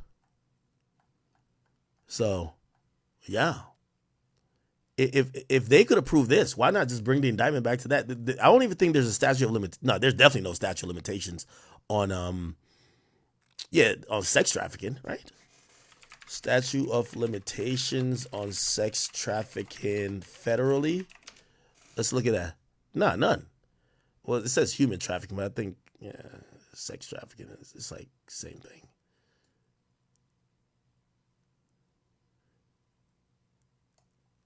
Yeah, especially when there's a minor. Yeah, definitely when there's a minor. There's no, yeah. So I'm wondering why that's not charged. And she's clearly still alive. She filed a lawsuit. She's alive. So maybe that's the thing that comes in the next lawsuit. Because if they come with this, it's over, right? Right now Diddy has a case to say, oh, we were all with it. Nah, this was consensual. Oh, cool. If you want to say I paid some prostitutes, fine. But that's not federally sex trafficking. That doesn't have a 15-year mandatory minimum, which is the mandatory minimum he's facing up to life. So that's going to be his case. I'm pretty sure he might have some videos of Cassie saying, like, and here's the thing. These are all going to be defense points for Diddy. If during that 15 years they were together, if Cassie ever suggested it, yo, I think tonight we should do a freak off. If Cassie ever suggested it, that's going to be some proof for Diddy to say, hey, it wasn't just me. Look, she was down with it. What do you mean? So, I think that's got to be his mentality going into this. Again, I'm surprised, and we don't know what's going to happen in the future. This would have been the case to kill Diddy completely. Like, the Cassie shit, obviously, that's why I think that the feds leaked the video at this point. They referenced the video 35 times. And then the video, it's important, the way how this made a splash in the media, this wouldn't mean nothing if we didn't see the video. Like, all those March 16, 2016, or March 2020, March 25, 2016, it wouldn't make no sense if we never seen the video. So, ironically, we all know what video is being referenced. So, it does hit hard at this point, pause. But if we never seen the video, it would have been like, where's the video, right? So this is why I'm wondering why this one is in there. If this one's in there, it's like, you can't really beat that. Even though you probably could say, well, this is before really technology was really popping, but there's photographs. There's photographs of her at the crib maybe there's no proof of them having sex, but there's definitely, obviously there's no like kit, to our kit to validate that sexual activity was what happened. But we'll see, man. We will see. We'll see. Anyway, what's kind of, chat, I ain't gonna lie, man. Diddy's kids is something else, bro. They said this was last night, bro. They said last night, Diddy's son out with his girlfriend, which is Ian Connor's ex-girlfriend. I think her name is Raven. She posted a caption, "Y'all know I love my man. I love my man. I love my man. Don't fucking play with me." And again, obviously, there's nothing wrong with what he's doing. But obviously, his family's under the spotlight, so to see him partying it up. And obviously, apparently, it was her event and he was supporting. But I'm going to be honest with you. I want my kids looking sad as shit and off the grid. I want my kids off the grid and looking sad. If I'm Christian Combs, I'll be like, bro, wrong time to post this right now. Like, please. Like, half of what my dad's case is or application for bail or bail appeal is to say, I have these kids, they need me. This doesn't scream that. This scream, life goes on. Bad boy, take that. Let's Harlem shake it up. Like, this don't scream that. I want my kids to be crying, watery-eyed, just like when they see, like, breaking down. I want that. Yeah, let's get me out. Yeah. I don't want to see. It's not time to see you partying right now. I'm going to be honest with you. Just bad timing. Now I know y'all going to be like, the sins of the father shouldn't also be inherited by the son, but also we're going to have to be clear. Granted, this is definitely a civil suit, and I want to be very clear about this. Christian Combs has a civil suit, not a criminal suit. He has a civil suit, and obviously that would mean nothing, but your father just got indicted. You know what I'm saying? For similar shit. Your father just got indicted literally 4 days ago. I would say just chill right now. You can chill right now. Just chill. Like, you want to have a good time with your girlfriend? Go to an island. Go spend time with her. Don't be in a New York City club. If you get caught with a paparazzi with one of them shits that could see from a mile, fuck it. But not a New York City club. Looking like, you know what I mean? Looking like you looking at her like a bottle of baby oil. Like, no. Just wrong time. And obviously, I want to have some grace for the kids as well, because I'm saying kids, they're grown men. Like, this is a grown ass man. But when I mean kids, his kids, because they're not charged with any crime, even if they're mentioned civil. It's civil. We all know that shit could be all cap. They're not charged with any crime. They're also, because of who their father is, they're thrusted in the limelight. Are they just supposed to mope around? Could they not, have a life? Do they have to then put on a facade of sadness? Obviously, I would say, yeah, I do. But, they might also be saying, damn, like, what the fuck? What are we supposed to do, right? Anyway.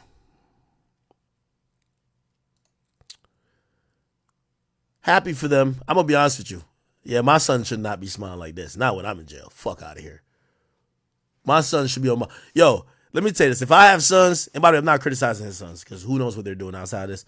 I want my sons to be on my lawyer's ass. If I'm locked, my sons got to be on their ass.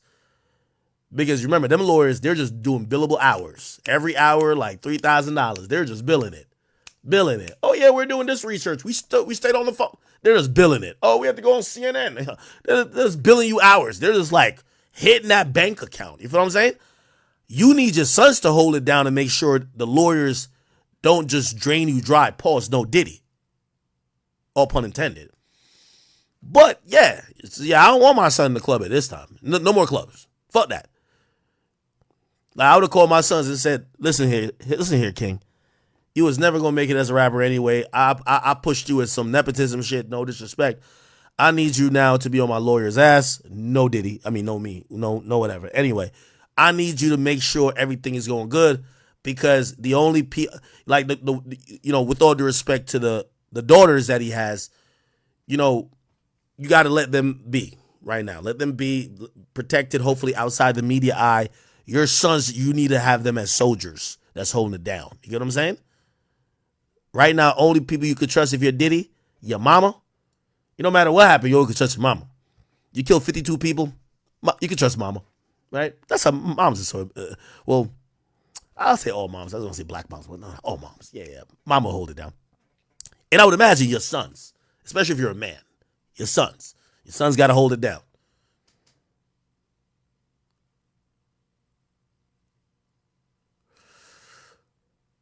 Yeah, mama and your sons. You let mama handle, like, just oversee the finances, right? You let the sons go out there and do the general shit, like make those tough calls to not no witnesses, but like, yo, say some employees who was getting a check, yo, y'all cut off. Yo, you know dad locked up. Y'all cut off. Like, we don't need you. Nah, y'all done. We good. Like, yeah, everything's straight though. Yo, getting on the lawyer's ass. Yo, why the hell we see that in court? How's this some new shit that has popped up? Like, bro, we paying you millions of dollars. Like, you got to be on their ass. Like, Diddy he's locked up now. He only gets so much time with his lawyer. So his son's got to be on top of that. Again, I'm just talking about family unit. I'm not saying nobody's innocent or guilty, but just how you would probably want to move, right? But yeah, it look like my man is enjoying his time with his queen, right? Okay. They have said that the daughters, Diddy daughters, have been supposedly, and these are Kim Porter daughters, two twins. They're saying that they've been living with a friend of Kim Porter. They've been living with a friend of Kim Porter, someone named Lala, who's a friend of their late mother. And yeah, that's kind of interesting because I think they're in a weird position, right? They're in a weird position as now the rumors and the noise of people saying, open Kim Porter's case back is so loud. But, you know, for a good part of their life now, or some years, their mother has been deceased. And all who they've had is their dad. So I know the media want to make it like, well, if you care about Kim Porter, you have to hate Diddy. But I would imagine that their kids, the twins, are probably looking at this a little bit different, where obviously they're always, you know what I mean, losing a parent is like, wow, you know what I mean? Like, they're always going to be sad about the loss of their mom. But I don't think no way, shape at all means that they don't support their father during this time. I think they 100% support their father. I think they love him, and I think they want him to get through this, right? Like, I mean, there's no way, no world that I think that they're sitting back and saying, you know, I hope my father goes down for what's being allegedly said that happened to my, hell no. I don't think that at all. You get what I'm saying? I don't think that at all. Apparently they were born in 2006. I guess they're about like 17 now. They're about 17, I believe. Yeah, because it's 18 years ago, but not 18 yet because it's not December 21st. Just 5 months after he welcomed his daughter Chance with Sarah Chapman. Okay. Obviously, we're not going to find out where the babies are. You know what I mean? Well, not babies. I mean, the baby, which is Love Combs, right? Yeah. Okay. So I wouldn't look into the story much to say, oh, because they're living with their late mother's friend. I would imagine they would be close to Kim Porter's side of the family, or, you know, friends that used to be cool with them. I'm not sure if all of Diddy's kids look up to, like, say, Misa Hilton as like a motherly figure. Obviously, that's Justin Combs' mom. So I don't see a problem with, or I don't see this being a signal that they're not supporting their dad if they're hanging with a friend of their late mom. Yeah, I don't think so at all. Okay.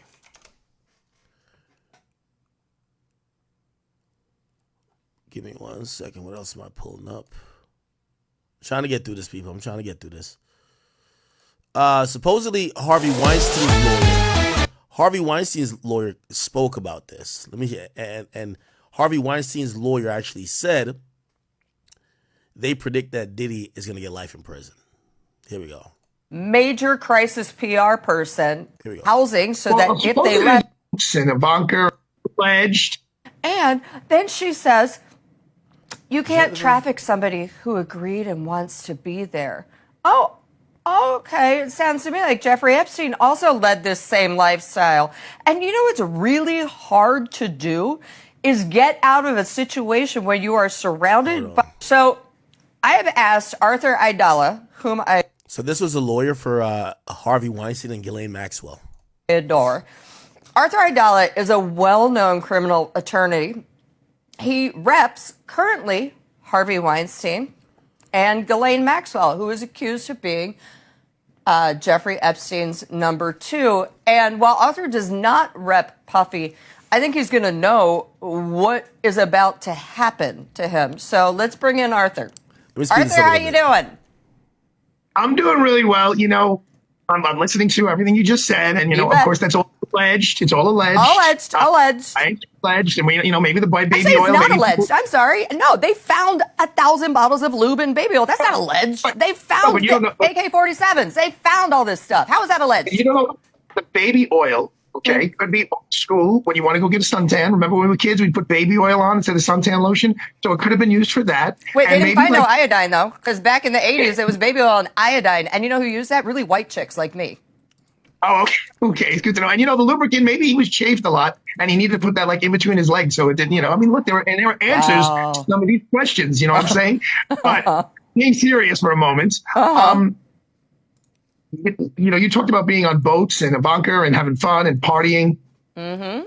How much you never found yourself in any of those situations.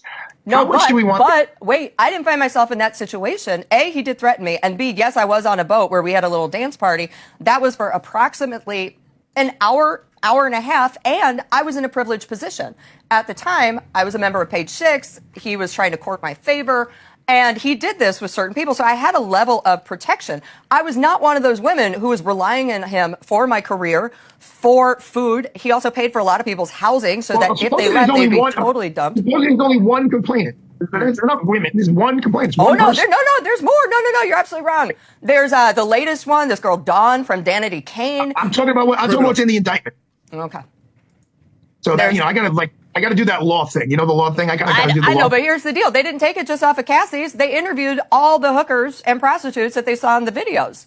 They didn't just take it off of Cassie's word. Right, but they didn't charge him with any of those people doing anything against their will. So when Tina, the lawyer, says it's a lifestyle thing, do we really want the government? How much do we want the government in our business? That's the bottom line. How much do you want I want the government in my business if someone's holding me on a boat, plying me with drugs, and I can't leave, and they're all like, okay, now you're supposed to have sex with these dudes. Yeah, I want the government to step in. That's just an FYI. That's my personal taste. I'm just saying. Okay, I agree, but it's also, that's not really what the facts are here. Mm-hmm. The bottom line is these are rock stars, pop stars, rap stars, multi-millionaire stars. And I don't know, they say he threatened people. It has been ruled by the courts, the highest courts, that it's not a threat to say either you have sex with me or you're not going to get promoted in the music industry. That's not a threat under the penal law. Yeah, but you know what is a threat? A threat is, if you don't do this, you're trying to leave. I'm going to beat you down. That's a threat. You'll be no one. You're never going to work again. No, that's not a threat. That's not a threat. All right, well, he did both. He did both. That's not a threat. I have spoken to many supermodels who tell me how many times they were solicited, how many times they said, go take a walk, and they became supermodels. So individuals have to make a choice. Do I want to partake in these sex acts and maybe get elevated through the world of music or modeling or acting? Or do I want to say, no, I'm going to do it on my own? But it's not a threat to say it may be a civil thing and maybe you'll be able to sue under, under the criminal law. That's not a threat. All right. I don't know the specifics of criminal law, but I know what is a threat. And I'm looking at all this going, that's a lot of them. All right. Charged with one. He's charged with one. Let's just move on for a hot minute because Puffy was denied twice bail. And they said, nope, you're staying in because the biggest reason they said was we don't think that. Nah, this guy looked like he's trying to get added to the team. I'm not saying he's defending Diddy, but he's definitely making the arguments that a good defense attorney would make, in the sense of, hey, I'm not a moral police. I don't want to I don't want to talk about baby oil, because that could have multiple uses. I just want to talk about what's being alleged as a crime, while everybody's talking about, yo, this shit looks crazy. By the way, we're gonna switch gears a little bit after this video, and then we'll kind of get back to this too, because I know some of y'all are getting Diddy'd out, no Diddy. But give me a second. That you're not going to intimidate witnesses. We've got your passport. That's Which fine. is absolutely ridiculous. Why do you think so? He's known about this since March of this year, right? And so he knows yet he contacted people over the summer, even while he knew about this.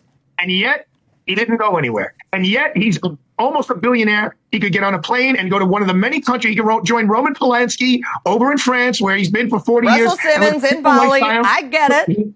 He hasn't gone anywhere. And in fact, he then flew to New York so that they weren't going to arrest him in California, so he could be closer to This is a guy who's so arrogant. He got off in the Club New York case, and I remember when he was pronounced not guilty, and his face was like, "Wait, what?"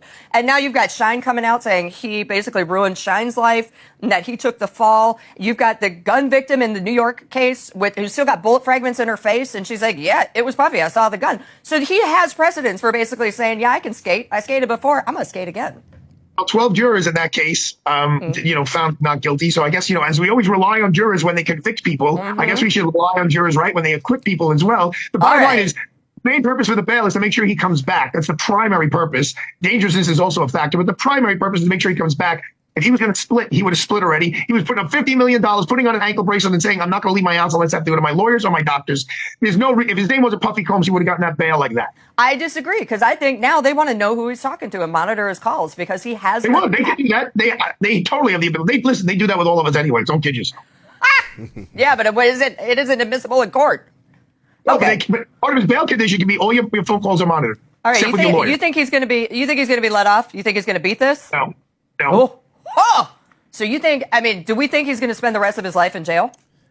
I think there's a high probability. Damn. Despite he just basically agreed that Diddy should get bail. He just said that the indictment didn't really show much, and he just now is saying, nah, Diddy's finished. Wow. By the way, again, this is the attorney. His name is Arthur Aidala. He's represented Ghislaine Maxwell and, of course, infamously Harvey Weinstein. Ability of it, and I'm only basing that on statistics. The Southern District of New York's conviction rate is over 90%. So if you're doing the Las Vegas odds, they win over 90% of their cases that go to trial. They have excellent lawyers. Mark Agnifilo is excellent. Tina is excellent. They have a guy named Zach behind them, who's a former U.S. attorney. He has a great team. Well, all right. So quickly, because we got to wrap. Update on Ghislaine Maxwell. Her appeal got denied, but you also called it. You said it was going to get denied. What happens next?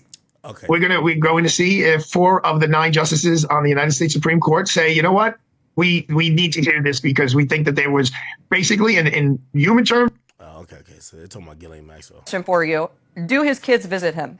Or April life Harvey's got left.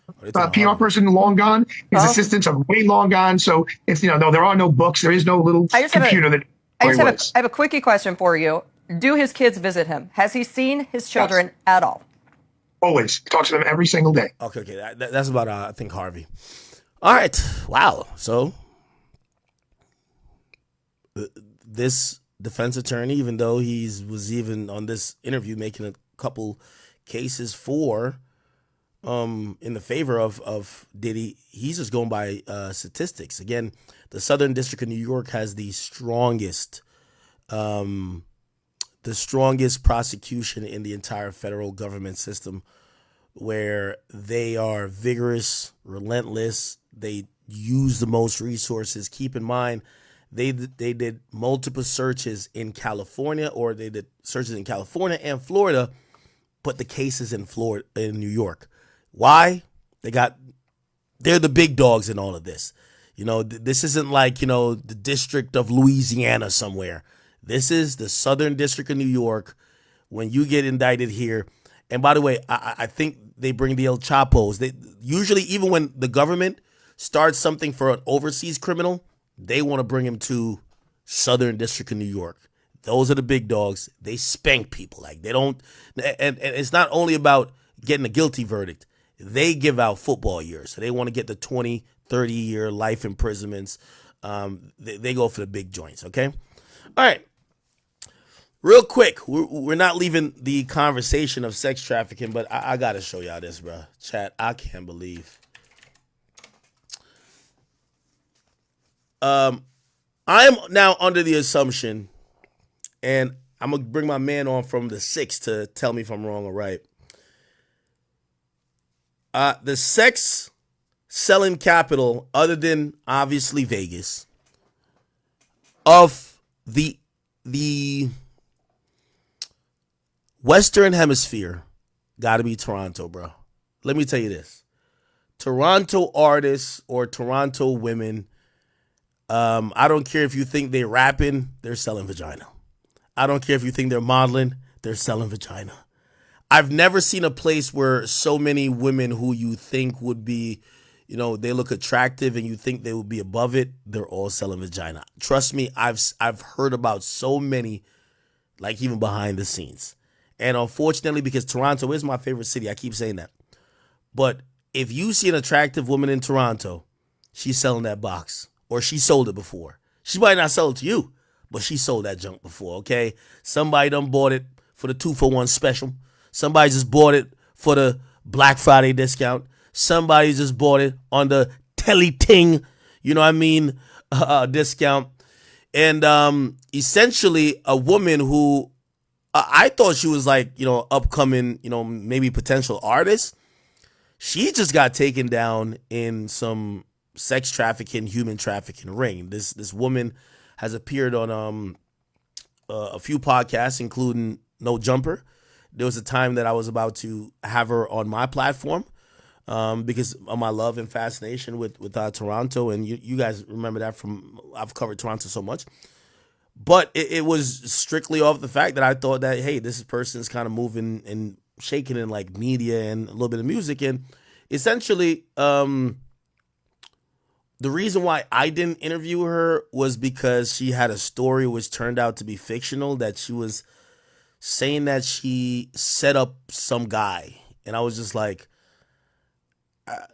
I'm not interviewing nobody for no viral clout stories at this point. So I'm like, I don't want that. I don't want to be sitting here for you to how I feel about women who set men up or who lie on men. I think it wasn't set men up. I think she lied on a dude. I think she had said she lied on like an ex that he got his kids taken away. And I was just like, I'm a guy. Of course I don't have kids, but like, why would I platform that? And for that media run she was having, that's all she was like talking about. And I was like, I don't want to talk to her now. Maybe another time when that's not the topic. Anyway, it says she has been incarcerated. If you wonder why she was trending, I think this was the original video. Here we go. I called like child services on this one. I called child services on my ex because he pissed me off. And then I was like, yeah, I'm done with this person, whatever. Like, cheater, fucking piece of shit, lies about dumb shit. He had kids. I called child services on his ass and I fabricated everything and said certain things, and they went to the door and there was a whole process. I don't even know if the children's aid worker still visits them, but she probably does, because what I sent, the way I AI'd that shit, real AI shit, fake bruises type shit. They came and they were like, oh, we're seeing stuff that your kids are being abused, you could lose your kids. And I was just like, that sucks. Okay. Who's this person here? Anyway, she's basically bragging that she got a guy who she was mad at. She almost got his kids taken away from him, but it got social services involved because she lied about it. And it went viral, but I just wasn't fascinated by that story. It's just too many untalented women who just have stories about them having a wet back and a bruised tonsil, just coming out and saying anything, and then, just fucking selling OnlyFans afterwards because of the clout. I was just like, I'm good. However, she does do some music. Anyway, long story short, who's this? Who's this person they keep putting up? Anyway, long story short, it came out that police has arrested Toronto rapper Lady SB, that's her name, for human trafficking and weapons charges.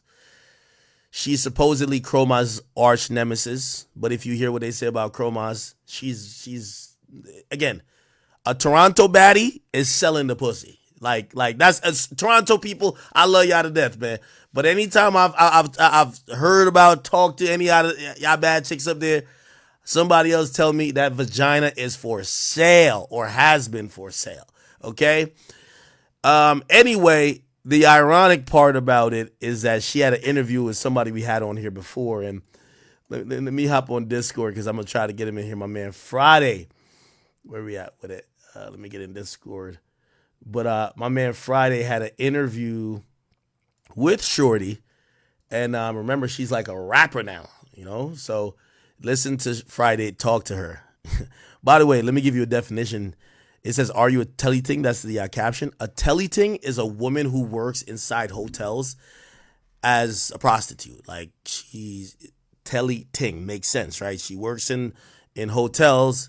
Men pay, come to the hotels, have sex with her, and repeat cycle, rinse and repeat constantly. So dudes just come to the hotel, have sex with this one woman. Could be dozens of men a night, could be one or two, who knows? But that's their job, to provide sexual relief to men from the comfort of a hotel room. Maybe there's a pimp involved, and when you think about the trafficking charges, maybe some other people were involved in soliciting, bringing people. Supposedly they said advertising, but somebody got to get fucked. You know what I'm saying? Anyway, she did an interview. This is when she's trying to go on her rap wave, and the interviewer, my man Friday, just legitimately asked her, like, yo, bro, are you a tellyting? Like, are you selling vagina? And then this was the interaction. Now, I'm just going to straight off top ask. Is any of that stuff true about By the way, the reason why he got even asked this, chat, I'm telling you, it's a pandemic in Toronto. Any girl that's attractive that got some surgery, they're selling the vagina at the rapid rate. It's like Amazon Prime. It's like eBay. I'm telling you, it's like OfferUp. Trust me. Now, I'm just going to straight off top ask. Is any of that stuff true about tellytings? What is what true? Like the people be saying, like, yo, and for the people who don't know, like, tellytings is like girls who work in the night, like working tellies and stuff, like in hotels. Doing what? Like, Working like doing. Okay, what? I'll straight. Doing. Don't make me. Are you a tellyting? Am I a tellyting? That's what I'm just gonna straight out ask what the people want to know in the comments all the time. No. Come on, fam.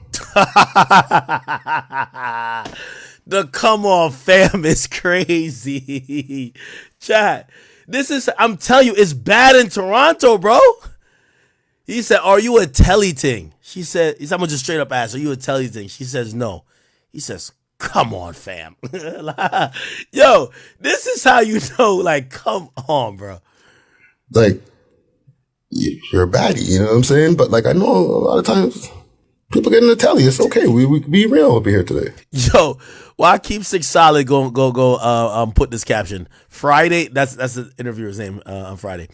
Friday asked Lady SB if she's a flesh merchant. Did I not just say no? I don't understand. Like, I just said no. I'm saying, we're having a real. Now, I'm just gonna straight off top ask. Is any of that stuff true about tellytings? What is what true? Like the people be saying, like, yo, and for the people who don't know, like, tellytings is like girls who work in the night, like working tellies and stuff, like in hotels. Doing what? Like, Working like doing. Okay, what? I'll straight. Doing. Don't make me. Are you a tellyting? Am I a tellyting? That's what I'm just gonna straight out ask what the people want to know in the comments all the time. No. Come on, fam. Like, you're a baddie, you know what I'm saying? But like, I know a lot of times people get in the telly. It's okay. We can be real over here today. Did I not just say no? I don't understand. Like, I just said no. I'm saying, we're having a real. Now, I'm just gonna straight up. Yo, come on, fam. Yo, Friday, what's going on, my brother? What's poppin', man? Hey, you know what's crazy? This is the first topic we're doing after talking about the Diller for like 4 hours. But I had to keep it. That's why I hit you, bro. I was like, she might be the female Diddy. Man, yo, all right. So here's the thing, and I'm glad I got you on here. And everybody know Toronto. That's my favorite city in the world. Really, I went there. I showed so much love. I love the culture that comes from there. I love the people. I love the energy from Toronto. Right, and you know, one thing I've kind of realized, man. I'm gonna be honest with you. Like I've learned a little bit the hard way at times. Yo, there's a lot of like attractive women from the six that's just selling that vagina like it's going out of style. You know what I mean? And I've seen it. And maybe it's just the girls on Instagram. If I see an attractive girl from Toronto right now from Instagram, I think she's selling vagina. Am I tripping? Yeah, and you know what? You ain't tripping. It's kind of crazy because I started realizing this the more years that I was doing the podcast. The more ladies that I had in who are rappers out here, and this is not all the rappers, but a bunch of them were either sliding on the pole or doing a little bit more. And then you find out cases like this, or salute to Chromas, everything that we found out what happened with Chromas and the OF, and then I'm just like, hey, I'm gonna be honest with you. You remember when I used to have Chromas on here? Like there was a couple of people who were trying to expose it, saying that she was in the massage parlors giving it up. I don't know if that was true, but I heard like put it like this, and because I said that last night to somebody, and they said, "Nah, hell nah," right? Like obviously we're not saying this, like Toronto's like Vegas, nothing like that. Like Vegas is wild, and it's more like just like prostitutes walking around, but like in America we don't expect. Like, if we found out that Ice Spice used to sell the box, it's crazy. Like, what? Like, if we found out that Meg was sucking, like, yeah, people know Meg being a freak and all that shit, but if Meg was selling the box in Houston or wherever she's from, that would be crazy. Like, even Sexy Red, like, maybe people might expect it from her, but that would be like, yo, I feel like almost in America, if you used to be just selling vagina, like, not even on some, like, a stripper shit, because strippers sell vagina, too, because, like, say Cardi B was a stripper. But if you were just a telly ting, right? Like you're just straight up, hey, come to the hotel to fuck me and give me some money.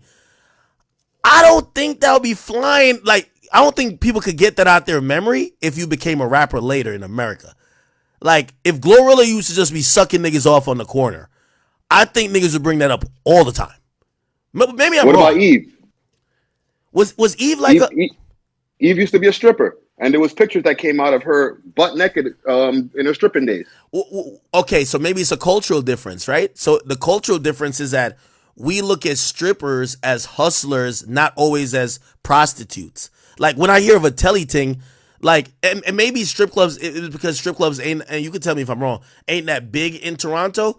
Like, we don't look at a stripper, even though we kind of assume they probably, get a little money for fucking.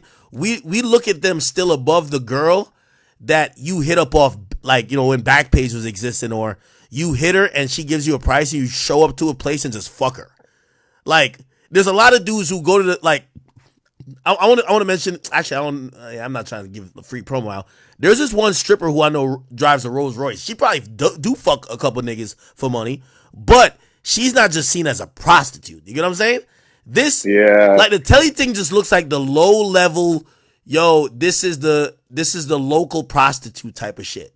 And maybe that's why it's looked down as more. The tellies that they're in most of the time, they're not in high-end hotels. They're in motels a lot of times. Mississauga Road, for the people who know, if they know, there's a lot of motels along the road over there. And Kingston Road in the East End, there's motels there. And, there's a lot of cheap hotels in downtown where the girls will just bring these guys, whether they're coming out the strip club or wherever. Okay, but the pictures that you were looking at before, you were wondering who that was. That was her. What do you mean? The pictures you were looking at on Keep Six's page, and you were wondering who's the other chick. Oh, I got one up right now. Did she snitch on the other girl? No. Scroll back up to the other where there was a picture of a young girl that was right there. That's her, dog. Before the plastic surgery. Oh, the one on the right. Yes, with the black. That's her before plastic surgery. Wait, you talking about the one on the left? Yes. Nigga, that's not her, nigga. Stop it. That's her. No, it's not. No, it's not. That's a whole different person. Fillers, that's before the titty job and all of that shit. You're lying. This is why they're posting the side by side. Wait, how'd she do that? Hack, I'm telling you, dog. Nigga, her surgeons could make Diddy look like Rod Wave then. What the fuck? Wait, how? Nigga, she looked more tanned. Like, obviously, the breasts and titties came in. But, bro, like, her face looks different. That can't be just makeup. It's magic, bro. The doctors can do magic these days. Okay, so explain it. So I'm looking at this arrest thing right here, right? And it looked like they got 5 people. How would this normally work? Like, is it like yo? I'm gonna be honest with you. Oh, I hate to tell a story. Oh, I'm gonna sound like a sucker. Should I tell a story, chat? Chat, y'all gotta tell the story, and I want you to react to the story if I tell it. Chat, should I tell a story? You know, now okay. I want to hear this story. All right. I'm gonna keep it a bean. Okay. So, all right. I got to give you out a year. This is nothing. This is the year. Like, I definitely had a little whole phase during my 1 year, like being fully single. This is like 2020, like the year I bought my house. Okay, I flew out 2 things from. They weren't even from Toronto though. They were from, I'm about to give up too much. They were from Winnipeg. I ain't gonna lie, nigga. Like, yo, I don't know what's the word on them, but nigga, anyway, I flew out 2 things. You get what I'm saying?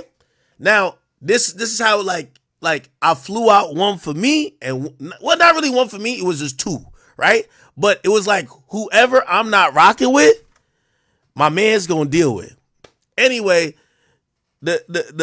the girls show up. One was a crazy catfish. This shit was like ridiculous, nigga. I've never seen such a thing. Like, I mean, nigga, I felt like, bro, it was such a catfish, bro. Like, I was just like, yo, nigga, like, it was crazy. Like, I couldn't, no. Anyway, she was acting up anyway too, so she dipped, right? She low key had dipped. No, here's the crazy part. So she had dipped. I was like, yo, bro, this chick look crazy. Anyway. I feel like they're going to hit me up like, yo, what? Because, like, I'm being mad specific now. Anyway, so I had a hotel for them. Real talk. I had a hotel for them. So, like, they're acting up, whatever. All right, I send them back to the hotel. I'm telling my man's like, yo, bro. My man's looking at me like, yo, Act, this is why you got to FaceTime these. Because I had a bad habit back then. I didn't FaceTime girls. I just flew them out. Like, nigga, like, I just look on your Instagram like, you going to look like that. I just flew them out, nigga.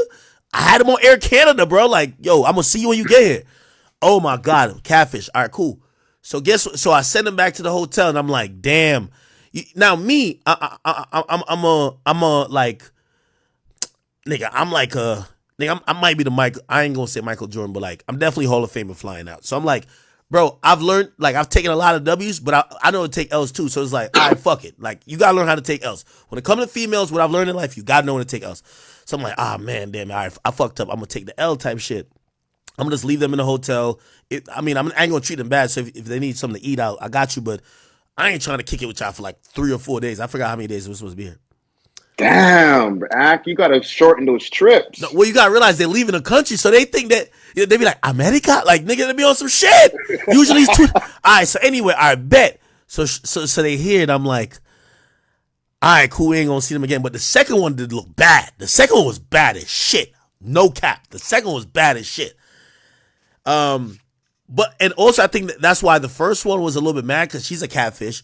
She's seeing that, like, me and my homies kind of looking at her friend like, oh, you are baddest, like, bad. But since the main joint is acting, all right, go back to the hotel. Anyway, I get a call the next day. No, I ignored him for a full day. The third day, I get a call from the other girl. I don't even know how she got she had my man's number. It was like, yo, could I link up with y'all? I said, oh my God, I've been trying to duck y'all. I want y'all to go back to Canada. Shorty comes. She said, no, just me by myself, Dolo. She comes. You know what she says? She says, I'm going to be honest with you, I just can't do this. I said, well, what are you talking about? She's like, yo, me and that girl, we've been fighting ever since that night. I think she kind of saw that, I think I look whatever, and like, we've been just beefing. I'm like, damn, that's fucked up. I said, yo, she was doing too much though.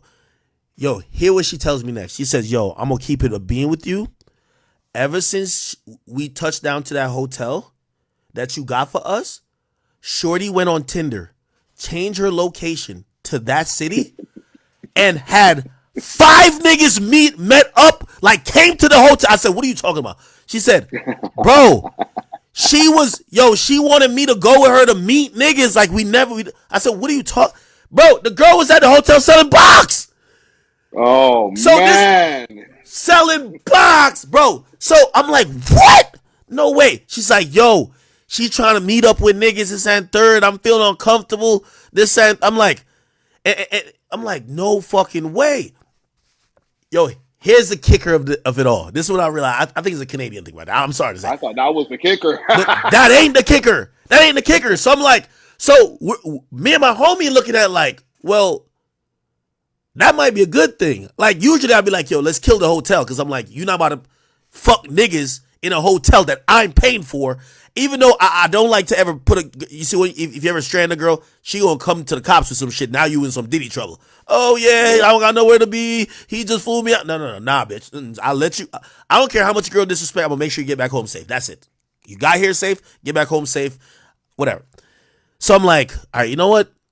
All right, this chick just selling pussy in there. Fuck it, man. That's an L. I just gotta take the L.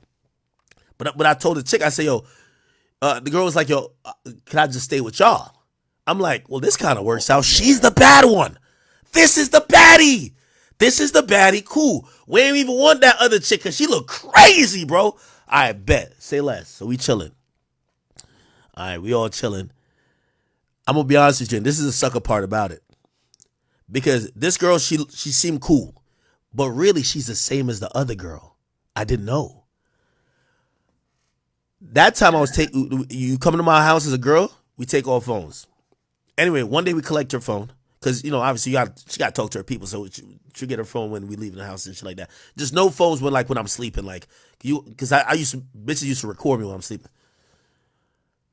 My nigga, her phone was open.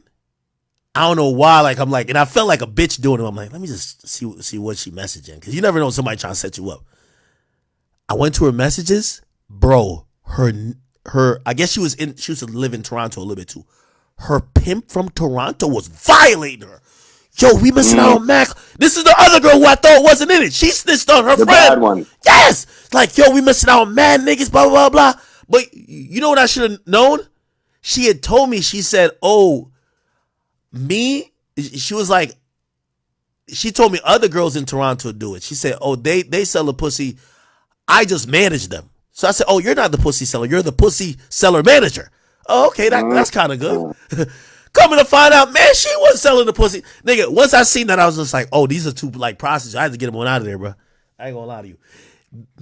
Yeah, but you know what it is to act. A lot of times they do both, or they graduate. They used to be box sellers, and then they become box managers. No, well, that's what I get to realize. But I'm gonna be honest with you, like, especially that girl, I was just like, yo, nigga, she was bad as shit. I was like, yo, low key, if she wasn't that, like in America, a bitch like that's gonna get like a rapper to wife her without selling pussy. Just post a couple of thirst traps. Like, niggas gonna holler at you, take you on a date to Poppy Steak or whatever, like, say less and then try to date you. Like, that's what I was confused about Toronto. I'm like, the badder they are, the more they sell pussy. It's crazy. And over here, the badder you are, I'm not saying you're not gonna be a whore, but the more you get to link with rappers. Like, the same bad bitches just keep fucking rapper, and one nigga fall in love and you wife her. Yeah, but I think you should go scroll to the do the slide on the post that you have up on the screen right now, because there's a little bit more than what they're charging than just selling some box. Okay, let me read it. Sabrina, they have her on a human trafficking ring. What that mean? Explain it, and you got to explain how it's done. So human trafficking is basically pimping, but having a bunch of girls rather than just maybe one or two hoes. You know what I mean? So they might have got a bunch of girls from different small towns, brought them to Toronto, took their passports, and this is all allegedly, right? Took their passports. Oh, they doing that? Are holding them against their will, and now they have them working at different tellies, and maybe having them working in strip clubs in different places. They could have them in the form of doing OnlyFans content, whatever it is. they have a stable of bitches. Oh, I see somebody in the comments said she should have stuck. She sounded like the girl that I was saying a little bad in the situation with me. I said, somebody in the comments said she should have stuck to selling her front. She tried to be a real P, and look what happened. So she was trying to sell other girls. That's what she's being charged with. Her and the other five individuals. Oh. And 2 of those guys were at the interview. That you had posted on that you just posted just now. Yeah. Oh. They were in attendance at the interview. So when I saw that news story go up, I was like, damn, I saw all of them niggas. Maybe the light skinned dude next to her, he was there, and if I'm not mistaken, the dude right underneath her to the left. Wow. He was there too. So wait, how does this work in Toronto? Like again, even when I went there, I felt like it's a heavy escortish, maybe sex selling in like lifestyle going, especially if you're into nightlife. If you're into nightlife, and maybe it's just because like people looked at me as like, oh, he probably got some money and he's popular. Yeah. But it, you know what I mean? It looks like the regular girl is selling that box. How would this normally work if she's a telly ting, or if she was like trying to be the telly ting manager? Well, and listen, I'm just going from my way back in the days past the experience. Friday's cool, man. Listen, yo, if you getting the telly things, Roger Kraft was getting rubbing tugs at spas out here, and he a billionaire, man. No. I'm not saying that. I'm just saying I've known a lot of pimps in my lifetime, and pimpsters. Wait, you never fuck one of these telly things? Say again? You never fuck one of these telly things? Come on, bro.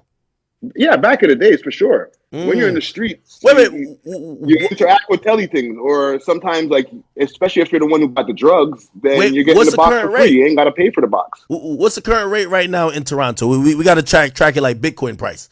Like, what's the current rate for some box? I have no idea, dog. That's, I don't know if there's a Google search for that. Wait, but you tapped into the streets. I know it's a fact. I'm not saying you do it, but like, what was the word on the street that if you wanted to smash a lady SB, you'd have to pay? Are we talking about 5 bands, or are we talking about like $300? I'm looking at just how a lady SB looks with all the work done and everything like that. Yeah. It's probably about 2 bands. 2 bands? And then if you're looking at like the crackheads and shit like that, then obviously we're talking in the hundreds or lower hundreds. But a girl like a lady SB, she could be put more into the escort category, where you can maybe bring her to a function or something like that. Maybe not her, because she has her work is a little bit overdone. But girls who have work done, you can smash them later, but you also can bring them to an event and put them in an evening gown. Yo, I ain't gonna lie. A lot of people in my chat say, yo, lady SB in Atlanta would be $250, man. And you nut inside of her. That's what they say in the chat. That's crazy. Yeah, like they get straight to now. I get number, but she's a big deal. You see, I don't think they know that her name is like recognizable. You know what I mean? It's recognizable. I'm not going by the name though, Ak. I'm just going by the body, the look, and the amount of work that she has done. Yeah. If some rich guy comes in town, or some businessman who's moving around, they got the kind of money, and they're going to be spending it on a girl who has a whole bunch of plastic surgery done, unless they have like a natural fetish. You know what I'm saying? Okay. All right. Damn, box selling is going crazy out there. So is the human trafficking thing like a popular, like, because, we talking about the Diddy stuff now.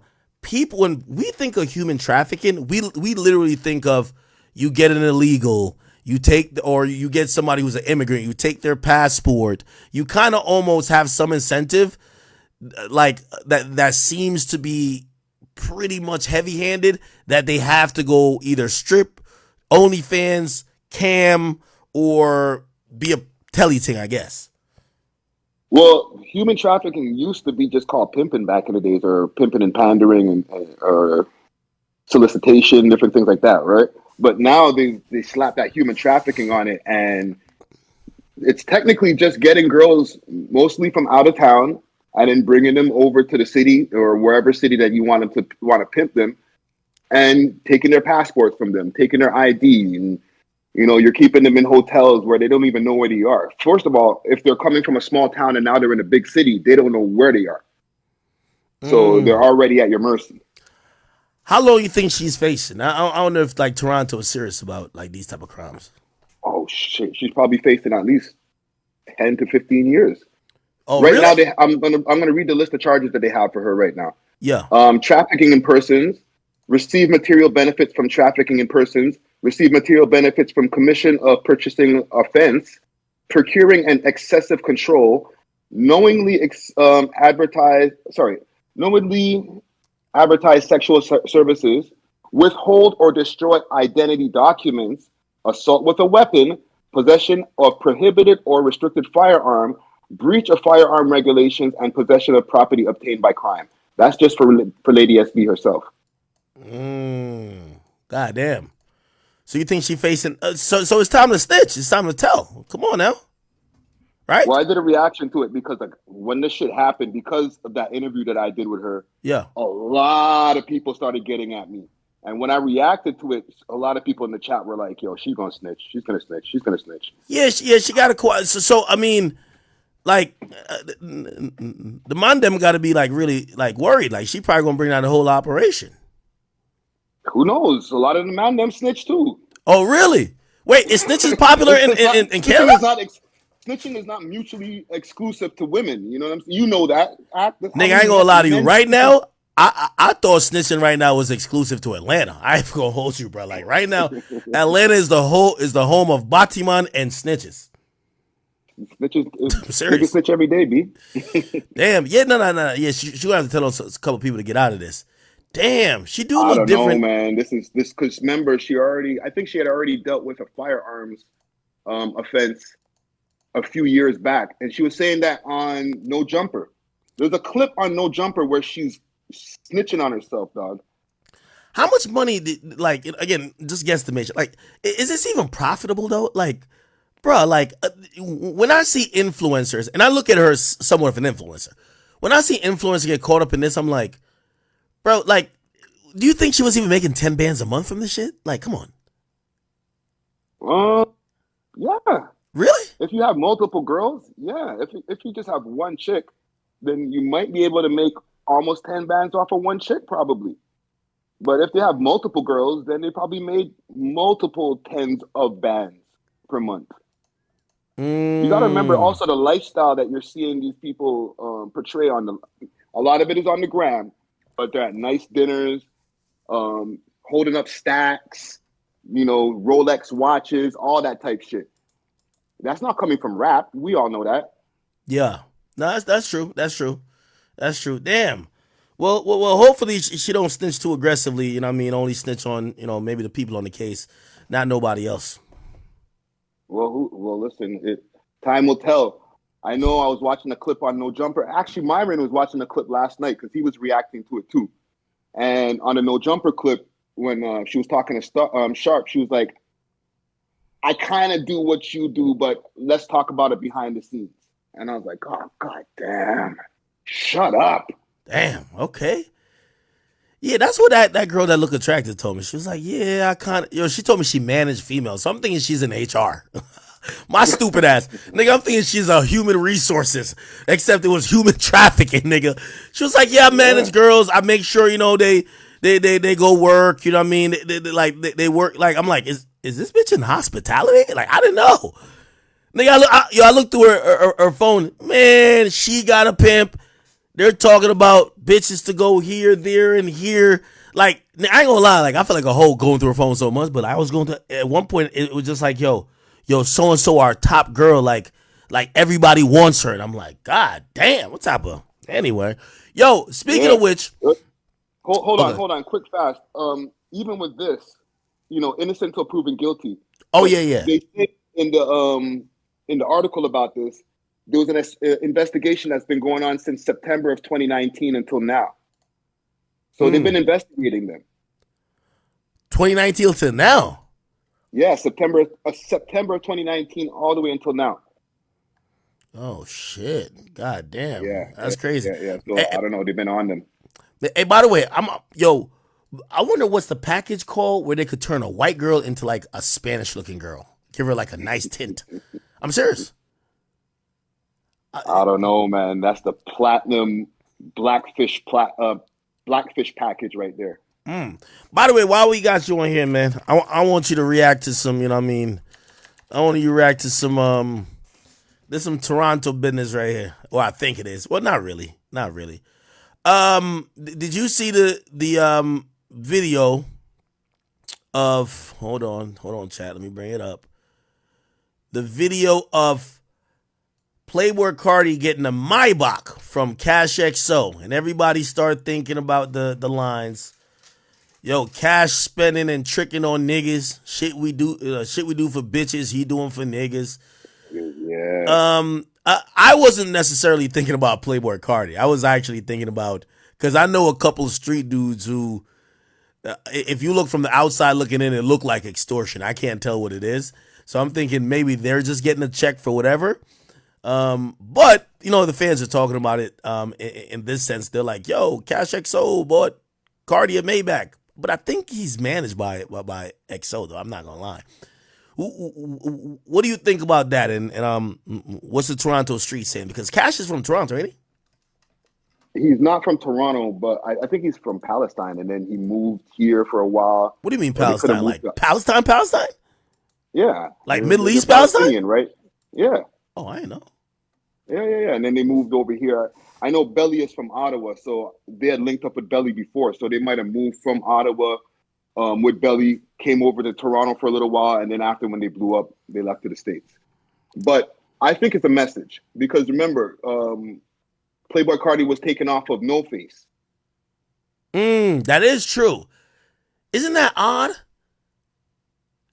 Yo, you know what's crazy? If you ask me, they take Playboy Cardi off of No Face, and now Cash posts this post over here to show he with us. Yo, honestly, I think there's some very interesting shit going. It's like politics. It's like a passive aggressive, almost political beef that's happening. The Weeknd also, ironically, just posted Pharrell, who we all know. Yeah, it's on his Instagram right now. He just posted Pharrell, you know, with a crown on his head and then a hat, almost like giving him the ultimate credit. We know Drake been dissing him. It appears that, you know, and by the way, then he posted Playboy Cardi and Pharrell. I don't know, man. Yeah, you see why everybody's focusing on Kendrick and Drake? The side beef is what's really happening. The Weeknd and Drake, or XO versus OVO. Which, by the way, you know what's also interesting? I seen Nicki Minaj give credit to the Weeknd, and I'm like, yo, somebody from Drake team got to tell Nicki that he don't fuck with that nigga. Yo, it's because Nicki commented, I think she was just like, she was like, salute to the Weeknd for still having that sweet voice. Let me see if I could pull it up right here. And the Weeknd even, Nicki says, how does the Weeknd still have that sweet, young sounding falsetto? And the Weeknd hearted it. And I'm like, damn, Nicki, you got to realize Drake don't fuck with that nigga. What's the temperature right now of this XO OVO shit, man? I don't know. The last time I checked in on it, I had an interview with a gentleman named Peter Adiwal, who's connected to the Hells Angels.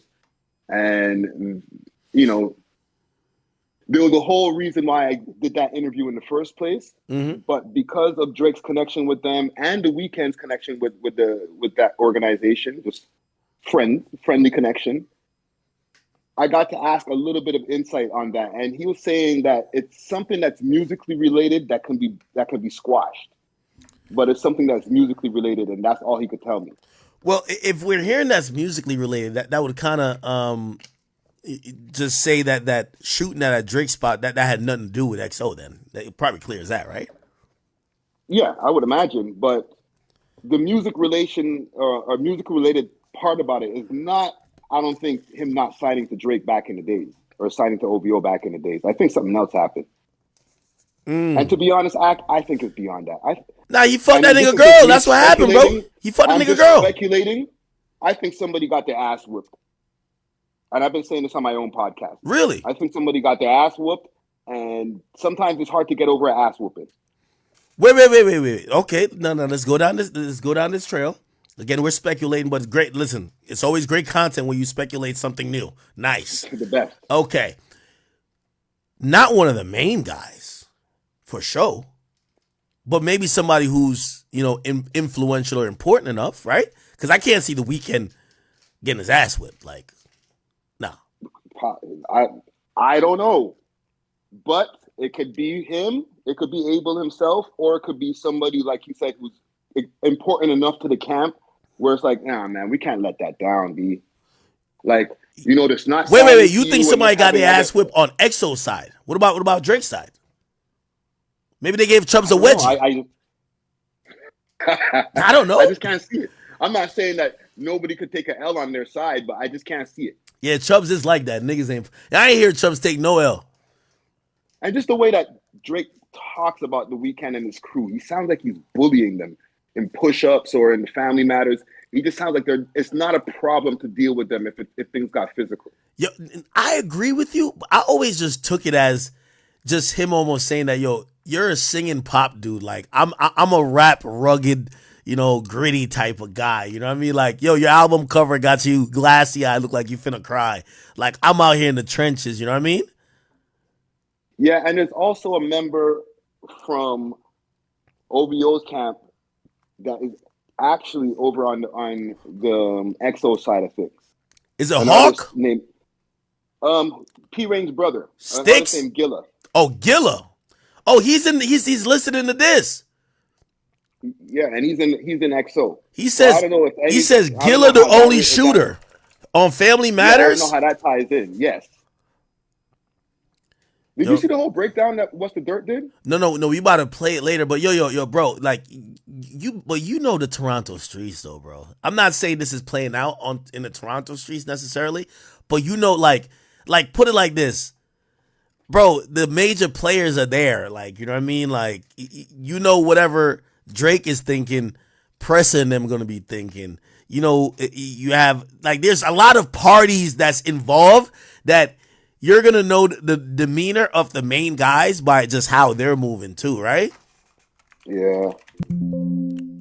I don't know, man. There's just tension that's never been resolved there.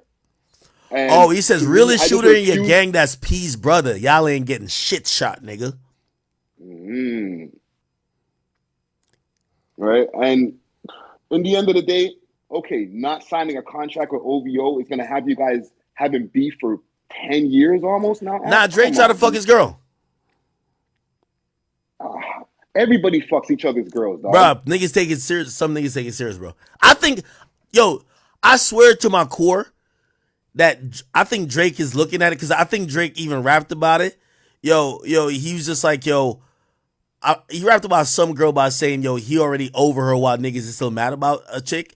So I think Drake, and I think Drake is a demented person. I like Drake though, but I think he's a demented person. Like, bro, I don't think he sings about love, but there's no way he understands love. He don't understand that. Like, me, nigga, I know, like, if you were with a girl for 5 years, I know if y'all broke up 6 months ago, y'all still together. Like, I'm not gonna go try to fuck her, especially if I have respect for you. You know why? Because I know how relationships are and I know how love is. So when niggas say they ain't together, they're still together. They're going through whatever they. So when I be hearing that Drake fucking these niggas bitches, is like, bro, you gotta be thinking that it gotta be a power play where you just think, bro, I wasn't trying to fuck the girl of your life, like the love of your life, my nigga. It's one thing if, like, we're fucking hoes, but the girl of your life, no, fuck no. But okay, put it this way. If Drake is smart enough, and it's not okay what he's doing or what he's alleged of doing, but if Drake is smart enough to know that this chick is for the streets, that he's able to fuck her, why isn't somebody like The Weeknd or Future or whoever's mad at him fucking their girls know that girl was for the streets? It's respect. How would they not know it? No. But sometimes he don't even fuck them.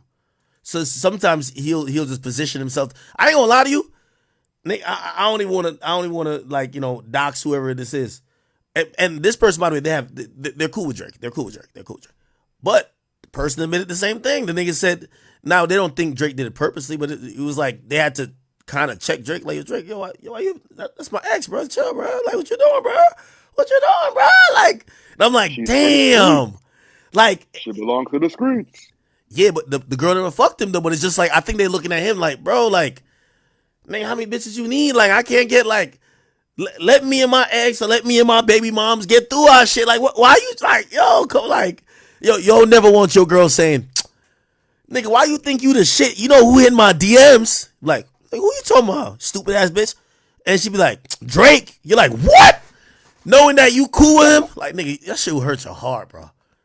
Yeah, but you're acting like these niggas is regular niggas who are working at Walmart and Drake or some basketball players swooping in, taking their woman from their defenseless asses, dog. These niggas is rich too. If they can't hold on to their bitch, then that's on them. But it's not even it, bro. Like, yo, it's what I'm. Yo, let me tell you this. If I like, in business and in life, when you value a relationship or value maybe not even the relationship you have with them, you value their importance in the game.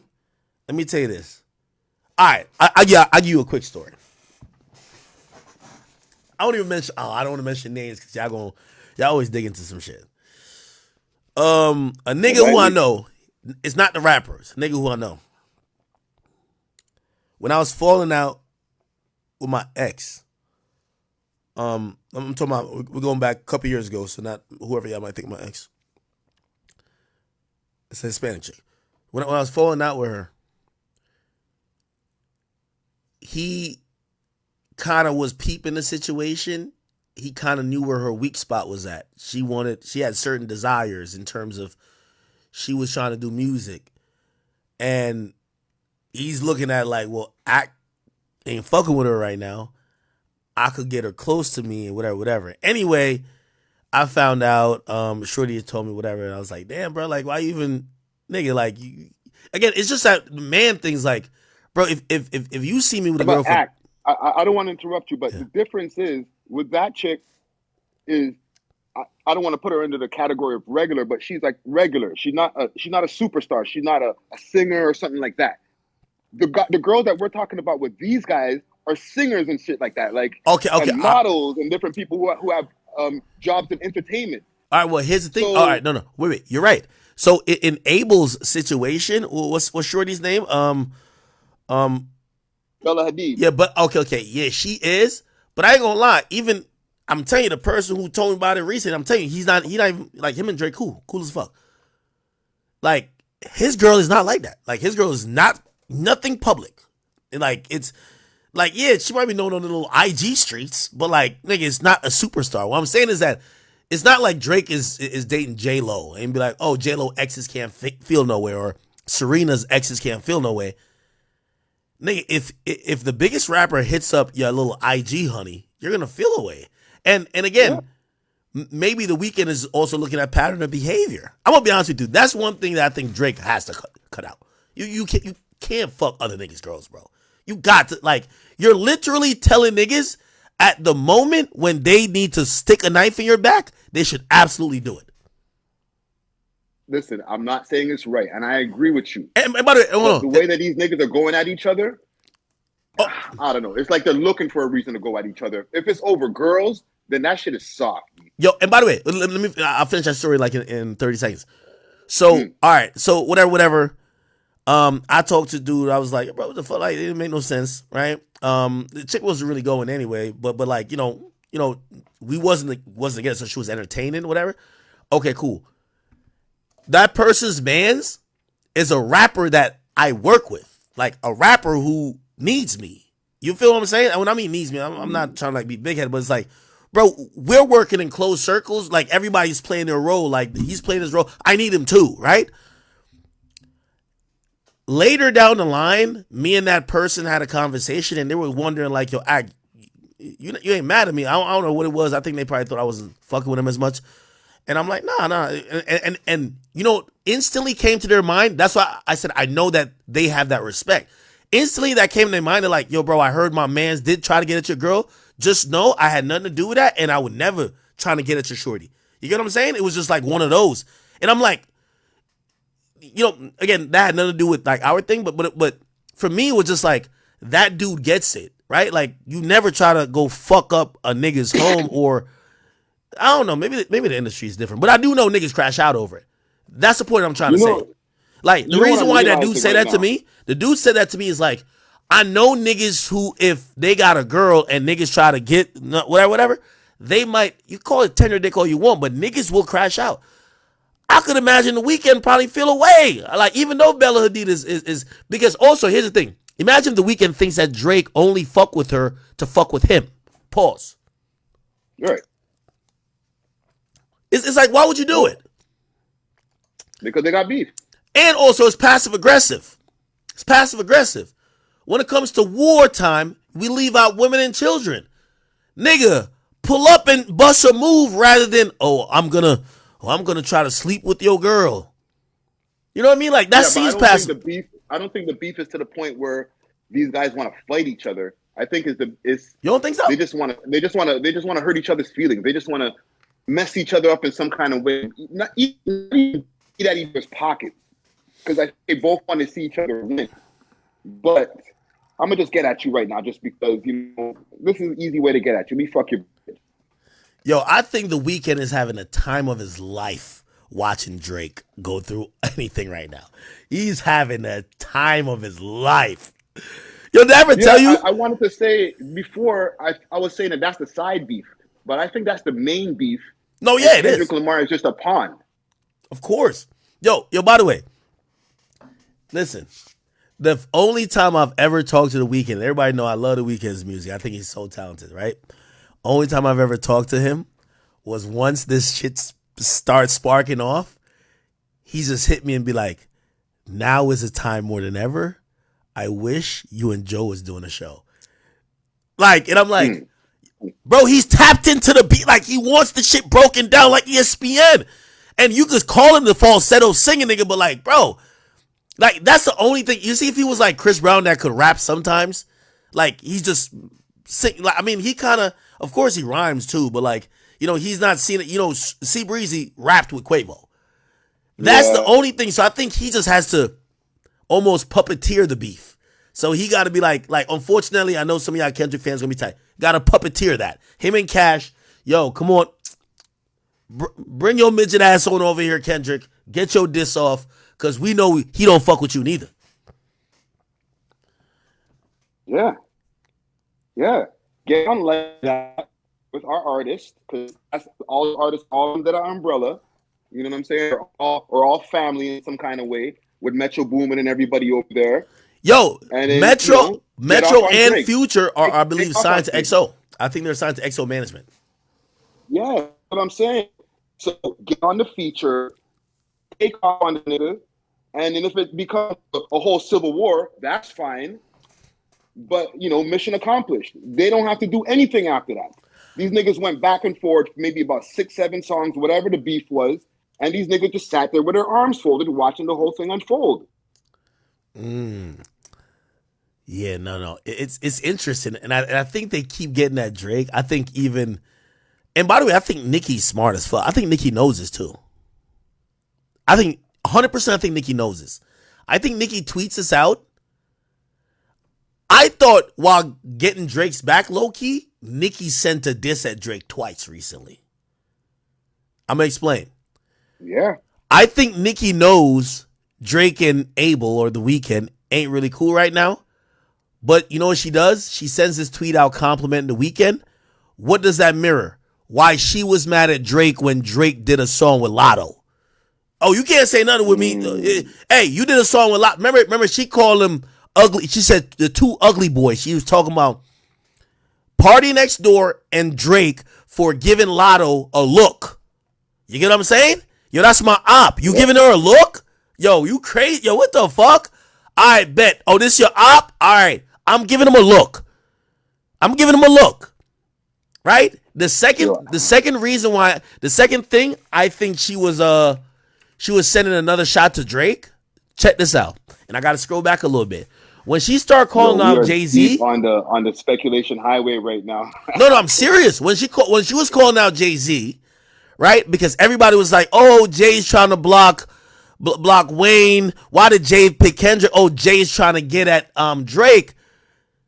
She defended Kendrick, but she sent and chat. Tell me if I'm reading this wrong. She's kind of like left a little bar in there that made it seem like she was getting at Drake because of Drake before never holding her down. Hold on, let me see. Chat, I'm gonna give me a second. All right, watch, right here. Watch. Here we go. Hold on. No, not this one. Give me 1 second. It's right here. No, it's Boosie. I think this is it. No, where is it? It's right here. Hold on. Okay, hold on. No. I think it got deleted. Oh, it did get deleted. Instagram deleted from my page because I didn't blur out the N-word. She said, yeah. All right. Is that the one the statement that she leaned in with the hard ER? Yeah, but I wanna read a tweets. Lil Wayne Super Bowl. Give me a second. I'm gonna find the whole shit.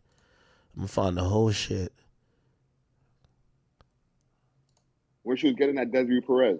No, yeah, there's one getting at Desiree Perez too. But hold on, let me see.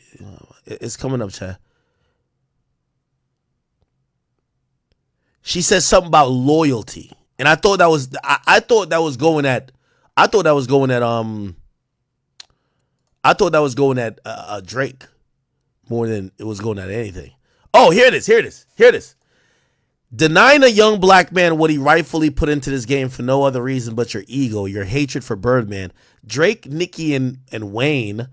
Birdman. Drake and Nicki got you punishing Wayne. Lil Wayne, the GOAT. Nola was good. Eminem stood firm on having 50 Cent come out. A white man. Shit sad. That's the important part, right? Then it says house N-word tings, but good for them. No loyalty? Welp, them niggas will keep sunning you. I felt that was talking to Drake when it came to Jay-Z. Saying that Drake has... am I reaching here? It felt like she was saying to Drake... She's saying to Drake like, yo, that's a way... Like, basically almost saying, nigga, it's really us versus everybody. Because she's almost saying, yo, Drake, you're choosing when you fuck with us. Like, you should never have Lotto on your fucking record. Bro, it's YMCMB. What the fuck are you doing?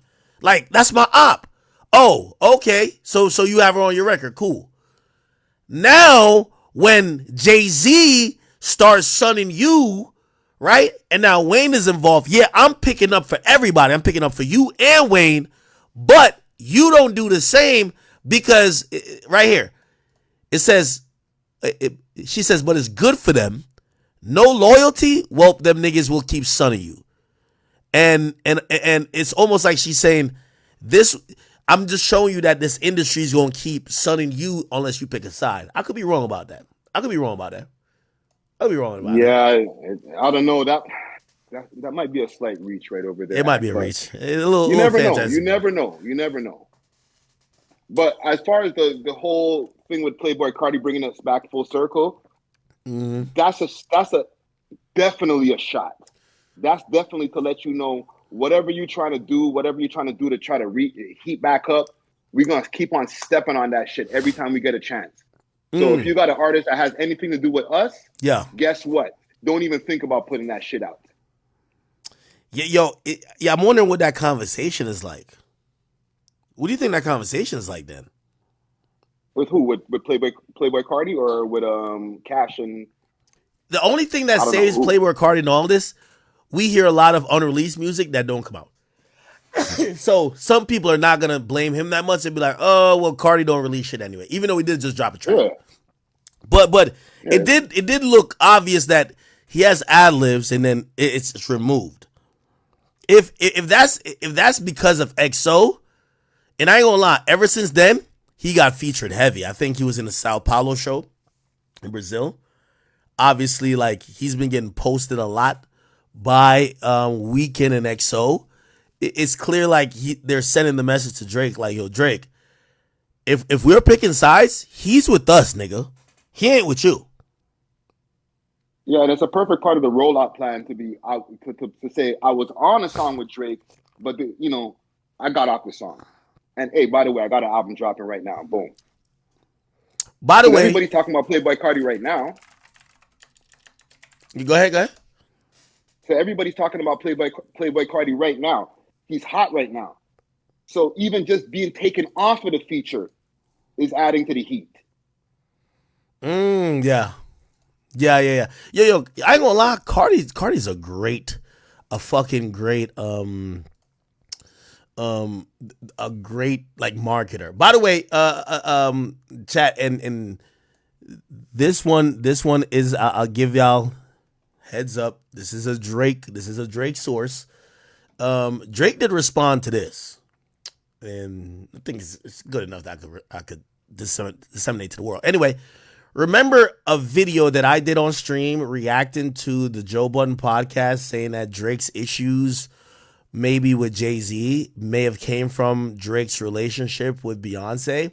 I'll play this video. Here we go. Anyway, apparently like Drake helped work on Beyonce's House album and then he drops an House album before that. By the way, I was repeating rumors that people have said that Jay might have an extra incentive to shit on Drake because there's rumors that Drake tried to step on the rollout of Beyonce's House album. You get what I'm saying? When he dropped Honestly Nevermind. I'll play the clip and then I'll tell you what Drake said and then I want to hear what you guys say Friday. That's what people were saying. You know what I'm saying? I don't know if that's a thing.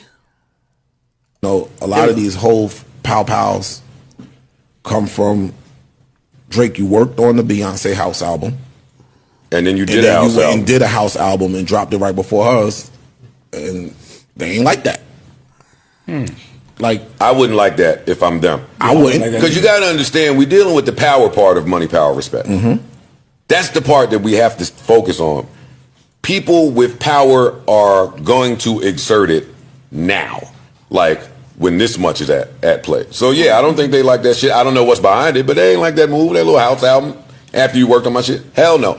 Oh, I also got a little bit of tea. Spill it. Come on now.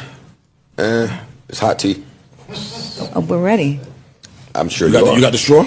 You put a little more water in it. You can water down the tea. I mean, Cam and them kind of alluded to there being something behind the scenes at play between the parties involved. And I don't know if I got the same tea as him. But I'm hearing that there was an event where something happened backstage that, Between whom? I can't say. I can't say because the tea is too hot. But something happened backstage at one of them shows. Put some milk in it, nigga. I can't. That's the salt. Put something different. Come on, you gotta get stupid. Put some milk in it. Lemon, salt. No, because it's the hottest of teas. It's the hottest of. You can't cool it down. It's the scorching. No, there's no way to new edition that one. Lava tea. You can't. But these things are at play. Like, can you say what? Not who, but what happened? Was there argument, a disagreement? There was something that went on backstage that would affect the decision making and makers of events like this. And it just contributes to the reputation that Wayne has for being inconsistent. I don't know if he has that. Okay. All right.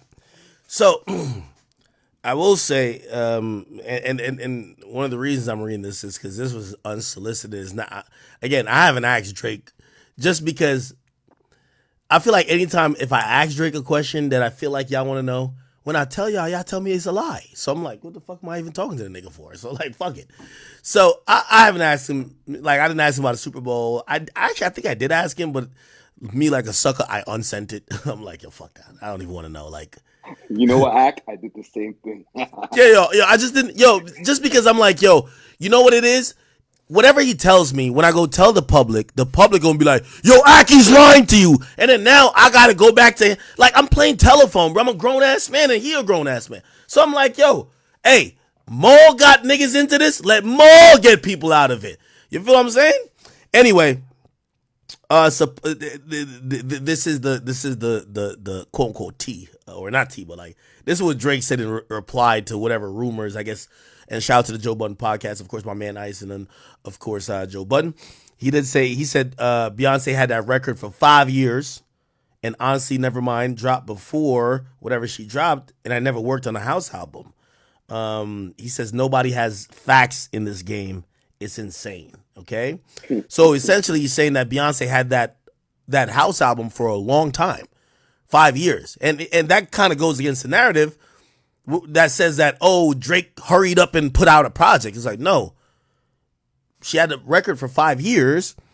He says, honestly, Nevermind dropped before whatever she dropped, but he said he never worked on a house album. Okay, and you know, so he never worked on her shit neither. I didn't clarify. Actually, this message, like, this was sent to, like, not only me, it was my team.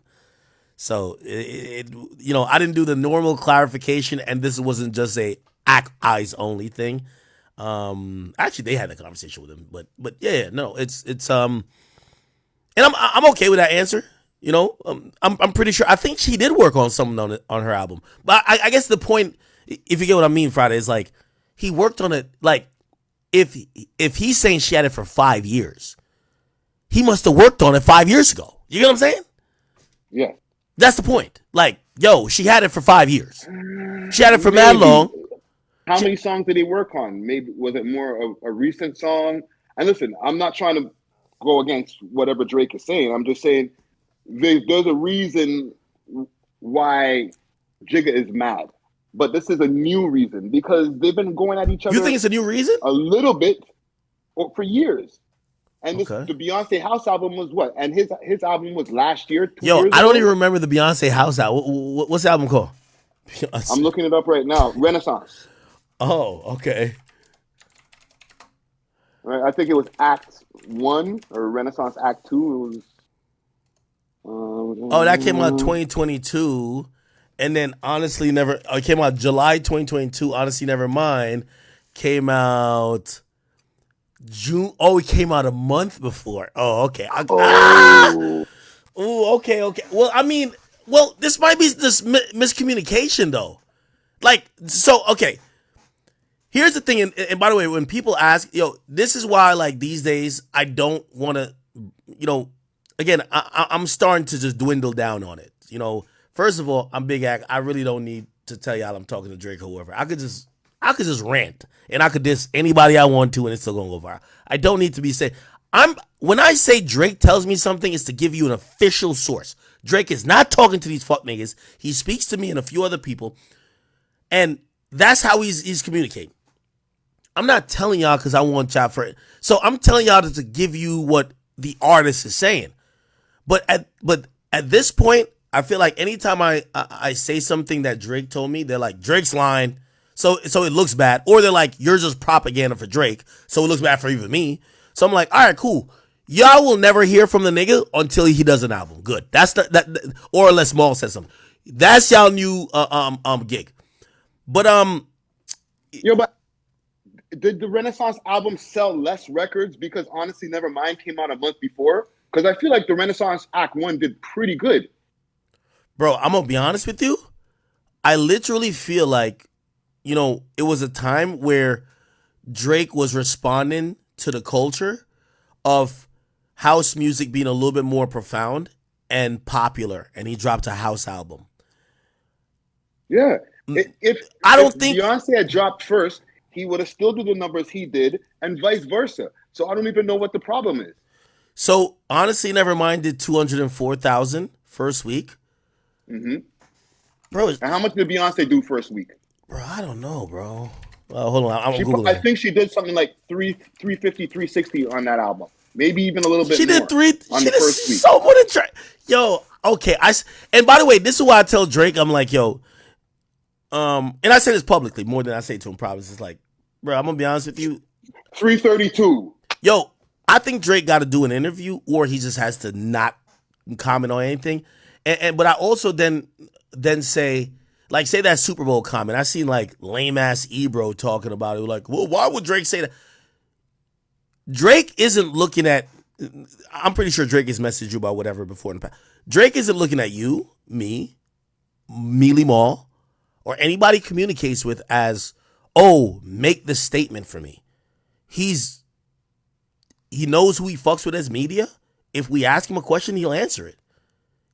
I guarantee, and y'all know I don't fuck with Mealy Mall. It's no way on earth he said to Mealy Mall, hey, by the way, could you let people know that I got offered the Super Bowl? I'm pretty sure Mealy Mall probably brought it up in a conversation, and Drake just said, I don't know if niggas think I should be mad. Like, bro, I got to turn that shit down mad times. I'm pretty sure that's exactly how the conversation goes. Now, yeah, Mealy and then it becomes, yo, can I say that? Yeah, whatever goes. I'm pretty sure it's not even that, because when me and Drake talk at this point, I know what is personal and what's public. You get what I'm saying? Like, he said shit to me, I'm like, all right, Ak, this is some shit. Like, you don't have to be a fucking idiot to realize you don't say that, right? Or this is him just saying it as, yo, Ak, this is me. I fuck with you, so I want to give you some clarity, right? Versus, hey, this is like my response to some public shit. You get what I'm saying? Yeah. So you learned it. I guarantee he didn't ask Drake because I guarantee it, bro. Bro, half of the things at this point with Drake, I don't ask that nigga if I can say it. The fuck? I just tell y'all.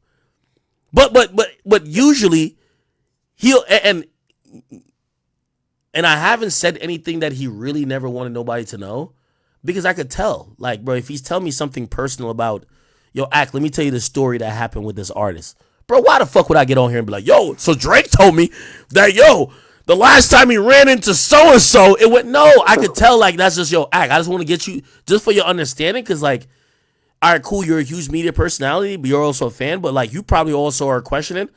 Like, just to let you know, this is for you to understand me, right? Not thinking I'm some fake-ass nigga, blah, blah. Okay, this is what happened, right? Like, I don't want to mention no story in particular, but people from the outside, they don't realize that when we talk to a lot of these people behind the scenes, the reason that they feel comfortable to talk to us is because we're not blabbermouths. It's because we don't go tell everything that they told us. Yo, when I always tell people when me and Drake first start like communicating, bro, he used to be unsending everything. Like, he was, you could tell he was just like, yo, bro, you're the feds.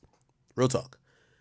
Yeah. Now at this point, bro, a lot of even the things I discuss on air, like, I know why certain guys don't like him. Like, for real, for real. I know what at least his side, their interaction was, but he didn't say, Ak, go tell the world. Now, I'm not going to call nobody's name, like, but I know half of these niggas who have either sneak dissed him or they fell apart, like, he's explained most times voluntarily, just like, yo, bro, and so I seen you talk about that, or because Drake watches everything. It's like, I see you talk about that. That guy is blah blah blah blah blah blah blah. I'm not gonna get on stream and be like, well, Drake told me. You get what I'm saying?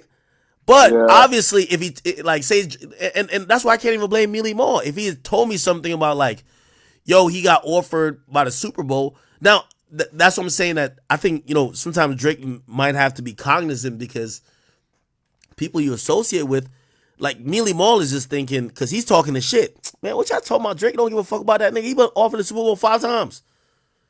Oh, we didn't know it was that. Oh, shit. Oh, my bad. I shouldn't have said that. So he's not telling Mealy Mall to say it, but Mealy Mall knows the information because he talks to the dude. But that's why I also get. We also got to know, saying certain things on a podcast, on a public platform, that is behind the scenes information that nobody else will have, no other platform will have, is going to turn you the fuck up. You know that. No, of course. And that's what I've always told people. I'm like, I talk to Drake. Like, bro, he's told me things that if I ever wanted to fucking, like, just be like, yo, we're going super duper viral. We're super duper viral. But you learn, well, I learned to, like, all right, bet. So if, like, for example, like, okay, when he was dropping Family Matters, bro, he knows I'm asking him in the context of, yo, I'm out right now. Should I stream tonight? Like, we popping off tonight? Like, that's what's happening? Mm-hmm. He was even guarded with that info until he was just like, yo, bro, yo, just hop on stream in 30 minutes, yo. It's gonna be a good night. I'm like, all right, bet I get it. Because you know what? He knows when Kai Cenat calls me, and he didn't talk to Kai that night. Kai Cenat calls me because the clip went viral quickly. I tell Kai, yo, Kai, stay on stream. Right? That's not like a PR thing. That's just him, bro. He don't talk to many people. But this is why I also get to the point of, and I wonder what you think about this. I do think that he's going to have to speak through either an interview or just get on your live or your radio show and just speak, because what's happening now is that everything that is involved with you, they take it the wrong way. Like, the question is, well, why would Drake want to send somebody go say that he got offered the Super Bowl? He must be really mad that Kendrick got. No, that's not what it was. Nigga asked him about Kendrick. You know what I'm saying? So I do think that, ultimately I benefit from that, right? Like, if Drake don't talk to most of these niggas, but he talk to me, I benefit from it. But I also understand how it hurts him. So, like, that's why even now I encourage him to speak for himself. Like, yo, bro, just hop on your music or your radio show, and even if it's 10 minutes, like, speak from your own words. On the We Love Hip Hop podcast. Yeah, or shit, hop on. I don't care where it's at. You know what I mean? Because what happens is a lot of times people get info. Like, for example, right? I just said this Beyonce shit, which is like, Drake didn't tell me to go tell y'all, but like, I don't think that's like some private conversation. I'm gonna be honest with you. That's me making that decision, right? Like, first of all, he messaged an account that he knows other eyes see. He knows this is our new, like, he knows how to just talk to me if it's just me. And I'm like, yo, he's just clarifying something to us. And I guarantee, I get it. Okay, so that clarification, I'm talking to Friday, the most lit Canadian media member out right now. Cool, we're talking about Drake, we're talking about The Weeknd. Beyonce comes up, oh, let me just clarify this that Drake said. Did Drake say it now? Fuck no. You know what I'm saying? He'd probably be cool. He never said ever say something publicly. He'd probably be cool with me not saying nothing at all. But me understanding. But here's the thing. For me, it's important to counteract some of the narratives, right? Because, Joe Budden gets on his podcast, and shout out to Joe, media great. He hears something. Ice hears something. Well, the direct artist tells me something else. The other way of him doing it is him just getting on his social media and just throwing it up on a story like, yo, just posting a clip and be like, cap. You know what I mean? But that's just not. That looks defensive. That looks very defensive to do something like that, though. That means you're listening to every single word that they're saying over there on that couch in New Jersey. Yeah. So you don't want to look like that. And the only reason why it looks, everything is, that's why I say I want Drake to speak for himself a little bit more now, is because we're in a time they're trying to make everything with him look bad. For example, yo, Kai Cenat got a song from Yachty. Nigga, Yachty told me, he said, yo, I have this. No, well, I had the same song then. Also, Kai Cenat got a song from Dirk. Bro, I have the full song on my phone. I didn't get it from Drake. You know what's so funny? Drake has never sent me a song. That's what people don't realize. Drake has never said, here's a song. He's told me songs about to come out. But usually of course, I have leaks at every label if I need to. But that's what people think, that, oh no, he's leaking things via act. No. You know what I mean? And by the way, this isn't let's feel bad for Drake shit. I guess I'm speaking as a media personality saying, yo, I think Drake right now is in a position where many people have been in, where people want to interpret shit negatively. And it's probably better for him to speak, to try to control the narrative a little bit more, because anything that comes through act, even Millie Mall or anybody else, they're gonna take it as a cowardice way of putting out information that is supposedly reactive instead of just doing your thing. You know what I mean? And I think Drake needs to give us a full interview, maybe an hour-long interview, right before he drops his next album. And by the way, I'm a little torn on you saying that, because I agree, because I love this shit, right? But I'm a little bit torn. Bro, why doesn't nobody say that about Kendrick? he's caused the most tumultuous moment of this year, of this decade. And nobody says he needs to explain himself at all. So why does Drake? Drake has done more. He's done more interviews than Kendrick and Cole combined. Why does he? Because in the eyes of the public, Kendrick has taken the W, so he doesn't have to go and do an interview. But with wait, the L that Drake took, hold on. People think, okay, he needs to respond to all of the different things, the allegations. No, but respond in music. Okay. No, I'm getting everything you're saying, but why isn't it? So because you think that Kendrick took the W, he doesn't have to explain himself? Yo, I keep telling people, if we really want to be honest with ourselves, we are a little bit spoiled when it comes to Drake. We'll say Drake needs to do A, B, C, and D. Yo, Kendrick killing him right now. That nigga falling off. You look on the stats, Drake's streams are killing Kendrick. Nobody cares about that, but nah, Drake got to respond to this. Nah, Drake got to do. Why don't we ever have the same type of attitude towards, like, what? And I'm asking you a serious question. Why do we never say, yo, J. Cole has to give us an interview to explain why he apologized? Why not? That's a good question. You know what? He doesn't, right now he's lost so much respect that people are not even checking for what his next project might be right now. Bro, that's not true. Wait until everything cools off before he drops the next project. Bro, that's not true. I don't even think people want to hear from him. Yo, chat. One in the chat, and y'all tell me if y'all agree with me or y'all agree with Friday. Bro, yes, J. Cole went through it, but especially after this battle and seeing what happened, J. Cole could drop next year. His sales does not go down. People don't give a fuck. Next year. But what about if he dropped this Friday or tonight? Well, I think people would think you'd be addressing it, but I still don't think it affects him as much as, yo, we expect things from Drake we don't expect from anybody else, bro. I'm telling you. J. Cole does, yo, if it was Drake, we think Drake has to explain himself. We don't think Cole got to explain himself. We never think Kendrick got to explain himself. Kendrick just started a whole campaign of hate when the two other people say, we're the big three, like we started a league. That's what they said. He got jealous and say, fuck the big three, it's just me. He then baited another guy to battle him, who then apologized, and another guy who then said, I'll battle you. Okay, good, whatever the result is. But nobody says Kendrick got to explain himself of why the fuck he felt insecure to start those issues with people who weren't directly shooting at him. Why does he have to respond? So that's my whole point when we talk about this shit. Oh, Drake got to do. I know why the people feel he should respond. What? Because out of the big three, Drake posts the most. It goes back to even the conversation I do agree with that. With Drake being the most accessible.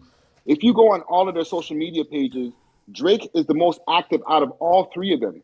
So he's the most vocal out of the three. So when anything happens, people are like, so what's your answer? What you got to say to that? Where the other two have set a trend of barely talking in the first place, so you don't expect the same from them. I'm just going by what the public may feel. No. You know what I'm saying? What you just said, I couldn't agree more. I guarantee Kendrick's first interview, let's say it's an hour and a half, not one question in that interview will be about, yo, did you really slap the fuck out of Whitney?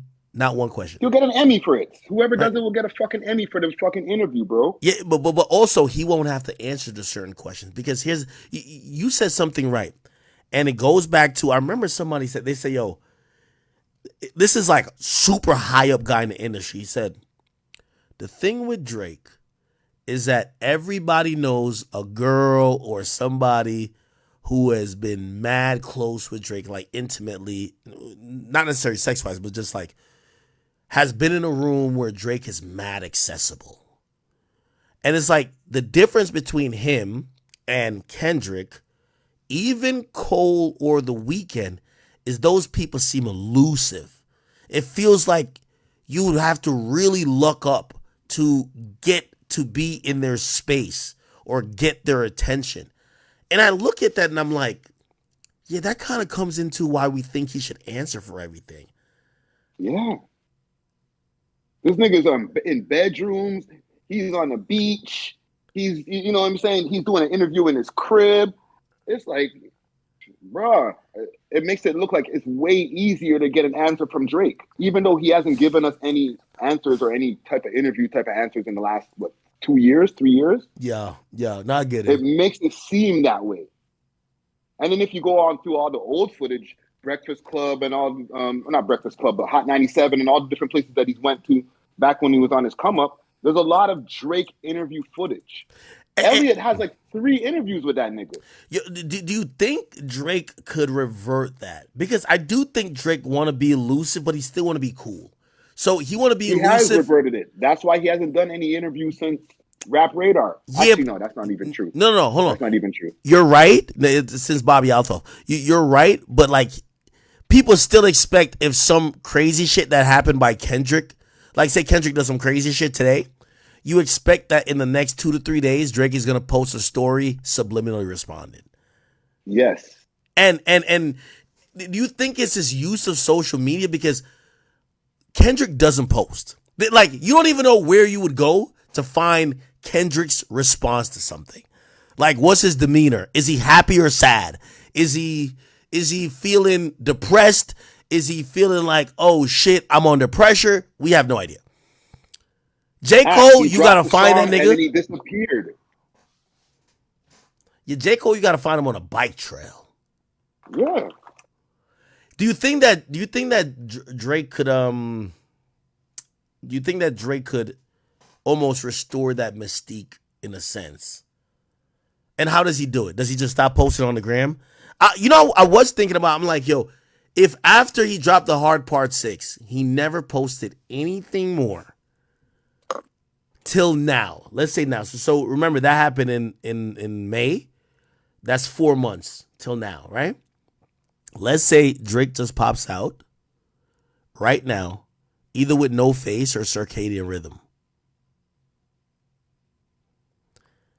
Do we look at those songs and be like, oh shit, like fuck the beef, what is he on now? Or, does that not work for him in terms of? I don't know. I think people would still be, the beef would still be looming at this point right now. Maybe in a year from now. Whoa, right? yeah, But the thing is with Drake, he's also contractually obligated to, like, for companies like Stakes, where I'm sure he has to do a certain amount of posts per month. And it's hard to just disappear when it comes to social media for him. Yeah, but that's not true, bro. I'm saying, like, he'd have to fuck off the bag. Or no. Yeah, that's not true. I've talked to young boys people before, and maybe I shouldn't say this, but I'll say it anyway. They told me their demeanor to certain deals is like, yo, listen. They're like, yo, when we do a deal, we make sure we put in there that we're always going to complete the deal. But at times, because you're dealing with an artist, things might come up that he can't commit to doing. Like, obviously, YoungBoy never ever agreed to this. So I'm making this up. He can't agree to doing a once a week podcast every year because he might be in a position where he has to go on tour or he has to do this or he might be going through A, B, C, or D. And what we could do is we could agree to you getting 52 episodes. We don't know if it could be every time y'all want it, like an Akademiks could do, right? Because that's Akademiks' job. He's an artist. So I do think that Drake's deal and the leverage he has is malleable enough where he says, yo, cool, I'm still going to give you a radio show where I appear on for 17 times out of whatever period. But also, if I need to go disappear to keep my aura, my mystique up, I could disappear for 7 months without me torpedoed in these deals. Like, you think that if Drake missed 1 week of Stake promotion is over or 1 month? I think Drake could, like, they're going to, if he says to them, hey, we're going to put this deal on pause, I'm going dark for the next 6-7 months. They're going to be like, all right, we'll pick it up in 6-7 months. It's Drake. You don't think so? Well, Maybe it goes back to the conversation that we were having a while back. Maybe that's what he needs to do. He might need to go dark, put the black screen up on his Instagram, and be like, "I'm off this, guys. I'll see y'all in 6 months." This is what he wanted to do originally. He was saying he wanted to go on a vacation. When is this vacation happening? Yo, I feel so bad for Drake because he's been working like a dog, bro. Oh my God. Doesn't he have a stomach issue, dog? Didn't the man say, "Yo, I got a stomach issue I got to tend to. I'm going to go on vacay for a little while. I'll see y'all soon." And then all of a sudden, boom. Yo, let me tell you this. And some of the conversations, see, these conversations I can't or won't bring on to just, for public consumption. But me and Drake have talked about how laborious this has been in terms of all the work he did before, dropping all them albums, going on tour, then doing an extra leg tour, and he was about to take a break, and then this beef comes, and he's so dialed in, and like, I'm telling you, it's one of those. It's one of those. Like, yo, he had to really lock in, and here's the thing, cool. It's still not. Oh, all right. Well, the battle is over. Let me go on a vacation. That nigga's still at it. Like, bro hasn't really. Oh, okay. All right. I'm up $1 billion. I'm about to. I'll see y'all niggas like in a while. Like, he's still at it, dog. The dude is still in the studio cranking it out. He's still writing every day. And yo, I'll tell you one of the this is a sincere conversation, and it was me really talking to Drake as more of a man than anything else. And I asked him about burnout, and I said, "Bro, are you good?" Like, I was just because, again, we've communicated. I've never communicated more than during the battle, to be honest. But I know how much, like, at it, like, just fucking, just in there putting in work, ready for whatever, strategizing, just. And I remember I said to him, I said, "Bro, how you feeling? Are you like feeling like burnt out? Like, bro, you need a break." Like, almost. And me as a fan, and I'm also speaking to him as a fan, so I'm not saying I want to speak to him like his best friend. I'm like, yo, bro, I remember us talking about that break you were gonna. You need a break, bro. He's like, "Nah, bro, I'm feeling good." He's like, I'm still feeling good.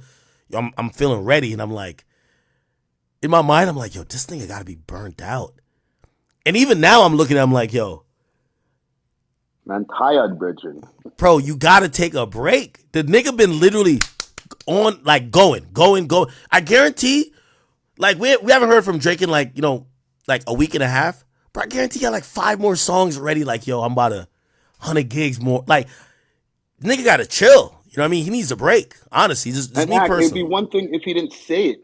He said it to us. He publicly put that out to the public. Like, yo, I'm gonna take a break. It'd be what we're not in speculation land anymore. We've seen the statement.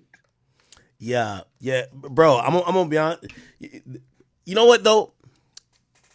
But that's what I do admire about him. Like, from a fan level, it's like, bro, if I'm in my 15th year and I'm a legend, I'm like, literally, I'm gonna be on one hand when you talk about the top 5 rappers of all time and top 5 successful rappers of all time. Like, they did a stat that, like, yo, his discography based on, like, his success is greater than ever. Well, actually, streaming success. So I guess it's in post, because streaming really started like after like 2014. But his catalog outstreams an entire decade. Like, again, he's going to be listed. I think it's the 80s. Like, outstreams everybody in the 80s combined, right? And I think about that. I'm like, yo, he's the guy is rich as fuck. Like, we're hearing these deals, 400 million. The next one, he's trying to get 600, 700. He got a $200 million deal with Stake. He has, right, money's just like dropping everywhere for this guy, right? Yo, to see him still give a fuck that much, like, and this is why even when I discuss, and I'll share this part, but like, this is why even when I discuss like him battling, bro, he literally told me, he said, bro, he's like, I really don't give a fuck about it. I battled that nigga for my fans. Like, bro, I'm not ducking no face from none of these guys. I don't give a fuck. Like, that's just not who I am. I'm a hip hop nigga. Like, I'm always gonna take the. It's like, yo, my fans are never gonna say no rapper got nothing against me. I'm here to squabble. I don't care if you've been working on a song for 10 years. And nigga, I ain't gonna lie to you, that impressed me. That, like, I felt like I was like, I'm rocking with the GOAT. Like, the GOAT doesn't get rich and fall off. Or it doesn't say, oh, okay, I got the jumbo jet. I don't care. The guy gets $1 billion and says, nigga, I'm still down to do the shit, the elementary shit, the rudimentary, fundamental shit that got me here. And I was just like, bro, I respect it. I'm gonna be honest with you, I respect it a lot. You get what I'm saying? You know what's crazy? The man said, "Diss me and you'll never hear a reply" in the beginning of his career, and he has not stopped replying since. Well, I took that over time to be, if you're like an artist now on his caliber. Like, I think that was for like Joe Budden. No disrespect. I love my man Joe Budden. Really? Yo, because I've always, and I've kind of tried to ask Joe. Have you ever talked to Joe, by the way? Nah. Yo, I've always kind of like tried to like ask Joe, like, yo, you gotta feel a little way that like Pusha T took a little bit of your sauce when he was dissing Drake, and it worked. And he got mad credit for it, like he invented the wheel. And then Kendrick took a little bit of Pusha's sauce, and definitely just everybody who's been successful, or at least gotten some credit of having some success against Drake in terms of competition lyrically or whatever. Like, Joe is giving a lot of blueprint.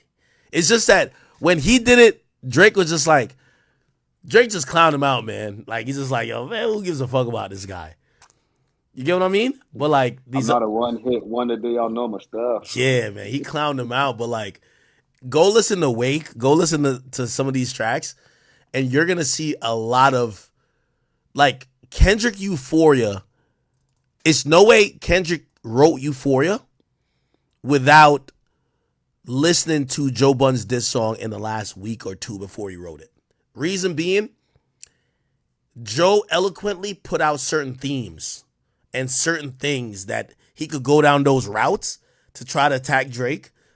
Drake didn't bite at all though, so like he never got to do it, right? Like, and by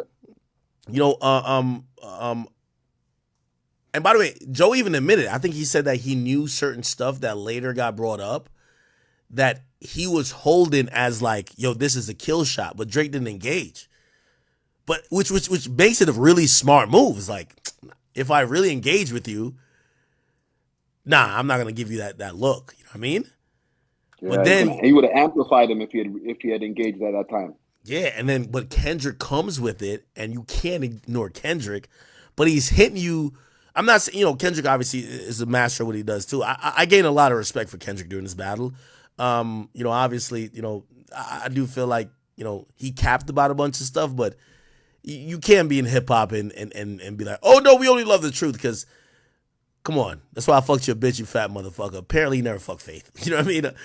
Apparently, yeah. Right? So like, lying and a good lie is great. You know what I mean? Like, yo, bro, if you got a girl, I'm gonna say I fucked her, right? If you, you know what I mean? If your chain got snatched, I'm gonna say my man's did it, right? So, what did Charlamagne say? Nobody cares about the truth if the lie is more entertaining. Yeah, and I think that's why I kind of look at it and I'm like, Kendrick was a great strategist during this battle.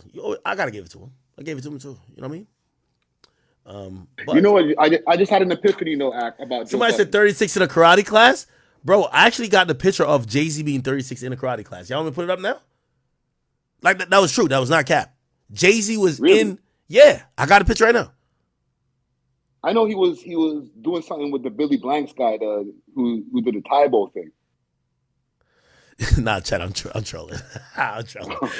Right? That'll be like his hip hop history. Yo, they did say Nas's lines were like, yo, like a lot of cap. Because it was like, when you was getting chased through your building, calling my phone, and I ain't even give you my number. What I did was give you a style that you could run with, smiling in my face, glad to break breads with a guard. Yeah, he probably never called him. All right, it don't matter. No, but I just had an epiphany about Joe.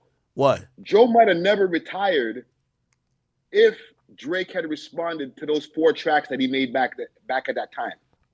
Because if he had responded to those songs and let's say amplified Joe's music at that time to the point where Joe got a bigger music career than he had before, he might have not retired from music. No, you're spitting facts right now. Like I'm actually gonna give someone credit who people gonna be like, "Why are you giving him credit?"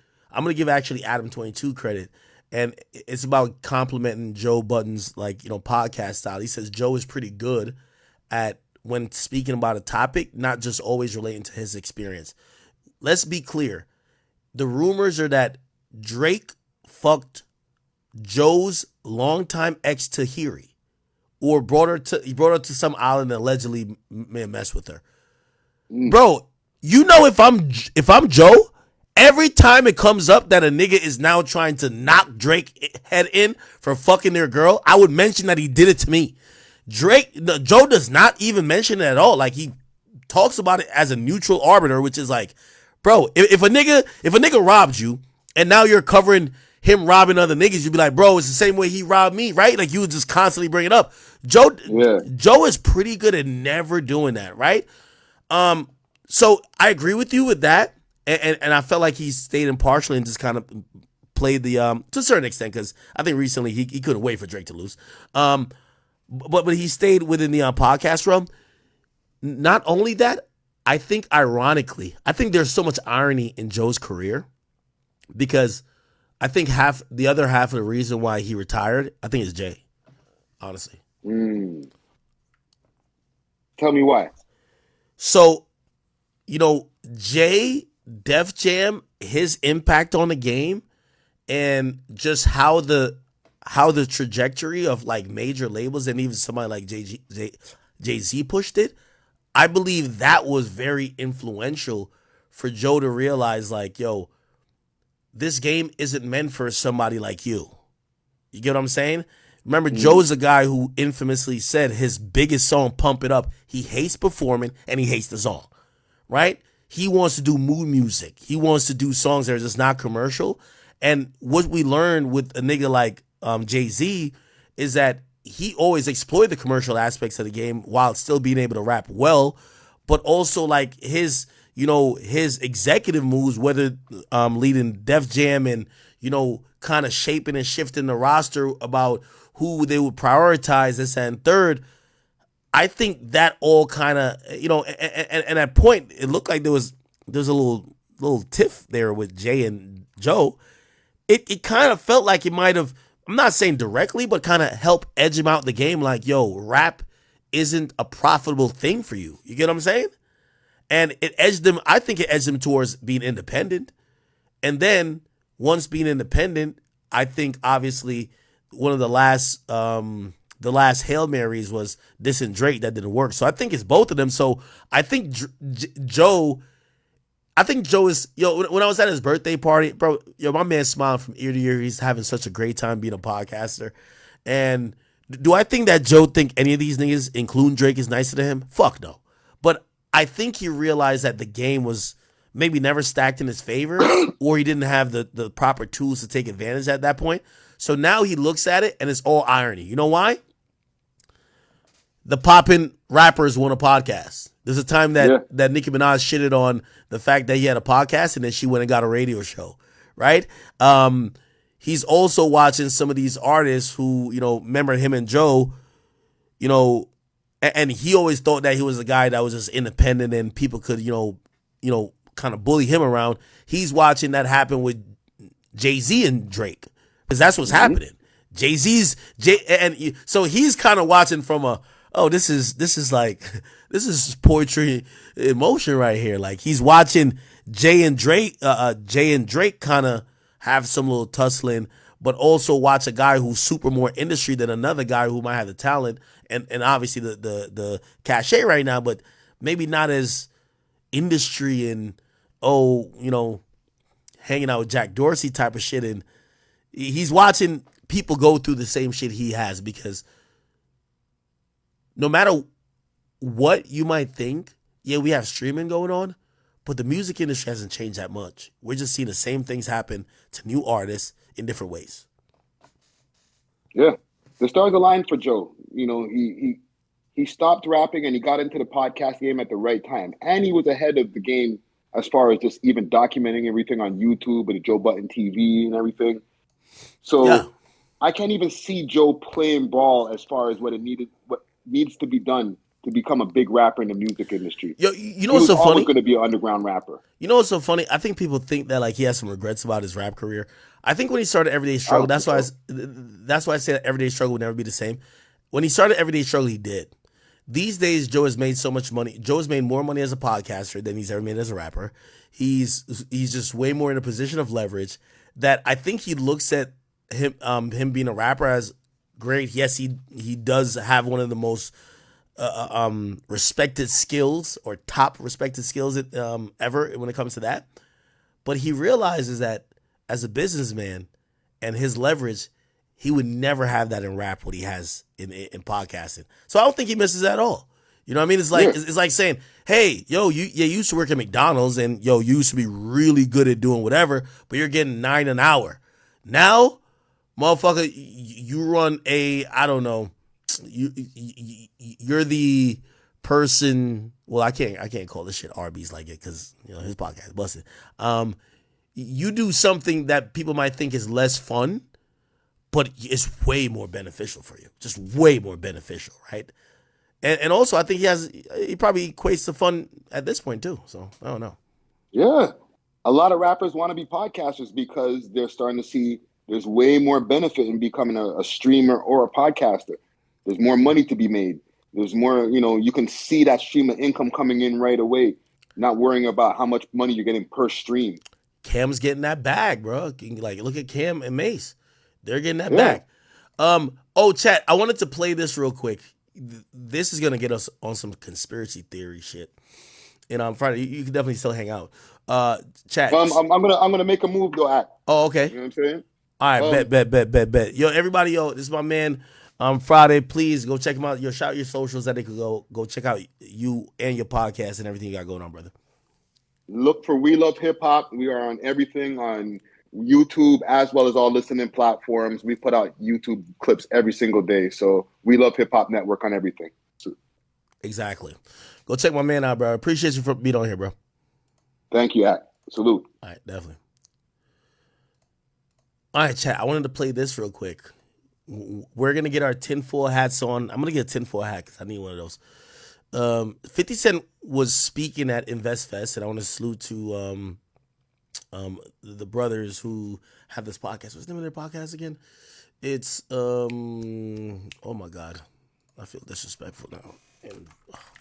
InvestFest. Earn Your Leisure, I'm sorry. Earn Your Leisure. Okay, so they were interviewing 50 Cent at their live event. By the way, they had like 20,000 people watching. Like, there were 20,000 people in attendance. They filled out an arena. So these guys are huge. They're a big deal. And while talking to 50 Cent, 50 started talking about the liquor game, but he also expressed that he believes that Diddy's now legal situation, which is criminal, is kind of in part to the fact that Diddy fell out with the liquor brand. And this is how he described it. Check this out. Experience with major corporations, like my particular experience with Beam Centauri, it was great in the beginning. It's great for us to work for them.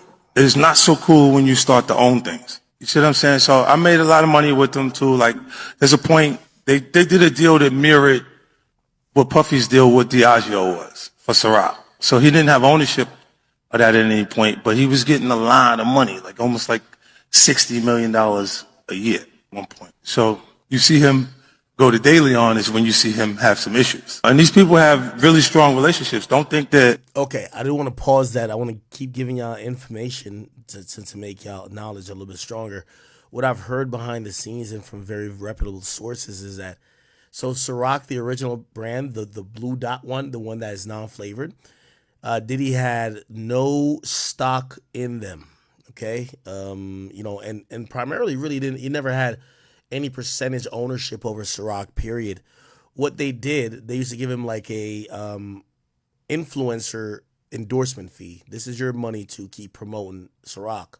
He became such a big lifestyle part of their promotion and part of their sales growth that they brought him in and they said, we're going to do you one better. So other than the money you're just getting for promoting Ciroc, we're going to give flavored Ciroc to the market.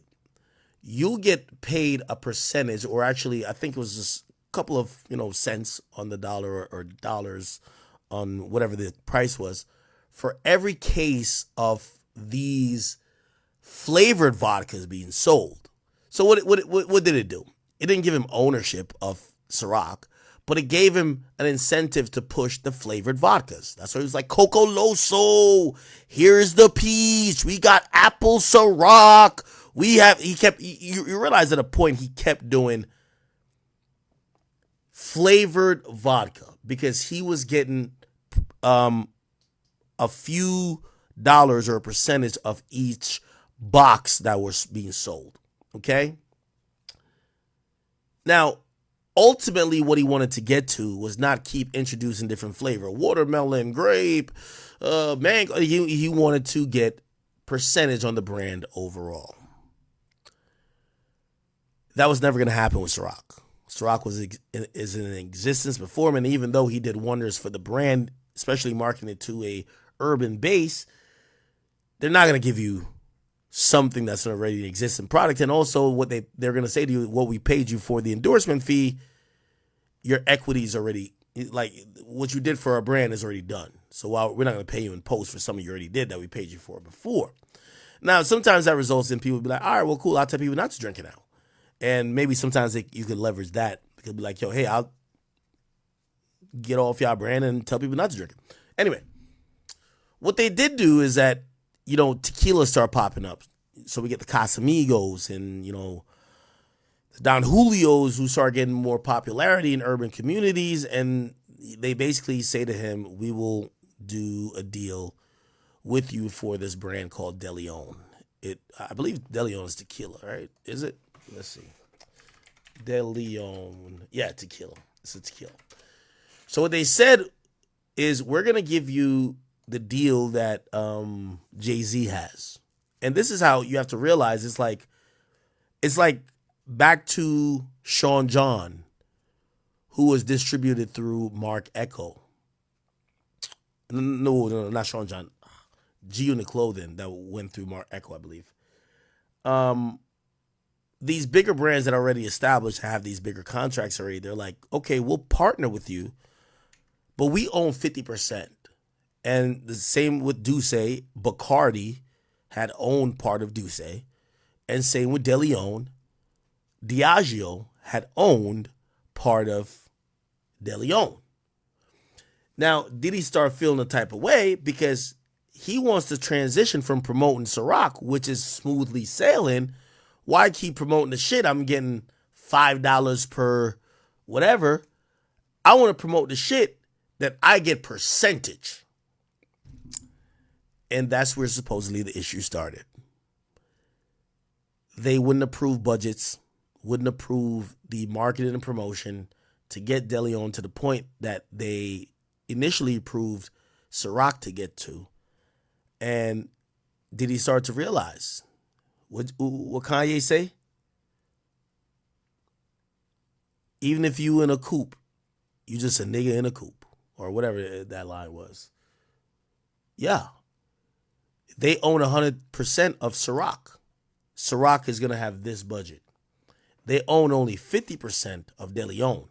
De Leon is going to have this budget. He didn't feel too good about that. Called them out about lack of promotion allocation in terms of dollars, a lot of other things, to the point that Diddy said, I'm going to sue them. I don't know if y'all remember this. I think it was at InvestFest. Diddy talked about the Diddy InvestFest Ciroc. He talked about his issue. Yeah, it's a year ago. Yeah. By the way, shout out to the brothers at Earn Your Leisure. This was a year ago during the midst of the Diageo lawsuit. And they still get treated equally. Let me play a little bit of this. I want to take a piss real quick because I got to pee. I haven't peed in 6 hours, chat. I'm drinking a lot of liquor, okay?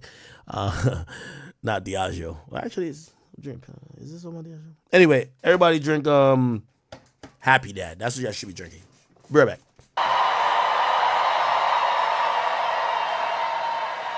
Hey, I just want to take a second to give my brothers their flowers. Earn Your Leisure, Rashad and Troy, what they have ignited in our community for financial literacy is something that is needed and something that's God sent. And this right here is the Hustlers Super Bowl. And so let's just make some noise for these two brothers right here for teaching us and showing us the way. Earn Your Leisure. Nah, that's crazy, man. That's crazy. Super Bowl. I like it. I like that. Let's get into it, man. We got a lot to talk about, but let's start at the beginning. So, yeah, I want to know, starting Bad Boy Records, right? To me, definitely top 2, top 3 labels ever when it comes to hip hop music, right? Inspired you to have that vision in the early 90s. It's trendy to have a record label now, but especially the way you did it as far as hiring the top producers, making sure you had the top in-house talent. You kind of navigated it very strategically. What was your thought process when you was 19 years old doing that? I would have to say, starting Bad Boy, I had to tap into the love, I fell in love with hip-hop the first day I heard, this battle mixtape of the Treacherous 3 versus the Funky 4+1. Y'all may not know about any of this. But it was like the upcoming rap groups that didn't have any other exposure until the Sugar Hill Gang came. And when the Sugar Hill Gang record dropped and I heard it played on the station WBLS, I knew that hip hop had arrived. And so I started looking at it as a possible career.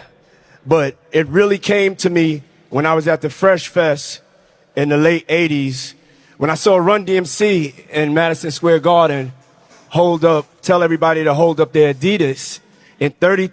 Okay, all right, we're going to get to the Diageo stuff. Get treated equally.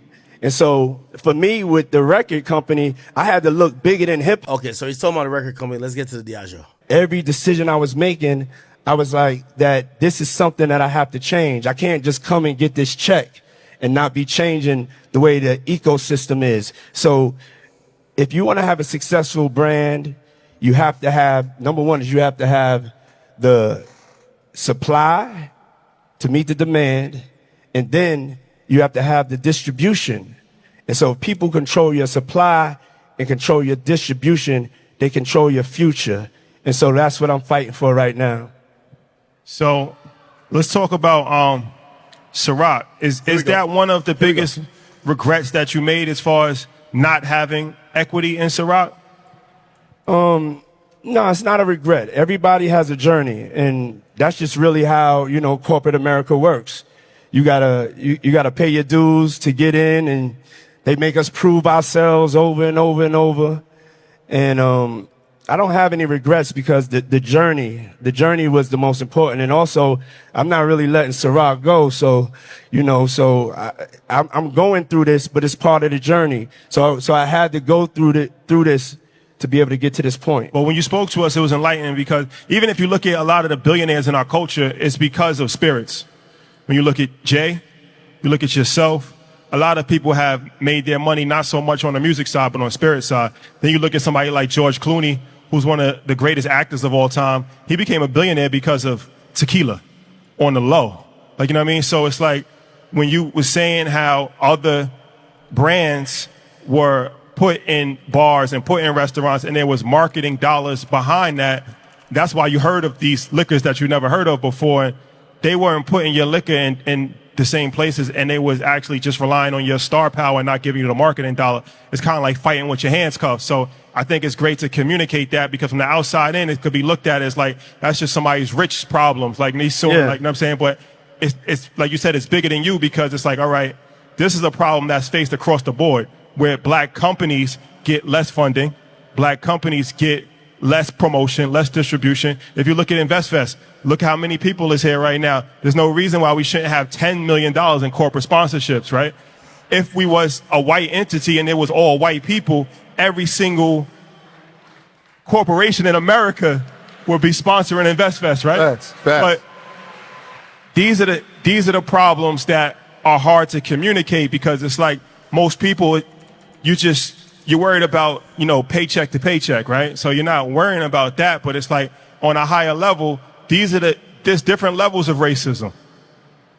This is the level of racism that you don't see. So it looks like, oh, we millionaires and we get 15,000 people, but it's like somebody else can do a fraction of this and get way more money and be on CNBC and be on Bloomberg. But when we get on, it's for diversity or a black initiative or a Black History Month. That's a systemic problem in this country that's hard to communicate because people don't fully understand it. And you told me, so you was like, on your level, there's issues that's hard to communicate because we don't understand it because we're not at the billionaire level. So I think it's just important it's always every level that you go to, there's different hurdles. Yes. One of the things I've been blessed to see is having 30 years in corporate America with partnerships. And we have to come to the reality that nobody is coming to save us. No one is coming to save us. Out of all the business revenue in America, I see your donation, by the way. I'm looking it up. Only 1% goes to black businesses. But then there's an accountability from us because we have a $1.8 trillion buying power. I created. And only 2% of that we circulate in our own communities. So we can't complain. We know what it is. It's time to change the tone. We have to unify. Walked away from it. It was like, how can we be as disruptive? But from day one, you know, for me, my purpose was always to make sure that I was working to make life better for my people. So as I looked at where we're supposed to be as a people, in 2053, they said we're going to have zero net wealth as a people. So I didn't want to sit there and complain about it. I'm like, what do we have to do? What do we have to do? And I remember Tulsa. And I was like, Tulsa, Black Wall Street, Black Main Street. And I was like, you know, I'm standing on the shoulders of my ancestors right now. I said, I have the mind and creativity to make a global marketplace, to make the new black Amazon where we can see ourselves circulating our dollars. I don't want to ask nobody for shit. I'm going. It's Empowered Global. It's a solution, and it puts accountability back on us. We cannot leave this room and not have the accountability to do better. Because it's ridiculous that out of $1.8 trillion, we only love ourselves 2%. And so Empowered Global was created for entrepreneurs of color. I'm trying to get him to address the Diageo shit. Hold on.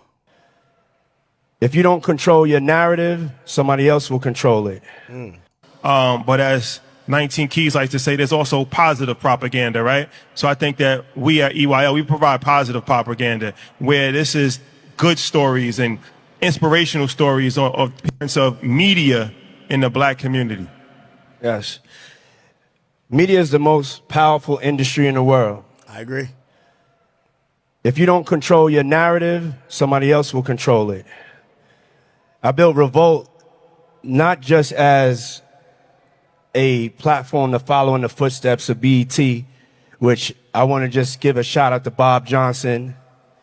We don't have the ability to compete. The money that you make, you put into your programming, you invest for it. Are you talking about TV? The opportunity is truly a blessing. Talk about the process of selling your mind frame and then your mind frame and buying it back. A lot of black businesses get criticized when they sell. I bet on black. I bet on black culture. These throwback videos of that puff energy, and it's infectious, right? Here we go. We'll talk about that. I can't play a part of the. Here we go. From anybody. Don't steal from nobody. Not that way. But it's your dreams. You got to manifest it, and you got to take it with that intense energy. So as far as, I believe there's like 13 black billionaires in America. You're one of them. It's almost an impossible feat to accomplish. Wait, hold on. Wait, there's no claps for that?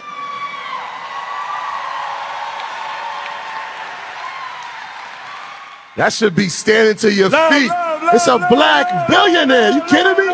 Everybody should be up. That's crazy. Man, it's a lot of people. You know where he's from? New York. Yo, we can never normalize being a billionaire. Not an everyday thing, man. By the way, we know almost all of them. Yeah. Also true. That's a fact. We'll have another one tomorrow. That's a fact. Finesses only. Yeah. I wanna be careful with that, y'all. When they talk about us having money and y'all look at us, it's truly an illusion of inclusion. Talk about that. I can't play a part of the illusion of inclusion. So you looking here at me like I'm totally included. No, I'm fighting for the same thing I was fighting for when I got into the game, but it's at another level. And so it's very important to understand this is the truth. Out of all the billionaires in the world got almost 9 billion people in it. There's only 16 black billionaires. So that's the illusion. So every time, it feels good for one of us to get in, two to get in, but we got to stop taking the crumbs. It's time for way more of us out of 9 billion. I want 2 billion to be billionaires. I don't want nothing less for myself or my people. That's why I was going to ask you, as far as being such in rare space, who do you talk to? Like, I know obviously it's you and Jay, a few other people, but seeing it from the mountain as a you're going to hit these obstacles. There's this fear that I have way bigger followings than me. To control of just like love. Talk about what you want to invest in and what you're doing. Damn, he gave him $1 million. Yeah, they were on Diddy's ass back out. If we unify, but we got to truly, truly unify. We have to truly, truly start making decisions that support our communities. We can't think that there's a government grant that's going to come distribution. I can never. Okay, so it was kind of lightly talking about it. He never really fully talked about it. Do I have any other videos of him talking about it? I'll play the 50 Cent thing in full, and then I'll try to get back to it. This is a 50 Cent episode, I believe. Highest rated show on that particular network, so it gives you the cachet that kind of allowed me a little more leverage with the things. What'd you say? Yes. I think this is And then it worked out. And my audience, I like to say this, my core audience was in college during 2003. Right? Yes. They here right now. Yeah. 18? Yeah, I think this is it. And I love you. If you just made noise, I love you, because without you, I wouldn't be successful. See? By the way, he was their big guest this year. Last year was Diddy. Same podcast. Shout out to Earn Your Leisure.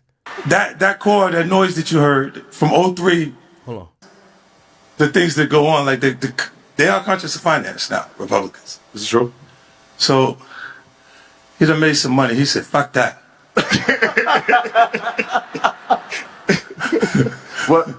One of the things we talk about, especially in this crowd, is access to capital, especially for black entrepreneurs, black business founders. In your space, money that comes from advertising. I wonder, do we face challenges the same way that entrepreneurs are facing when it comes to getting dollars from corporate? Well, initially, when I get into a new venture, I finance it. Like, I usually use my money to start. And then as we get into... What about that whole situation? Yeah, you have the experience with major corporations, like my particular experience with Beam Centauri. Oh, here we go. Well, I want to talk about that, right? Sire Spirits. Yeah. Oh, here we go. Cognac and Le Chemin de Noir Champagne. I own the entire company. Like those...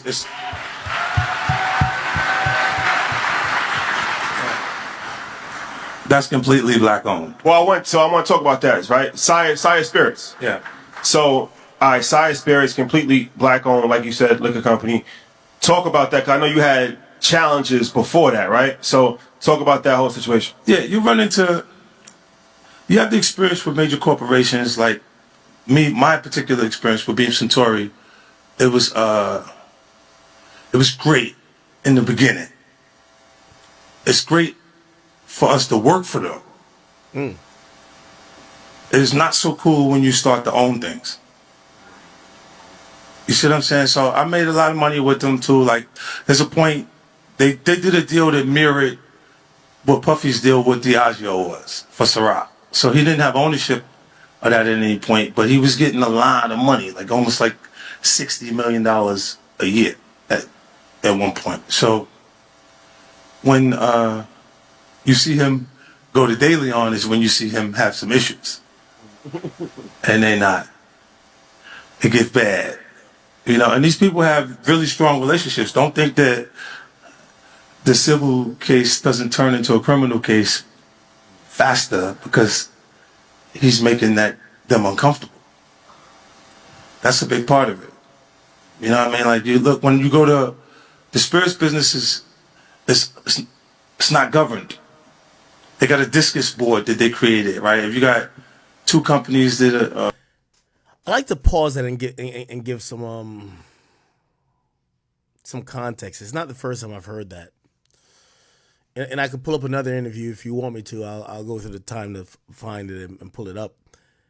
And obviously, I think your initial reaction would be like, "Well, you're pulling up shitty people." Martin Shkreli said the same thing.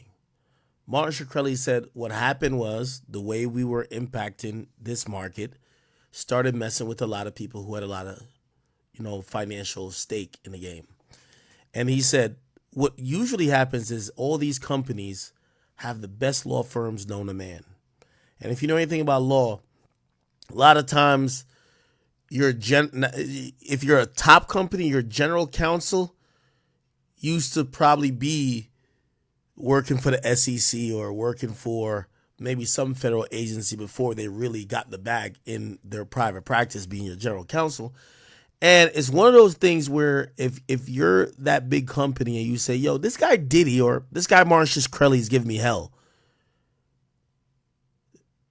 they say that to their general counsel who makes a call to the U.S. attorney who says, oh, we'll open up an investigation. And if you kind of realize at a point, if you got a lot of shit going on, we've heard all type of charges. They could find some charge to get you down on. And this kind of seems about to be what a thing, right? If we're believing 50, you start barking up the tree of Diageo, all of a sudden there's investigations that pop off. Now, we can't dismiss the Cassie thing, right? But still, you start barking up that tree, a lot of different things and investigations start falling down. So let me keep playing. $3 billion a year, and Beam Centauria and Diageo, the distribution level, it's very hard for you to get things to a point where you can do the numbers, the right numbers, the amount. So it's kind of like they incentivize the sales force by giving them box bonuses. And then when you sell a product, you get the bonuses off the boxes that's there. But you make that no matter what product you're selling.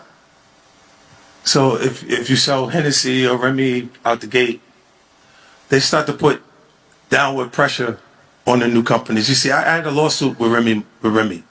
They said that because I had an oval-shaped bottle, that there was some sort of product confusion, and I'm like, where? It's a big B in the middle of the fucking bottle. Like, you don't own the shape, the whole shape of the bottle. You know?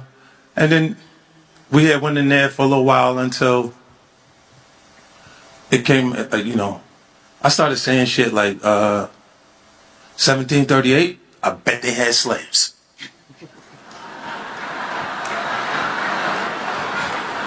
Then shit got uncomfortable and it was like, look, relax, okay? Can we make donations to existing foundations to make you feel happy? Yeah.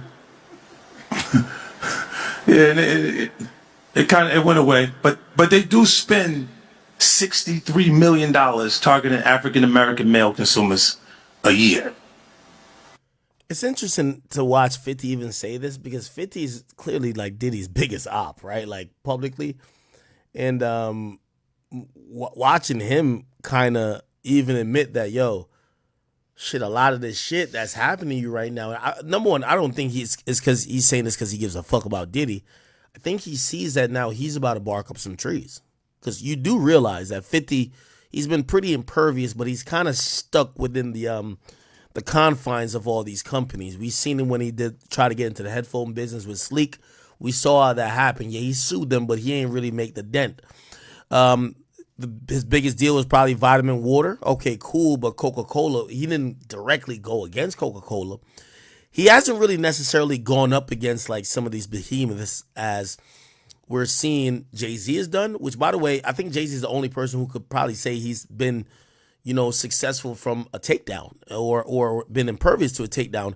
Remember, Jay-Z went against Apple Music and Spotify with Tidal. Right. And even if, I still believe that, he, was pimping culture to get us to fuck with him. Shit, he was getting at their bottom line, their market share. And if we're believing 50 here, where it's like, if you fuck with people's bottom line and market share, they might just get a criminal case, get you investigated for a criminal case and maybe even charged. Jay seemed to avoid that. But also, we got to point out that Jay started aligning himself with a lot of white men who are also very powerful. The Michael Rubins, the Jack Dorseys, like that's his crowd. He's not hanging with a bunch of niggas no more, right? And maybe, maybe Diddy was just out of line. But I do think the reason why he doesn't just throw Diddy under the bus is that, well, ain't 50 going to Shreveport to try to build a movie studio? Don't we say more than even the music business, the film entertainment business, the TV, like that business is really controlled? And God knows what maybe they've tried to do with Tyler Perry, but do you think they want somebody like 50 now, being the sole production company that's sending the majority of films, whether it be cultural or not, to platforms like Stars or maybe even other like streaming platforms at this point? No. So I do think, Diddy's thinking about his own mortality. Because if you believe this at all, you don't think they're coming for you? You're trying to make the billion. Where 50 is at, he's trying to make the $1 billion play. Jay Ben made the $1 billion play. Jay's a billionaire. Diddy Ben made the $1 billion play. Right? Kanye made the $1 billion play, but he stepped out of line. They claim he's no longer a billionaire. 50, he realizes his turn. He's making the $1 billion play. So I think this is why he doesn't just completely be like, yo, Diddy, what's up? Like, of course he doesn't like the guy, but I think his satisfaction is in the fact that Diddy's in jail and can't fuck his baby mamas no more. I think that's his satisfaction. But this other stuff that's happening, I think he has to be smart enough to realize, well, if you believe any of that, you realize that they're coming for you next, right? Remy, specifically. So. By the way, some people say Ice Cube. Shit, Ice Cube didn't really fully all the way get the big three where it needs to get, but shit, I can imagine what Ice Cube's been fending off as well. That's why that would be uncomfortable, me making those statements. And it's risk versus reward. It doesn't make sense to fight the fight. So they said, let's just let that go. But, they ripped me off too, man. God damn it. They did. They ripped me off. Because one of the head guys is the head of sales for Beam Victoria. They set up a play and they were able to send a letterhead for Beam Centauri over to France and get the champagne company to commit to coming out and talking to them. And they have these things like it's where you put agency fees, like someone who contacted your grower or a person who's producing the cognac for you and made the deal for you, and they put agency fees on the product. To give you an example of the scheme that they put together, it's like, say you wanted to sell T-shirts, and I go to China for you. And I tell the people in China, how much can you make the shirt for? And they tell me $4, and then I come back and I tell you, yo, they said $8. And then every time you send the check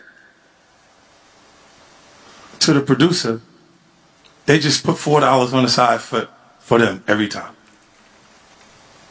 So they ciphered off about $6 million from me in the very beginning. And then the legal fees has been almost a whole nother almost $10 million. So again, just 50's going through it too. He's trying to do something, and you got to always give these guys credit. They're trying to create an infrastructure that is a $1 billion empire that is entirely black owned and possibly independent. That threatens a lot of market share, and you got to imagine what could come from that. Obviously, Todd Perry has done it successfully, but then you have the 50s who's trying, and I think he's going to go through it too. 50. This is why I think 50's. I think 50's going to start toning down some of the rhetoric online. He's not going to be as petty. I think his last petty shit was Diddy. His last petty shit, if you ask me. But the more he gets involved, because here's the thing, 50 has to interact with politics to get the town to approve certain shit. He's influencing. He's trying to bring up the downtown area of Shreveport because he wants to turn where he's building an empire into a really thriving community. He's already gotten, not the key, but I think he got like some type of acknowledgement from the city. So again, he doesn't want to keep doing the bullshit. If you ask me, I would be shocked if he's still doing the super petty shit. This is his $1 billion play. It is what it is. And from what I'm hearing, when an African-American person tries to do an independent $1 billion play or tries to be free of the institution, it's cool while you're a billionaire with them, because Diddy was a billionaire with Diageo. When he started saying, nah, what's up with this? You're going to jail. Kanye was a billionaire with Adidas. The moment he started saying, fuck y'all, he got no more deals. You get what I'm saying? Again, not saying this is absolute fact, but things we should think about, right? I seen something pop up, and I want to clear up a few things. I seen this pop up recently. Somebody says, Sean Diddy Combs' PR, Natalie Moore, has silently quit after over 20 years in the wake of his arrest. I'll read the story. Says Natalie Moore, who's been the head of communications for Diddy Multimedia Empire, has reportedly quit amid the fallout from his arrest. Known for her loyalty, I can't read, and unwavering support, she has been a cornerstone of Diddy's brand transformation from a bad boy rapper to a polished entrepreneur. She managed PR for his ventures, including clone line, fragrance collections, and most recently was the voice behind the denials of serious allegations he now faces. Moore met Combs while wetting up. Okay. Now, is this true? I'm guessing it's true. Apparently, it was on Baller Alert. Is this true? Let me see. It probably is true. It probably is true. Oh, yeah, it is. Okay, so Baller did respond to it. Man, in reality, just here's the fact. And this is my whole problem with the Diddy thing. And I guess this is why he does need PR. He probably got another PR. Her PR is probably, with all due respect, most for, entertainment. Right now, he needs criminal PR. Right? He needs criminal PR for what he got going through. And also, here's the thing, too. Diddy not being free means a lot of people are going to get fired. Hey, your job is no longer needed in certain capacities. If your job was to promote, if you're the PR for Revolt, for his businesses, right now it's not about his business, it's about his freedom. So what's going to happen is that we're going to see people who we're going to consider essential get fired or almost like get told that they got to resign, and, that's the better way to let people go. And we're going to think that, it's Diddy in crisis or what. No, it's just, bro, the only thing that's on his mind is how to get out of a fucking cell. Right? So why the fuck are you going to pay a PR company to just put out whatever and shit? Like, clearly whatever PR they did didn't do much. You got landed in jail. So with all due respect to this person, he needs to save that money for his legal team. Like, fuck what people are saying about you at this point. Just get out. So I would imagine half of Combs' enterprise are getting fired. That's going to be a fact. And by the way, I know that's going to be true because I think Diddy and his team owe me like 10 grand. After I seen all them lawsuits, I didn't even ask for it no more. Real talk. They owe me, what they owe me money for? It was some Ciroc shit. And low-key was my fault because I should have submitted the invoice earlier. But once, I'm just not an asshole too. Like, once I seen the niggas starting to get railroaded with all type of shit, I'm like, oh, he's in a whole heap of problems. Yeah, after that, I'm like, bro, I look like a dick. Be like, yo, where's my 10 grand? Nah, bro. I think Combs Enterprise like shut down anyway. I don't even know what they got going on. Like they're not paying niggas out. Right? So I'm like, bro, just focus on all your resources on trying to get the guy out or trying to make sure he's good. Yeah, everybody from there, y'all getting fired. I should have collected my money. I'm not getting paid. It's cool. Like it is what it's a game, my nigga. I'm not tripping, right? But you're gonna see these news and it's gonna look crazy. It ain't crazy. Diddy saving money. Oh, y'all fired. Y'all got hey. You used to just be over there. You're managing Bad Boy Records. There ain't no Bad Boy Records now. You're fired. Everybody's fired. Everybody's fired. That's what it is. Everybody's fired. Okay. Diddy has to focus on his freedom. That's it. Okay. Maybe if he gets back in a position later on in life. 5 years, 10 years, maybe, but even then it's like, come on, it's over, bro. Like it's over. It's over, okay? Yeah, no, chat. Like, I remember, yo, the last email between me and them, they're like, yo, are you gonna send the invoice? And usually me, I have mad outstanding invoices for everybody. I keep telling you, I tax everybody in the game. So I'm like, whatever. I was like lagging on it. And then I seen the Cassie lawsuit, and I was like, probably a good time to like. I'm like, whatever. I'm thinking it's gonna get better. Then it increasingly got worse. To then people thought, oh no, he's gonna get locked up, and I'm like, yeah, it's no way they're paying out now. It's like, for what? Yeah. Now, granted, I could sue them, but who gives a fuck, man? Who cares? Like, I'm just not fucking petty ass. You're a nigga fighting for his life. You're like, yo, give me my 10 grand. Nah, hell out of here. But yeah, it is what it is. So all y'all niggas who work for Diddy, y'all fired. All y'all fired. There's nothing. He's not in crisis. He just no need to pay y'all no more. But obviously y'all have to blame him because he's now in trouble, which has fucked up the business, which means he can't keep paying y'all. So go get another job. That's what that means. Okay, that's it. I'm not mad. Somebody says, you said what? I get the money back. Let me tell you how I work. I got receipts for everything. If the nigga ever land on his feet, you know what I mean? And I don't even want the money at this point. Yo, I need A, B, C, or D. Maybe a favor. Which I don't know if Diddy would pause on the favor. But yeah, I'm not that money hungry like that. It's all good. Listen, man, keep that 10K throw to that nigga fucking defense fee, bro. Okay. Yeah. Oh, Extra TV, y'all fucked up recently. Extra, y'all looking bad. If this was Big Act that got it wrong, they would have been saying it's a problem. So if you guys don't know, Extra ran an article saying that Diddy's late ex, Kim Porter, revealed his twisted secrets in an alleged diary that is now going to be turned to a memoir. We've heard allegations of that consistently. All informed parties have all said they have no proof that Diddy's late ex, Kim Porter, ever had a book that was already written that was exposing him, or a memoir, or a diary. So I seen Extra post it on their Instagram page. I seen Al B. Sure later. Then I could show you. They deleted it, by the way. Al B. Sure later, commented basically saying if there's smoke, there's fire.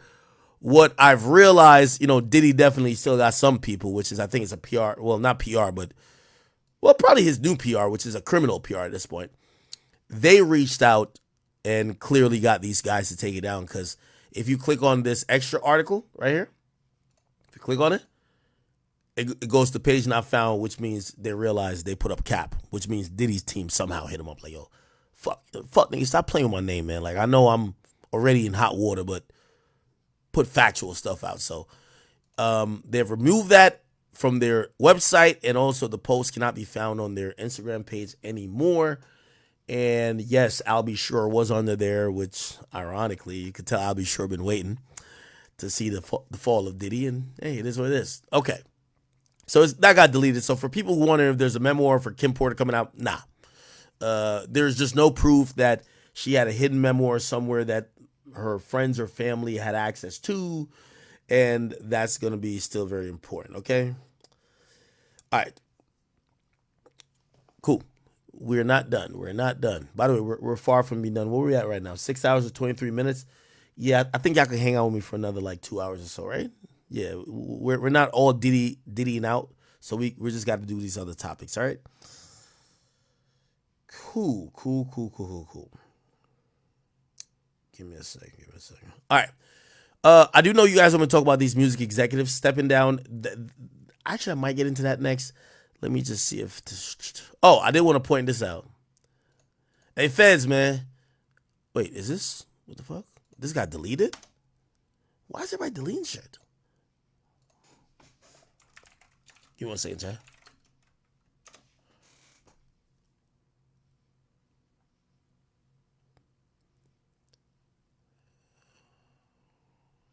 Yo, chat, man. Yo, everybody know I'm anti-snitching, but if y'all really want to know the real truth about Diddy, man, Feds find this nigga, man. Y'all find him, y'all find the whole truth, bro. Ain't no way this nigga been that quiet. That nigga was holding umbrellas over Diddy's head while this shit was sunny as hell outside. Look how this nigga looking at him like, nigga, this nigga be doing too much. Exactly. This nigga should be witness numero uno, nigga, if you want to know the truth. He seen everything, nigga. He looked like he was lathering them up with the baby oil gang. So if he not say nothing, yeah. Anyway. All right.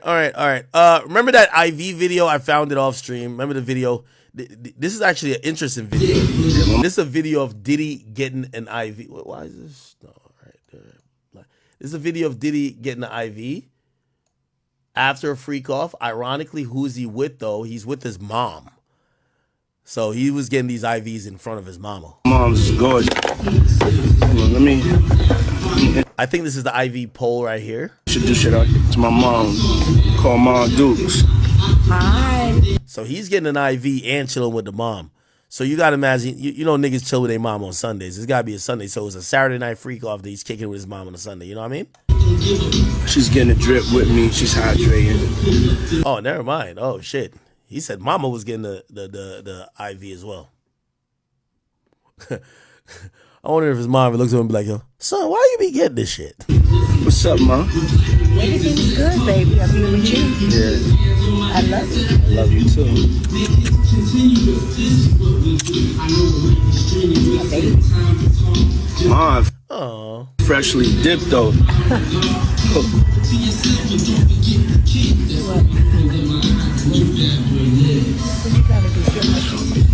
I was just trying to show you a shoe.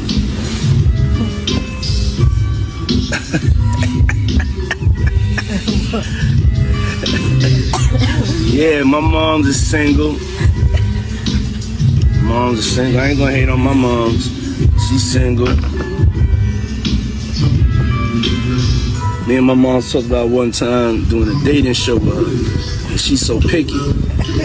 She's so picky, they don't stand. But yeah, that'd be the funniest show in the world. It will be. Especially with me. I don't even want to get started if she was doing that. We're not doing that. Cause yeah, my mom's single. Yeah, for real. Mom do know how to have a good time. She ain't sitting in the house playing. They outside moving and shaking, baby. She come with me to strip club. I don't care. For real. It's my dog. You know, I want to live life. Yo, imagine Diddy got his mom on one of them episodes 20v1 or the popping balloon joints. Y'all here moving and grooving. So my mom told me, she just said, keep moving, baby. That's right. Keep moving. Don't stop. She could touch the floor with her palms. You know?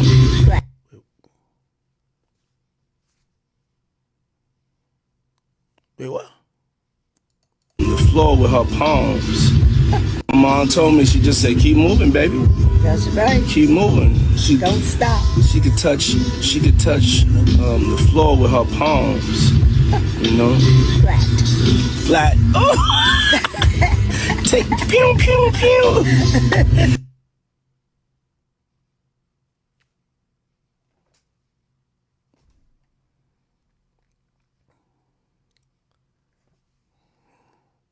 I'm gonna be honest with you. I didn't watch the full clip before I played it. I was even trying to like make this anything. All right, moving on. Let's just move on. Yeah, let's move on. Okay, let's move on. God damn. All right. Cool. What did we want to get into? Hold on. We played that already. Give me 1 second. I'm just seeing. You know, the guards. That's all it is. Like, they stayed around, they played the game a little too long. And this is how God works. It's like hip hop is independent. You know, the music is independent. The owning of your masters is independent. It's a new changing of the guard. And all the old parasites is just falling off one by one. Because they never had talent. They just leashed on to the talent. Let me tell you what Puffy was. And what a lot of them is. They mediators. What they call them, mediators, right? Where you got to go, they go-betweens. So you got the Leos who scared to approach the thugs like that. But Diddy from that world, so I could intermediate. I could get percentages from negotiating and making this deal, but you got to give up that butt. Whoa. You got to give up that butt. Whoa. Wait, what? Wait, whoa. Nigga, what? Nah, stop. Wait, how'd that come into the negotiation? The thugs like that. But Diddy from that world, so I could intermediate. I could get percentages from negotiating and making this deal, but you got to give up that butt. You got to give up that butt and royalties. And I can change your family life. Know why? Because he had to give up that butt. People don't understand. That's the reason. That's why it's the reason Puffy don't want to give nobody, any artist he deal with, he'll tell you, I'm make it hard for you. Yeah, I had to do this. He wants you to endure what he endured. And I felt bad in a sense because he was only trying to feed his family. You get what I'm saying? And he became a victim, and it turned him into a monster just trying to hide his own secrets and not living his truth. And now he in prison just from all this comes from one man not living his truth. I swear to God. Had Puffy just been who he is at heart, it might have been a few jokes. We joked about RuPaul. He's still a boss. You get what I'm saying? I feel bad for the people that got hurt trying to hide his secrets. All the people that been victimized, all the people that been put under the influence so they don't remember certain things because of who he is. And as long as you're under the influence, it ruins your credibility of speaking about anything. So I can understand why he probably kept drugs in the party. You get what I'm saying? All this behavior falls in line behind one thing, trying to hide secrets. So now you got to use this to cover that. And now this makes you cover for that. And it's just going to get worse and worse and worse and worse and worse and worse. It never stops. It's a cycle.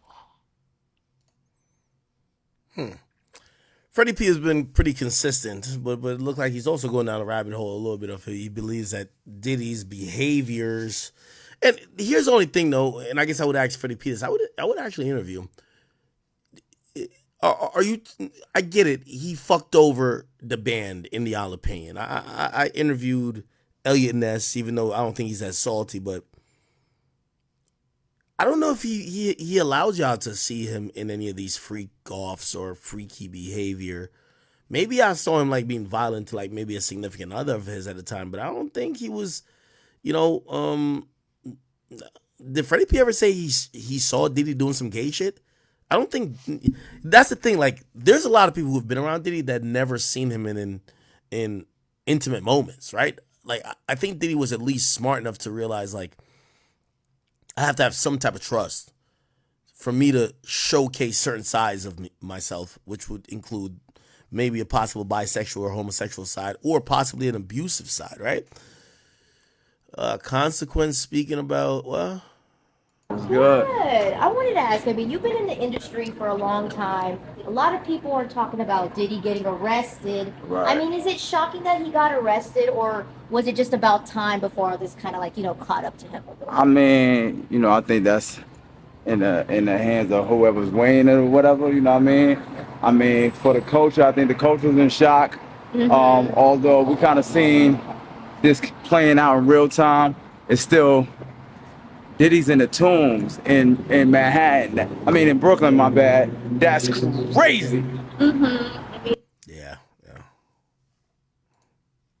A lot of stuff that I know Like, I knew a lot of stuff that came out this week we was talking about. I was like, man, I been knew that. I been knew about the girl that came out. She was just afraid to tell her story for a long time. Like, I knew, sir, when you're in a circle, like, the band is like a, you know what I'm saying? So things that transpired in their band, because they work with people that we worked with, you know what I'm saying? It gets back to us. And not only that, I done been on a phone call and hear people explaining their situations, crying about, you know, situations. And it only gonna get worse. Like I was telling people, like, it's hard to say because I don't want to spoil what's coming up. You know what I'm saying? I just want to say this. Like I said, it gets deeper and deeper. And the more that come out, the more intriguing the story gonna be. All I want to tell people is, when that Netflix series come out, it's a rapper coming out with a Netflix series. I won't say no name. I don't want to spoil it for him. I'm not a friend of his. I don't want to, you know, spoil something he got going on. But I will say this: he doing a. Wait, 50 really sold a Netflix series to. Oh my God, 50 is really a demon, bro. Phenomenal job, to the point where I was in awe. You get what I'm saying? I was presented the opportunity to work with him, but, you know, like I said, the money wasn't enough for me to leave my couch. But he doing a phenomenal job, man. There's so many people that's hurt behind this. There's so many people that got it's guys that that can't come out because of their image. You know what I'm saying? That'll make your eyes go like, whoa. I know about the slams, the Stevie J's. I know I'm in a circle. I know about y'all. Y'all confirmed. You don't got, but see, even with Stevie J, you know, when you got secrets out there. Wait, Stevie J's gay? What? Of a lifestyle, and you know the lifestyle you really living, it's a community out there that really know you. You can't hide from them. You could come play tough to us because we don't hear nothing about it. We don't hang around the same crowds. They know you. They know what you and Puffy was going on. Not just Stevie J. I'm just saying anybody. If you're in that community and you trying to hide something, you could hide it from the street dudes and the thugs and the regular, but they know you. And that's what a lot of rappers was facing. That's why a lot of them can't defend themselves. You hear them, they be, they can't really say no because they know somebody know you. Somebody know for a fact. Somebody was there with y'all. Somebody he confided in, like, as a best friend. You know what I'm saying? That know these rapper secrets. You can imagine being propositioned by Puffy like that, though, right? Like, you f***ed up. And he could fly you to a private island and get rid of the security and give you wire you $1 million or 20, or make sure that you get this endorsement deal. That's how easy it is for him to gain leverage over people. Come on, man, you got 1,000 bottles waiting. Thought what, 10,000, 5,000, some shit like that. My boy, that's a lot of back busting. You hear me? That's too much. I was like, wait, what? It's like you ran a chain of operation. You got an operation of just back busting. Like, what are y'all, like, it's not, bro, you 50. Can you even get up that much, bro? Like, you that turned on? Like, bro, baby oil? People use baby oil and shit. Well, see, that's a whole nother situation. That's a whole nother community. They got their own little. I was like, baby oil. I was like, what baby oil for? What you rubbing each other down, getting shiny and shit? Then it hit me. Oh, okay. Yeah. My boy was loose with it. Nah. All right. God damn, bro. God damn. All right. Let's find a non-Diddy story real quick. Yo, I'm going to be honest with you, bro. Let me see if I can find this story, how quickly I can find it. Ooh, wait, where is it? Scroll down. Shade Room posts 1 million times per day. We ain't going to find it. I think this was on my list to talk about last stream, so it's going to be a while for me to find it. Scroll. Tell me if y'all see it. Y'all don't even know what it is. Actually, it's here. All right, Drewski and Ruby Rose, man. Ruby Rose wanted to let niggas know that basically Drewski paid for it. Okay.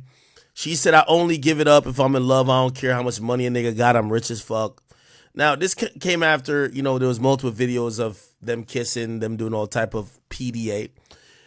She says, he's funny and nice, though. And then she says, for the record, I never slept with that man. The nigga paid for PR, not the vagina. Now, I'm kind of torn on this whole situation. Ruby Rose, you got to come out and admit you a damn prostitute, nigga. Like, listen, prostitute, escort, same thing to me. But here's the thing, right? And here's the funny thing. Ruby, I hope you understand when you say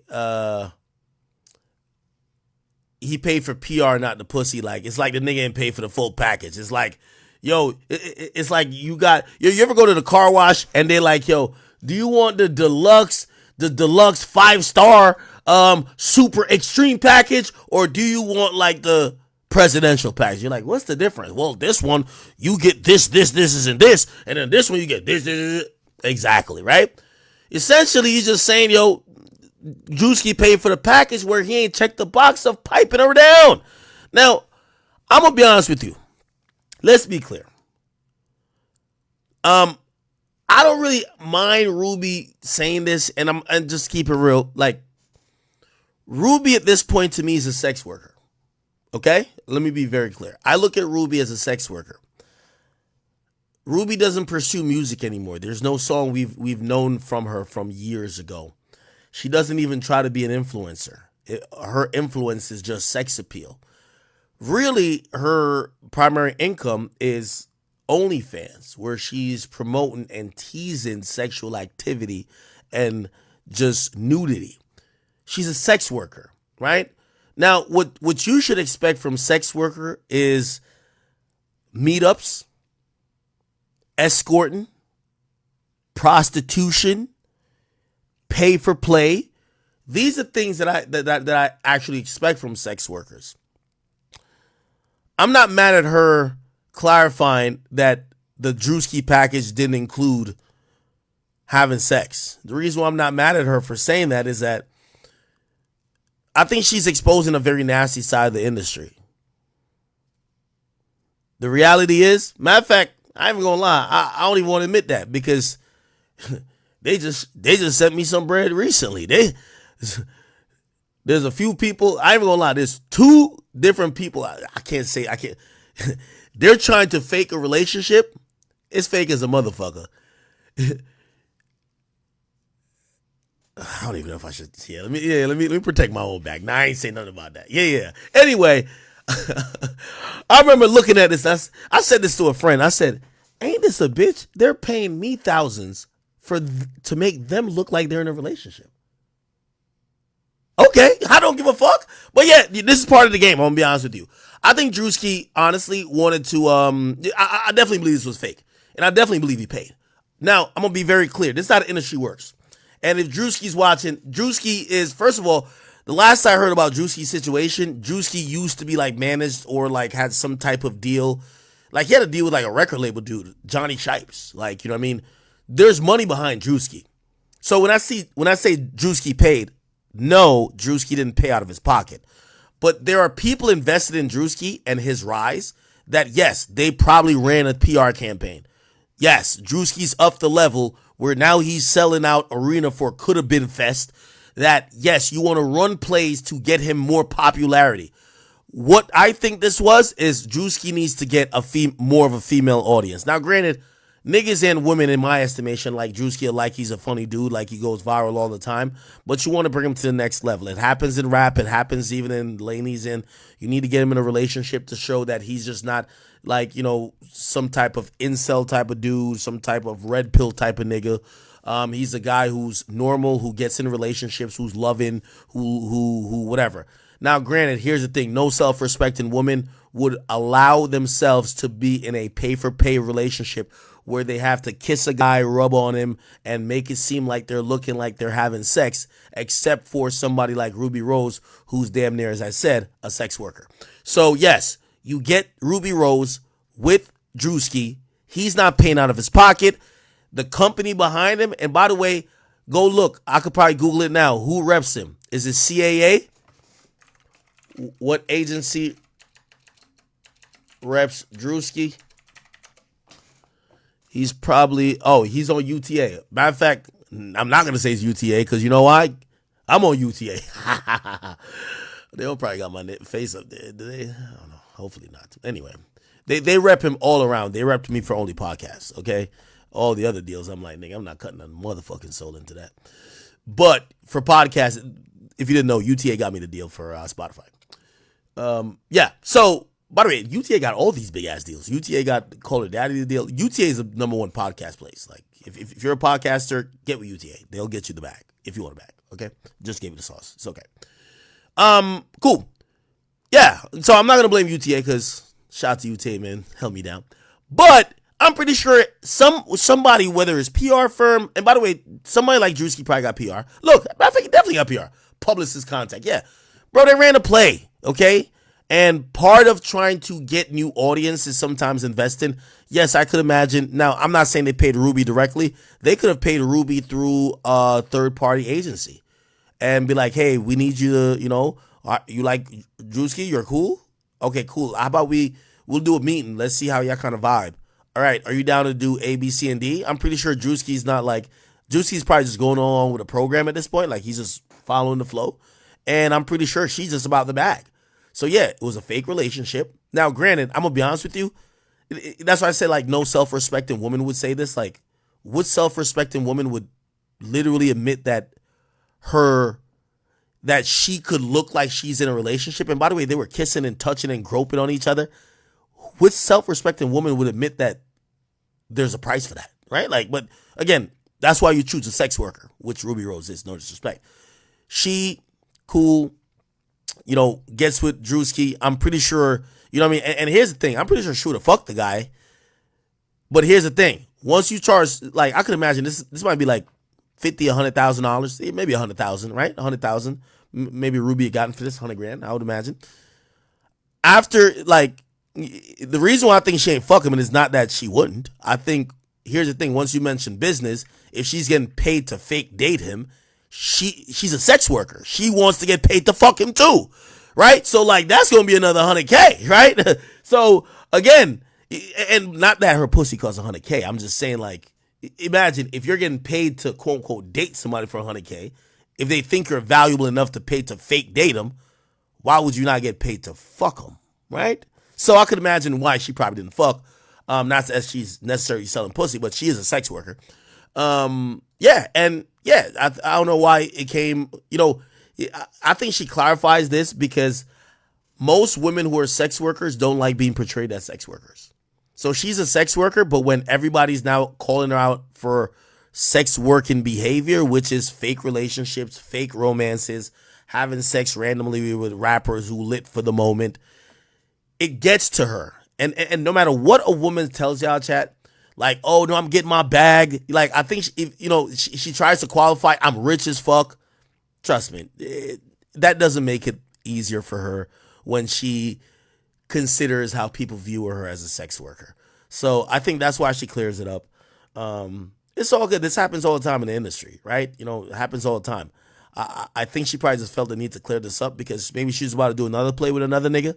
Or maybe she's actually finding love. And then that dude and other people's like, damn, why? Because that's what comes around to bite women like this, right? Cool. Let's say Ruby Rose goes up 10, 15, $20 million.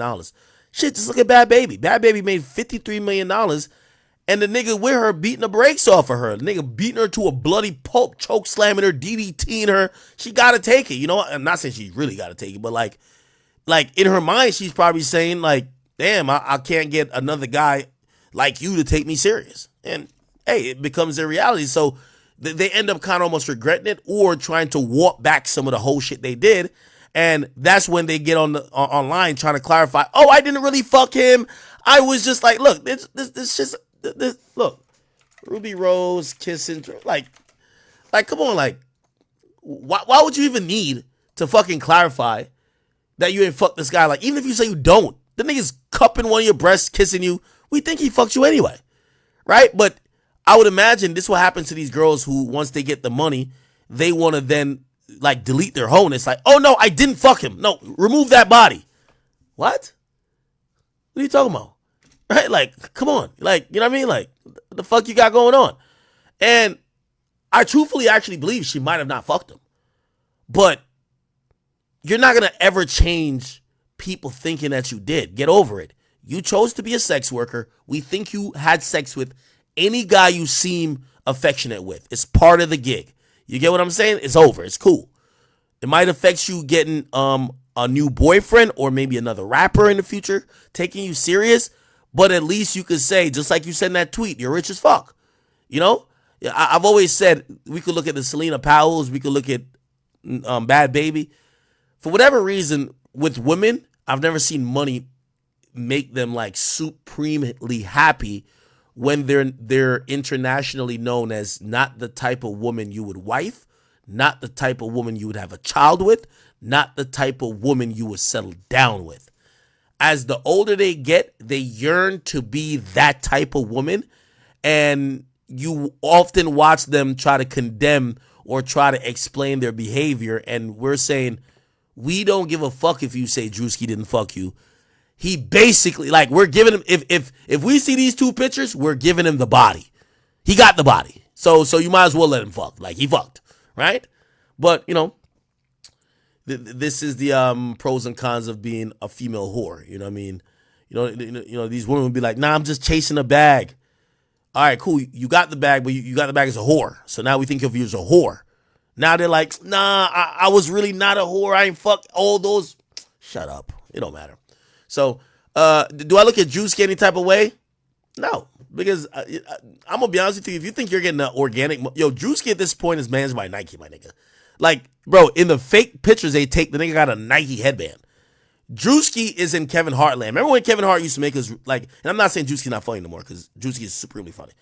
But remember when Kevin Hart like stopped being like nigga, like doing nigga shit, like him and Meek Mill roasting each other, and he was a nigga in every movie. That's where Drewski's at.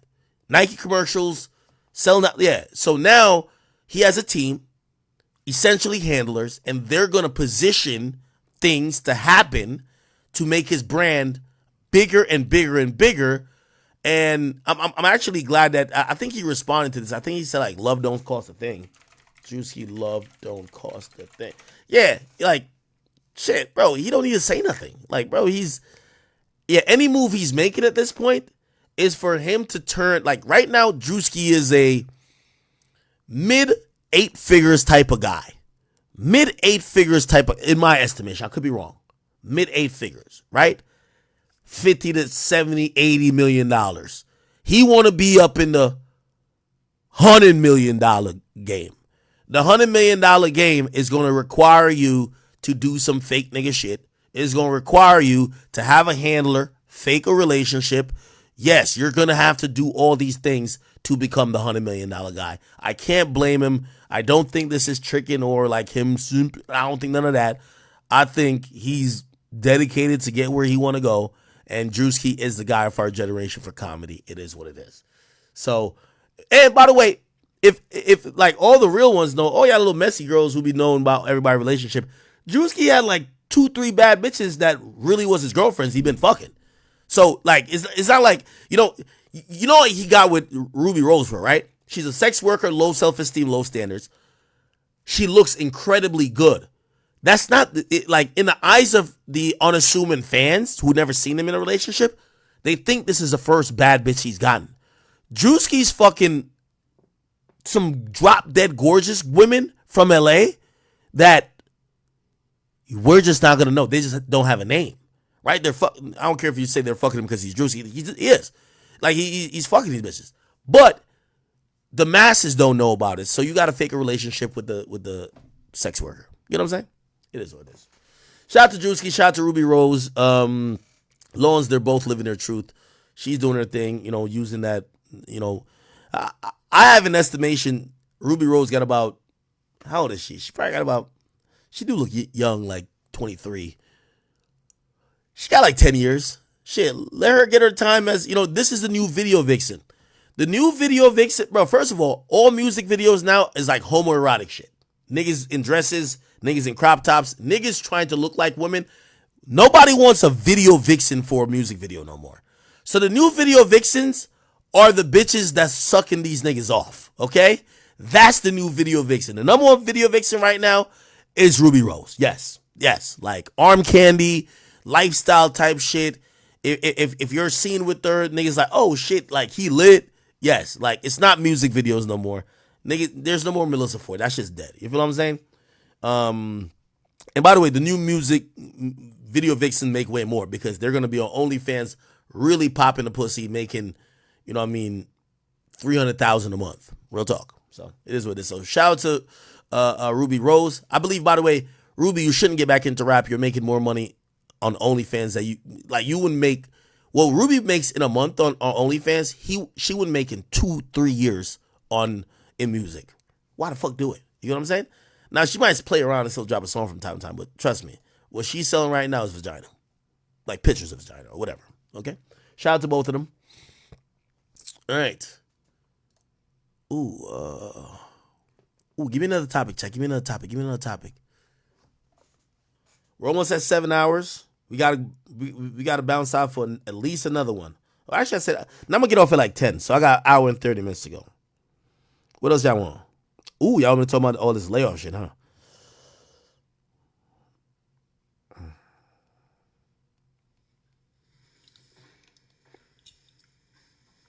Six Nine posted a video.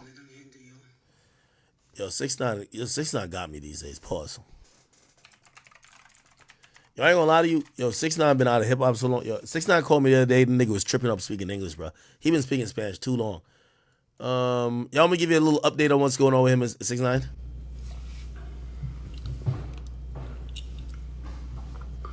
Para que se metan gente yo. Empiezo como en un minuto.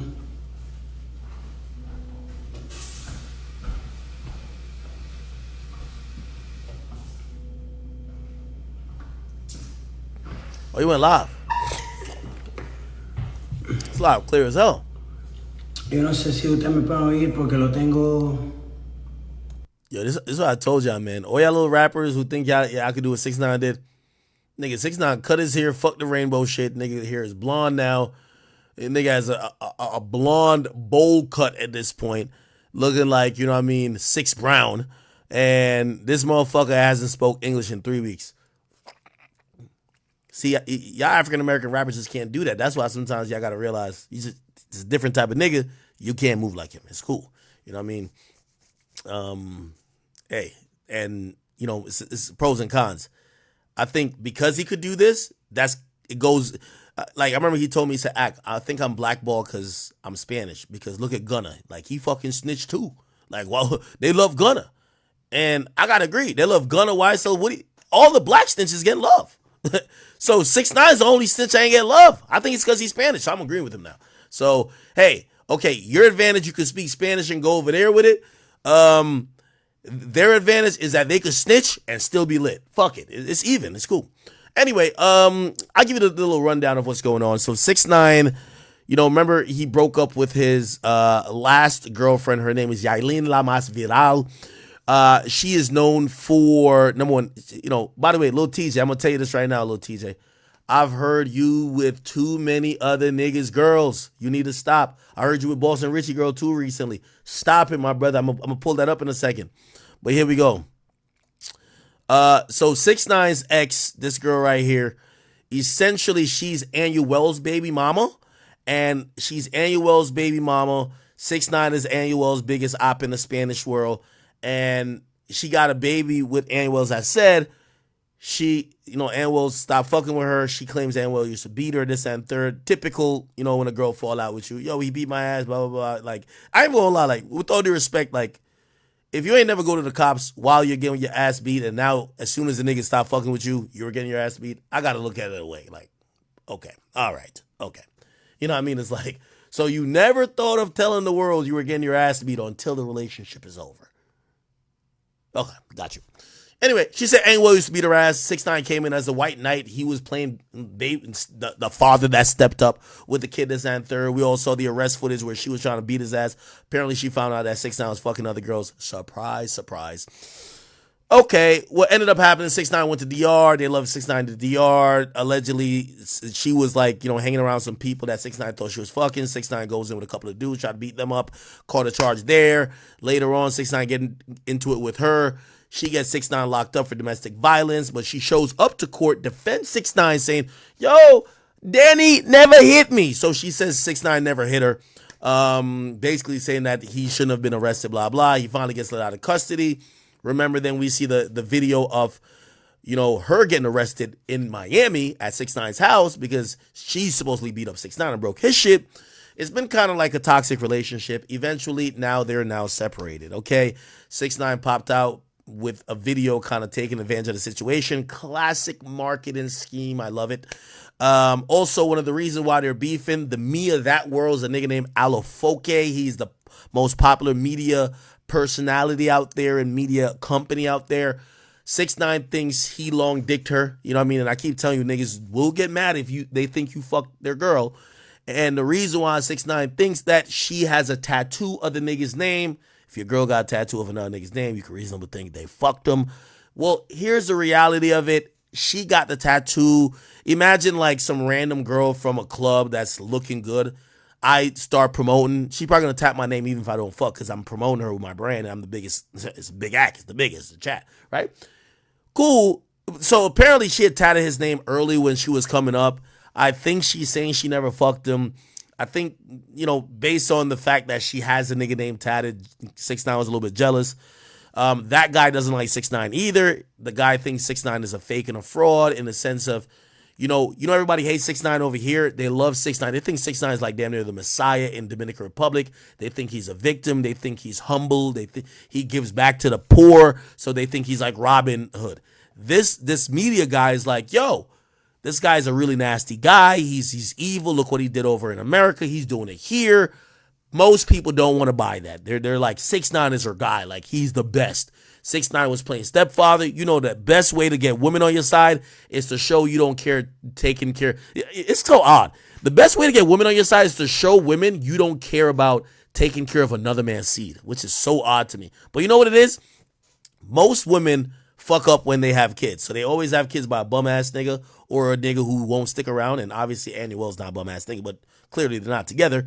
So other women who are baby mamas love seeing when they see a man say, I don't care that you have a kid, I'm stepping up. So everybody thinks 6ix9ine is an amazing person. They would, think about this. Really, it's kind of disgusting. Like, why the fuck does 6ix9ine has his op baby in his hand? What the fuck? Like, imagine, I can't use that example. Give me two ops. Like, I need ops.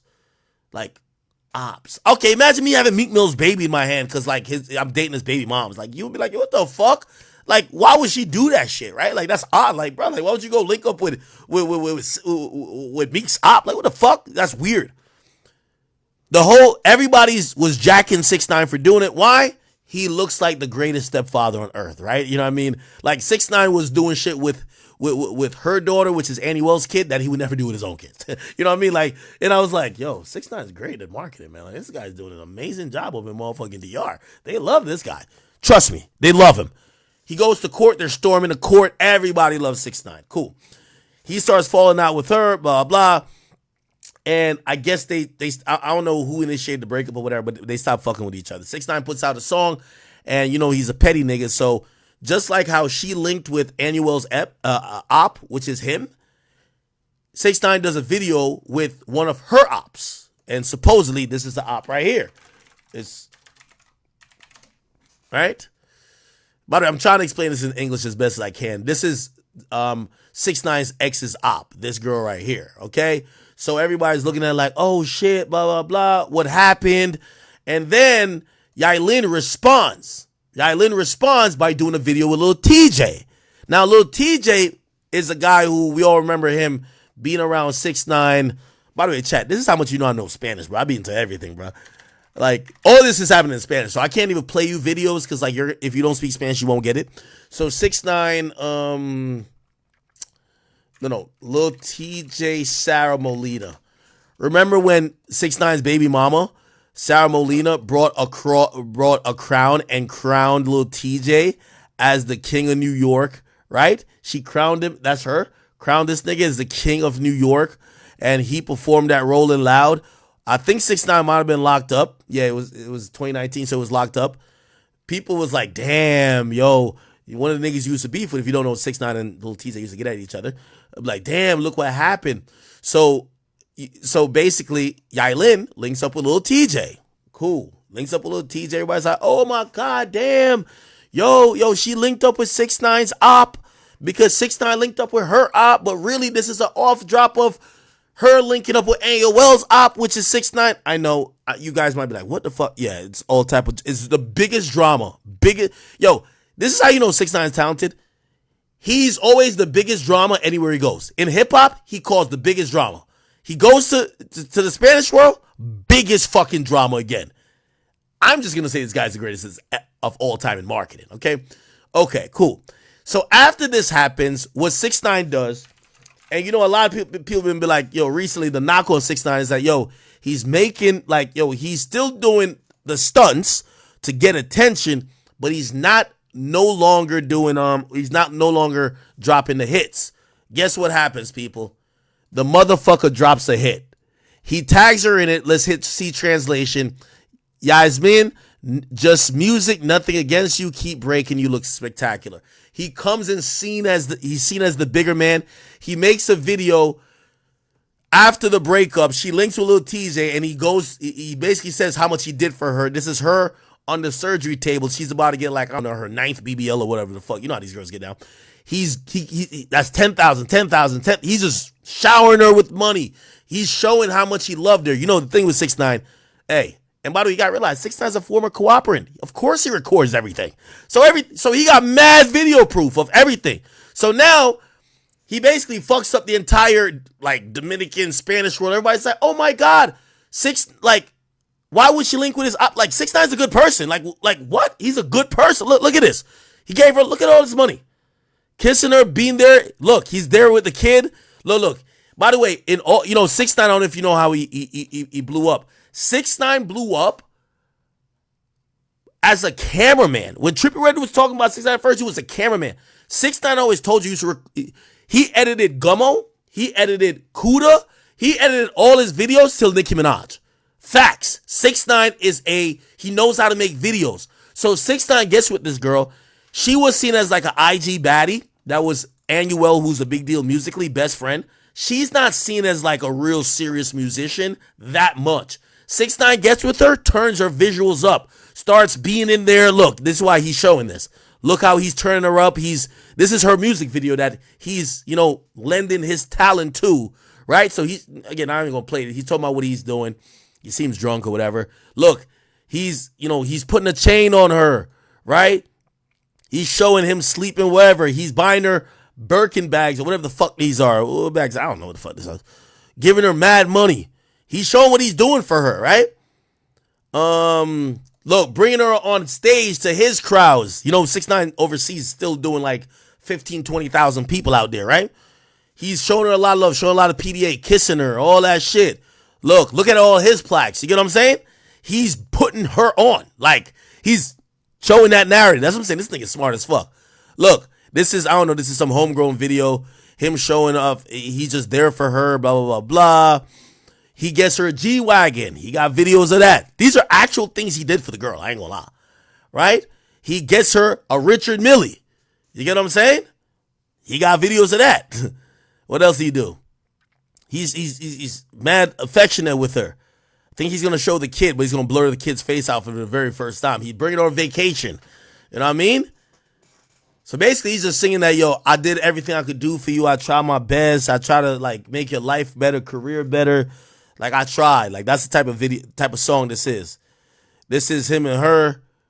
She might have that little surgery thing. What do they call it? Faja? Like, you know when the chicks get like the fucking fat sucked out of them and put into another part of their body?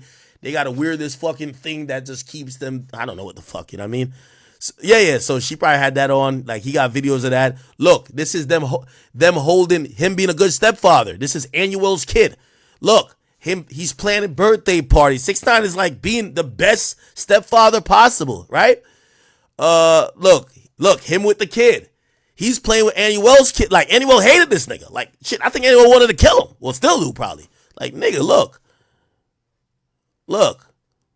See, one thing with 6ix9ine, he don't care. Like me, I judge a girl. Once you got a kid, I'm like, where your baby daddy at, man? Let that nigga go do his job, man. The fuck you got? Don't bring your kid around me, bro. I don't want nothing to do with. If that kid ain't come out of my balls, I'm good.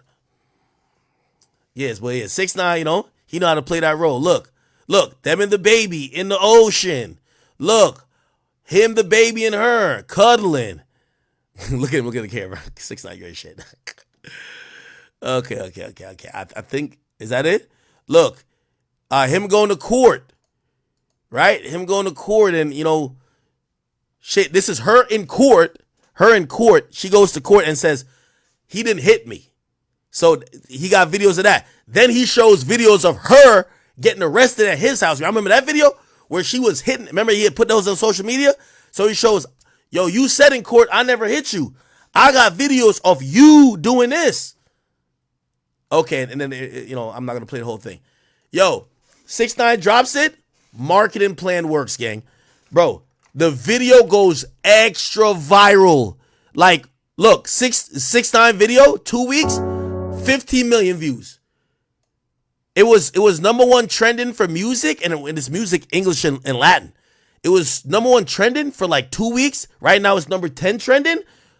6ix9ine being trending after being blackballed. 16 million views. Wow. By the way, he dropped an English song. This stunt got way more. The What's Up, What's Happening song only got 3 million. This one got 15. 6ix9ine back in the 9-figure ballpark or 8-figure ballpark when it comes to views. Lit. So essentially, I think this girl realized you could not beat 6ix9ine on a PR level. He's too good. He's the marketing genius of the marketing genius. The only person who ever defeated him is Little Durk. I always say that. Everybody else, he will take your clout and just absorb it. Like, he just knows how to, like, trust me. Like, if it's niggas in O Block, he'll go to O Block. Like, he don't care about dying. Okay, he's a different type of nigga. Okay, all right. I know you might be like glazing, but I'm putting you on. Okay. So you know what happens next?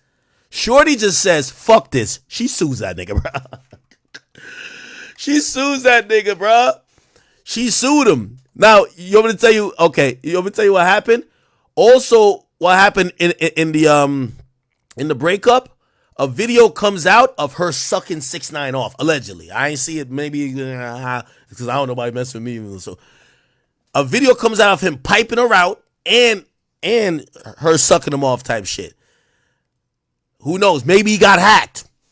I don't know. Anyway, yo, Shorty's realizing she can't beat 6ix9ine on the PR level. She just sued that nigga. She sued him for revenge porn and a couple other things. You feel what I'm saying? Now, granted, we don't know if he actually did do revenge porn, so we just have to be, come on, we just have to be, let's be factual here. But she, hold on, she put up a bunch of, she claimed that 6ix9ine was abusive, despite her going to court and saying he wasn't abusive. But she said that he manipulated her and forced her into plastic surgery, stole thousands of dollars from her, exerted power over her, and kept her in a drugged up state during the relationship. That's kind of ironic because 6ix9ine, I'm going to be honest with you, in 2017, he never drunk. He started drinking in 2018. I ain't going to lie, right before he got locked up. But even then, afterwards, 6ix9ine is just not a huge, drug person. You know what I mean? At least from what I know.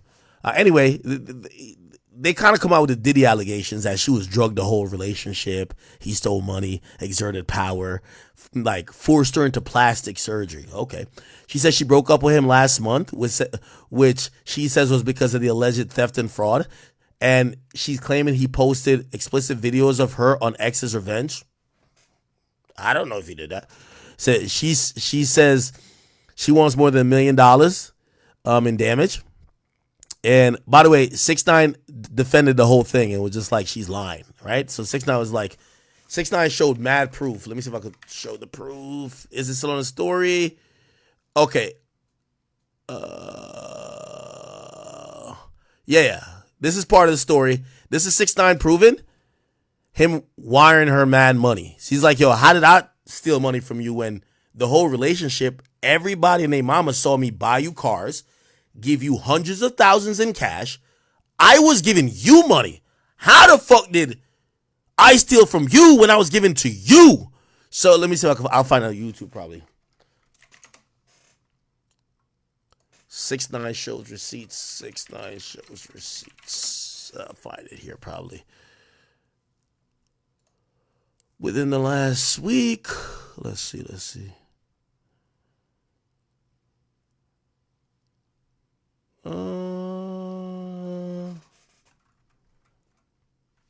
Now let me just type in 6ix9ine.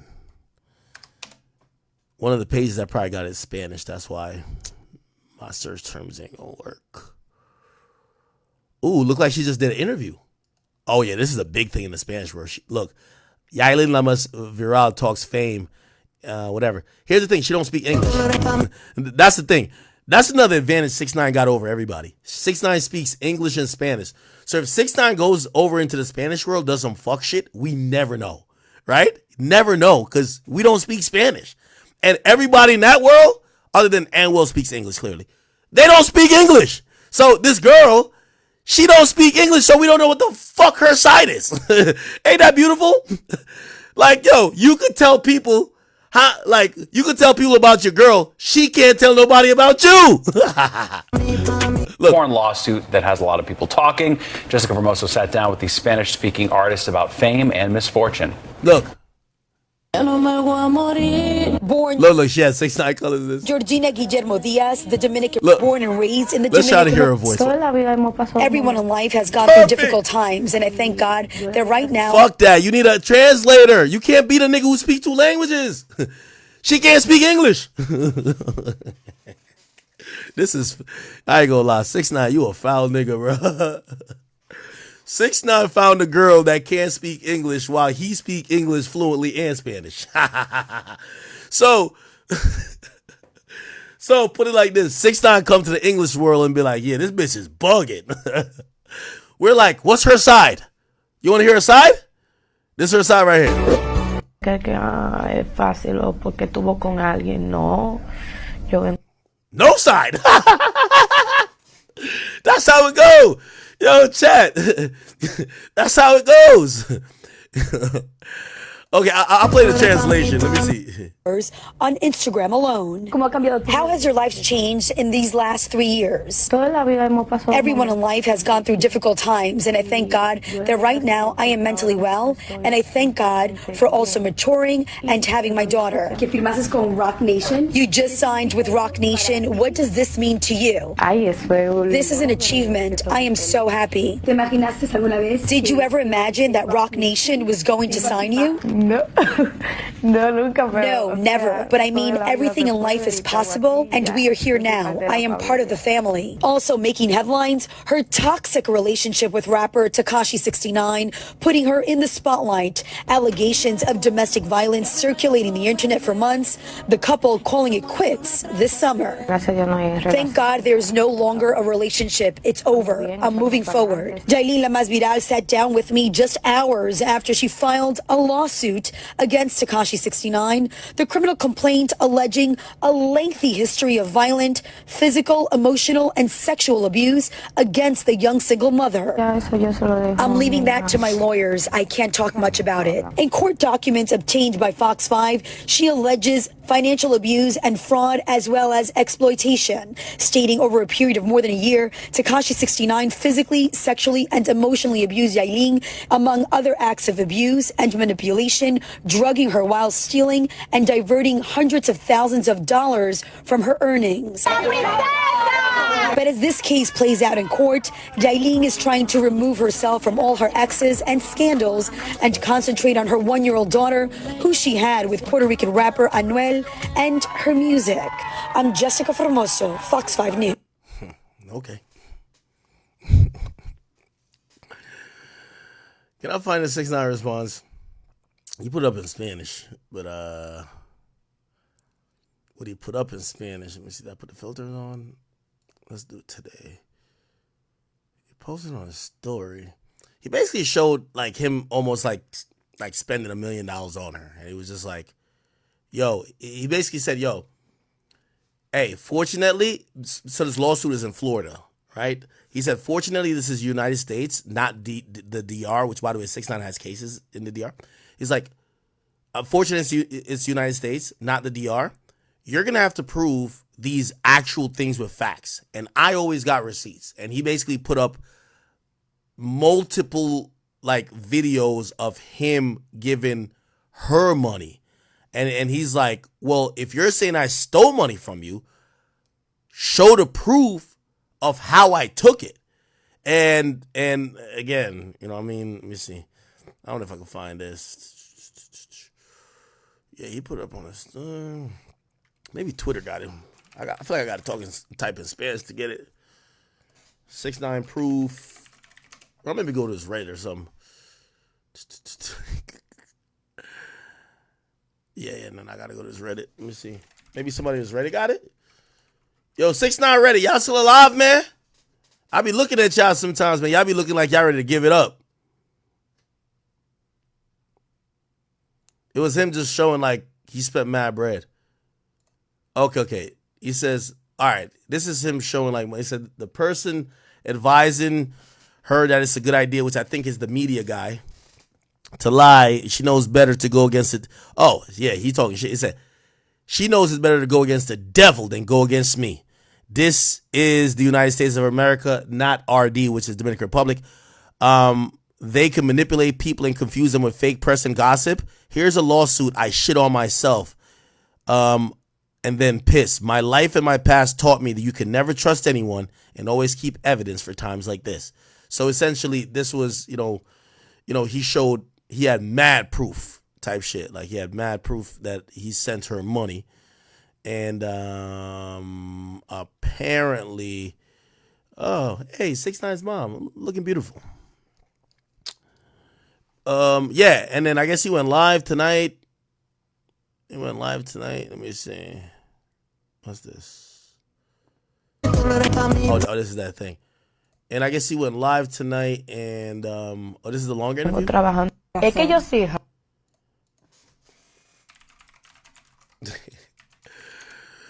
6ix9ine's undefeated, bro. He went live and he talked for 18 minutes. Bruv, I'm going to be honest with you, man. Somebody got to dub these over in English, bro. I can't, bro. I can't, bro. I can't. Yeah, I don't know what he said, but whatever. Let's look at the comments because we can hit translate. I feel like I didn't deserve it. What I mean? The truth is you gave him too much power and didn't know not all men are responsible for other men's children. Okay, so 6ix9ine's probably hitting the angle of, yo, the guy you had, which I ain't gonna lie, W stepdaddy angle, you could always be like, yo, I stepped up to have a role in the child's life when the guy that she had a kid with didn't want nothing to do with the baby. And I was down to be a father figure. I treated the baby well. I treated her well. I helped her career. She was sometimes, abused. Like, yeah, 6ix9ine gonna flip this pretty good. Yeah, ain't no way she could possibly win a PR battle with 6ix9ine. Like, 6ix9ine's like pro. Let's see this.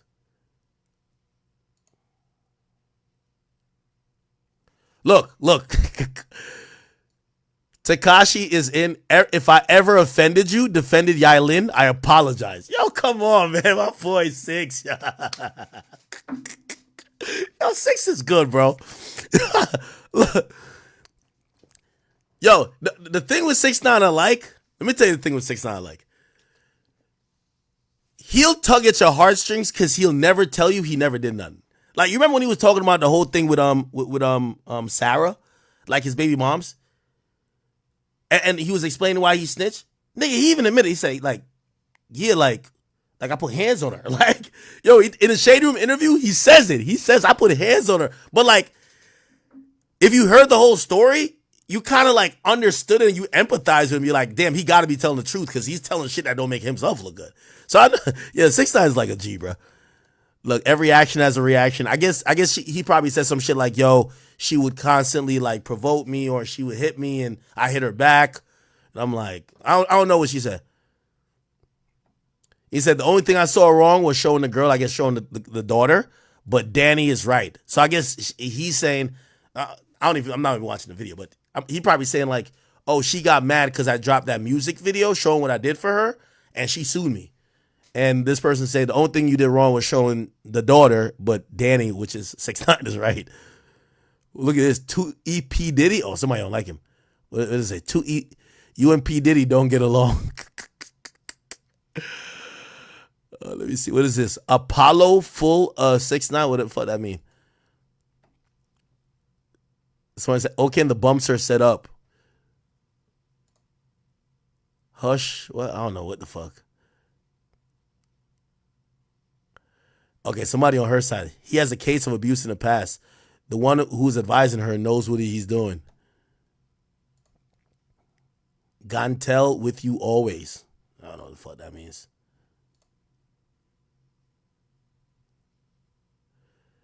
This ese alofoque mentiendo pila.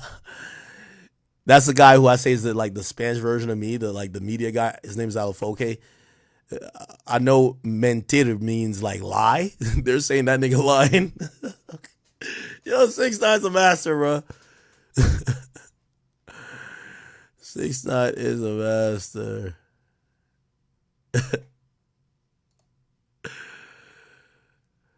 Yeah, so somebody says, all like a man with the truth up front.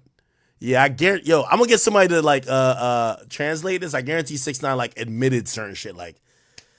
Yeah, I ain't gonna lie. One time I did slap the fuck out of her, but this is what happened. You know what I mean? I'm not saying that's funny. I'm just saying, 6ix9ine's uncancelable, bro. I'm telling you, this is, you can't get rid of this nigga. I'm telling you, it's a different monster. Trust me, I know the nigga, bro. You can't. You can't. Oh, look, Danny, you still call her my love. Baby, don't forgive her. She ain't been good to you. You've been mocked many times. It's not fair, my love. No matter how much you love her. Yeah, don't allow her to sink you. Damn.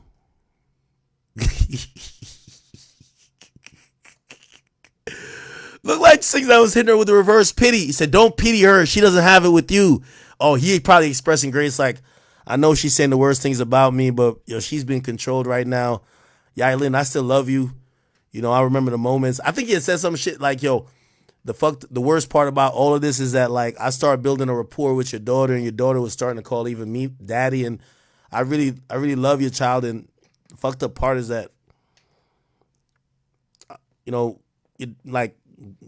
I'm not gonna get to be around her because I really enjoyed trying to do things and have fun with her. 6ix9ine's the greatest, bro. Look at this shit. I love Yaya, but she must stop depending on men. She messes with him, billing with her, with what she has, blah, blah, blah, blah, blah, blah. Okay, man.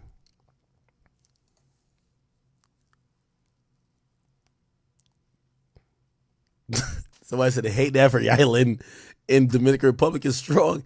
It's unbelievable that many give the reason, or I guess give the, they're giving the benefit of the doubt to a person who had so much trouble with justice. They're saying, look at 6ix9ine's face. Yo, look at 6ix9ine's face, bro. Yo, I ain't gonna lie, man. Yo, 6, you the greatest, gang. Let me take a shot for my boy 6ix9ine, man. Oh, man. Cheers. All right. Y'all caught up on 6ix9ine, though. That's good. Yo, the engagement on this drama is crazy. Look, 114,000 comments, 50,000 comments. Him with her op, 143,000 comments, 49,000 comments.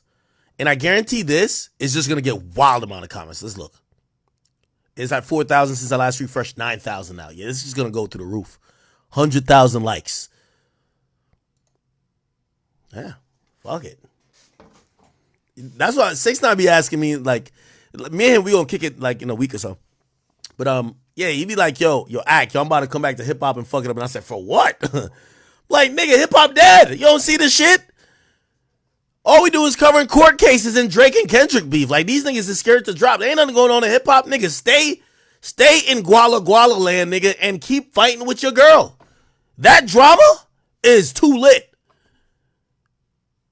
Like, I told that nigga, you better stay over there. And low key, if I'm him, I try to get back with Shorty. I don't know if 6ix9ine will have this much virality with any girl, but that Yailin girl, for whatever reason, she's like the Cardi B of the DR. Like, I'm like, bruv, you might want to get back with her. Like, apologize for cheating and doing all the bullshit and get back with her and cause some more drama to keep this shit going, bro. Like, you mad viral again.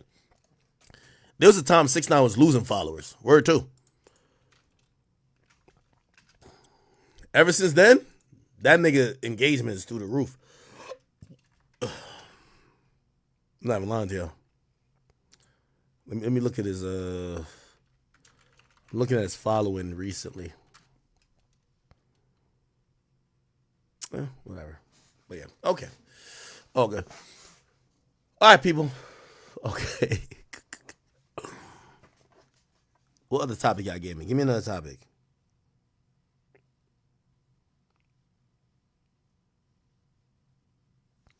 They say you got the okay. Yo, shout out to my boy Memes, man. If y'all know Memes Grand, they hold down this page of mine. Y'all all go watch it. It's my page, but they hold it down. You feel what I'm saying? DJ Akademiks TV. He said he posted the 6ix9ine shit with subtitles. I'm like, what? I'm like, nigga, you understand Spanish? I got a multilingual nigga working for me. Holy. Let's see. Let's hear this. For the people to get involved.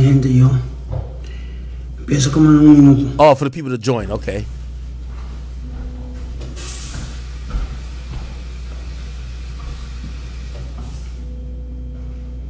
Okay.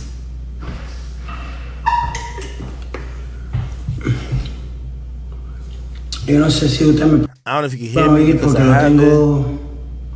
Now I'm gonna just read the cell phone in there, blah, blah. Okay, come on, let's get to the bullshit, bro.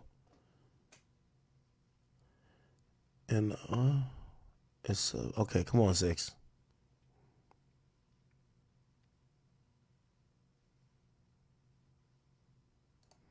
I'm about to just call this nigga. I'm tired of this shit. I'm sorry, bro. I can't listen to. I need my own translation, bro. I'm done, bro. I'm calling this nigga, bro. I'm done, bro.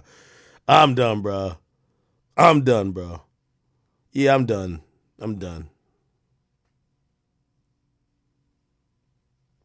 I'm done. Yeah, you ain't gonna speak just Spanish and leave me out of the drama. I want the drama too.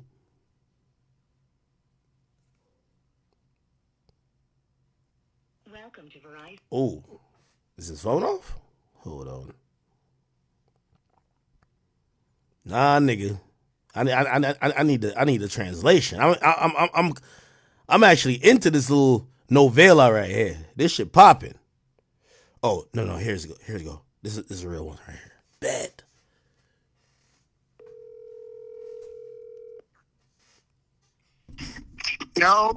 Yo, nigga. Yo, what up, bro? But first of all, I'm on stream, and I'm coming to see you next week, but I'm on stream. Yo, could you explain whatever the fuck you said in Spanish, my nigga? I'm over here. I'm lost, nigga. What the fuck? Bro, could you, nigga, yo, I spent 20 minutes trying to figure this shit out. What's going on?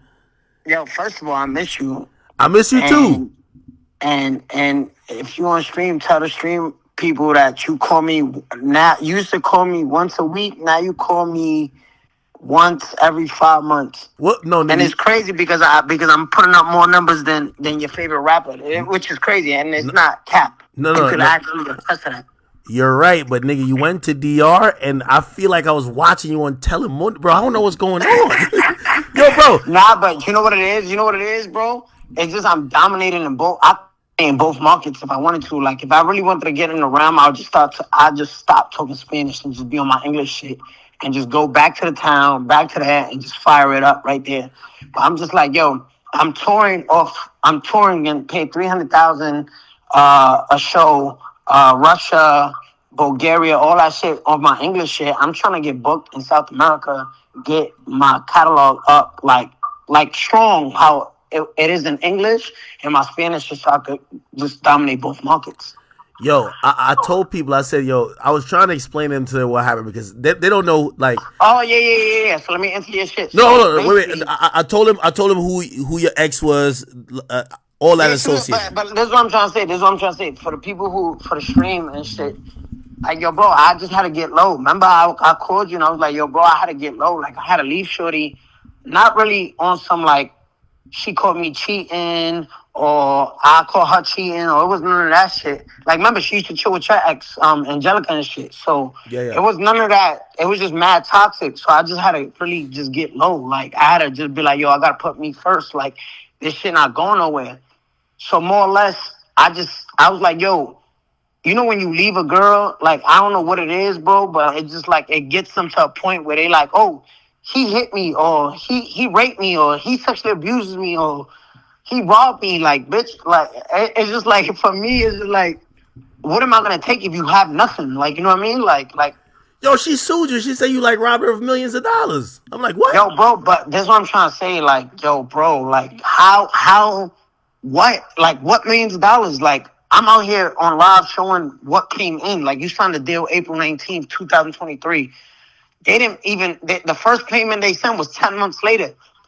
You know me, nigga. I signed to Elliott Grange. I signed, once you sign, upon signing, when that pen hit the paper, that money's in your account in 72 hours. If not, the contract is out of here. There's already a breach. You know that. Yeah.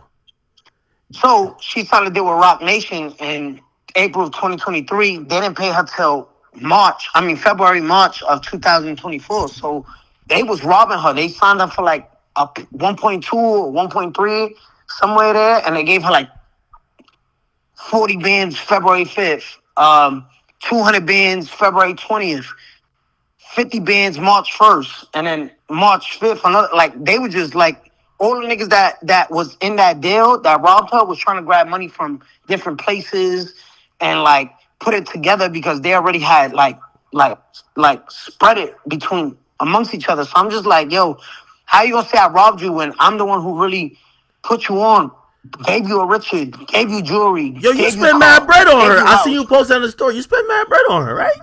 But that's what I'm saying. So anyway, long story short, bro, I just had to get on live because what I didn't like was the accusation on some Diddy shit, some freak off, like party freak off. Yo, shit. she says you had her drugged up like the whole time. I said, what? Yo, but you know what's that? Yo, bro, it's so jokes because yo, bro, it's just like, yo, bro, in the suit it says that, boom, the drug shit. Then it say that I used to force her to get surgery. Like, bro, like, you had 5 surgeries before I even met you. Like, when you was with the nah, real shit, nigga, you know this. Nigga, you know this though. Yo, you know what I said on the stream before I called you? I said, I don't know why niggas play with 6ix9ine because, like, number one, this thing not only gonna have receipts, you're not gonna win a PR war with this nigga because he's the type of nigga to tell the truth so much that he'll look bad too, but you look crazy. So I said, yo, bro, you had like, nigga, I didn't want ass and titties, nigga. And everybody know, nigga, if you know, fuck 6ix9ine. If you know Danny, you know me. I never been with an ugly bitch. You know that. First of all, I never had a skinny bitch. My bitches is thick, nigga. Like, all my bitches got. So I met you thick. Why the fuck would I want you skinny? That's just cap. Then it says that I took a fucking life insurance policy out on shorty. Like, what the fuck? Like, what was I gonna kill you? Like, it's just cap. It's just mad cat. Like, you know what I mean? So at the end of the day, it's not her though. You know what I mean? Like, yo, bro, it's not her. Like, I know it's the people around her. Like, yo, bro, we could. Are you still beefing with the Alofoke dude? Nah, the nigga got beat up when he came here to Miami. You lying? What? Nigga, yes. Some Telemundo news. Word. He just got beat up when he came here like 2 months ago. Yo, no. What? You serious? I thought he was the person behind her right now. No? Nah, it's just the nigga's a dweeb, bro. He's like, yo, bro, I'm not gonna lie, bro. The nigga really thinks he's you. Not for real. He thinks he's you. Yo, but why y'all beefing though? There's no beef, bro. Yo, bro. It's no beef. Like, these niggas be beefing by themselves. That's what I'm trying to say. Like, when it's beef, it's like, yo, where you at? Type shit. You know me for how long now? Like I don't be beefing with none of these niggas. Like they just be beefing by themselves. Like even the TJ shit, nigga. I had never, nigga. When did I ever beef with TJ? Like I never beefed with him. Like God bless him. Like the nigga almost died ordering a burrito. Like no funny shit. Yo, Like stop playing with no, TJ, bro. Stop. nah, nigga. I'm dead ass though. I'm lying. Yo, stop. Wait. Hold on. Am I lying? Right, it wasn't ordering a burrito. No, I think you had said something to him one time. Nigga, it said it in the article. The nigga was online ordering a burrito, and the nigga fucking came try to ask him for his jewelry, and what happened. Like the nigga really, and that's the only time I ever mentioned him. Like I don't have no like niggas be beefing by themselves. Now if it's static, it's a whole different other shit. Like wait, why she go to TJ though? Why she go to when she thought you and TJ had beef? Like I think exactly, but that's what I'm saying. Remember when I was in jail? Remember, yo, bro, the nigga is really a nobody. Yo, like, he is a nobody. He was chilling with Sarah. Sarah like was crowning. But all right, so when he was chilling with Sarah, right? When he was chilling with Sarah, where was I at? You're in jail. Exactly, my nigga. So I never even knew you. Like, first of all, you blew up when I went to jail. How you beefing with me if nobody knows you? See, got you. Like, you don't got no answer to that. No. I mean, no. I was in jail, wasn't I? Wait, so she did the whole thing with TJ. But that's what I'm saying. They probably gassed her up crazy. Like, yo, that's his op. Like, that nigga's beefing by himself. Like, that nigga, like, the only time I ever acknowledged that man is when the burrito shit happened, when the nigga got shot up ordering his food. That's the only time. Remember I had said, yo, I think I posted like, yo, damn, I want some Chipotle or some shit like that. I thought you had dissed him one time, like early on, like you were like, you called him like a little nigga or something. Like you were like, if you don't got this watch, you a little boy. No, that wasn't for him, was it? I don't know. What the fuck? No, I don't know. I think it was to one of the other niggas, but hell no, nigga, I never beef or something.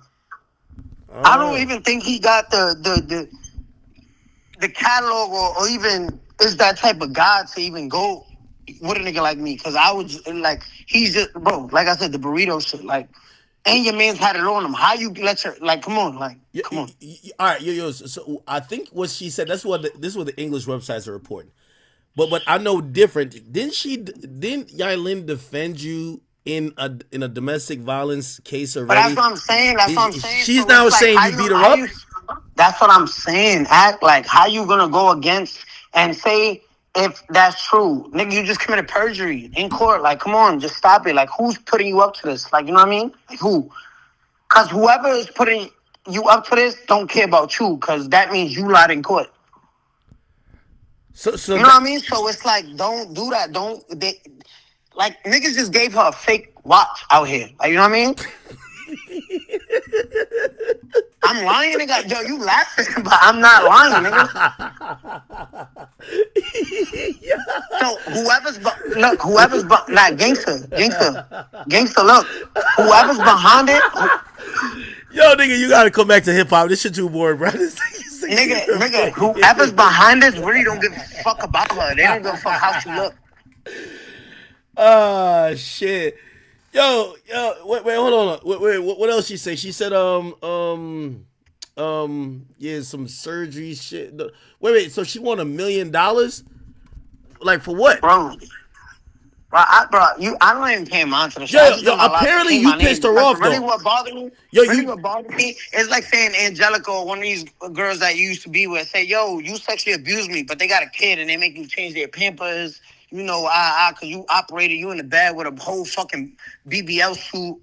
And, like, if you know this nigga be sexually abusing you, drugging you, fucking putting life insurance policies on you, like, I don't want you around my kid. Like, come on now. Like, these girls really on some fucking, what's that?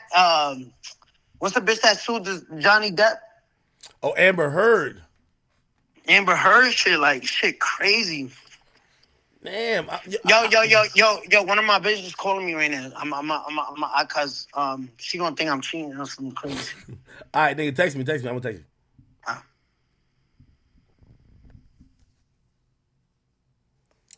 Oh man, I think that wrapped that one up. This nigga's hilarious, man. Hey, listen, I'm not laughing because I don't believe. I'm just saying that The way this nigga talk is just hilarious. I'm sorry. I'm sorry. I'm sorry. I know sensitivity. I know, bro. But I'm just sorry, bro. I'm sorry. Please, give me some grace. Okay, all right, bet. I think we're done with this. We're done with this. All right, good. Perfect. What is this? Okay. Oh, TwitchCon. They said Twitch. They're gonna make the bands more transparent. Yeah, all right. Yeah, all right, nigga. If you know Twitch, nigga, they'll just ban you and just give you a vague reason, nigga, for breathing. Okay, bet. All right, cool. We got at least 15 more minutes, so we gotta make this strong. Did I do all my topics? I know I ain't doing my topics. This shit is no way.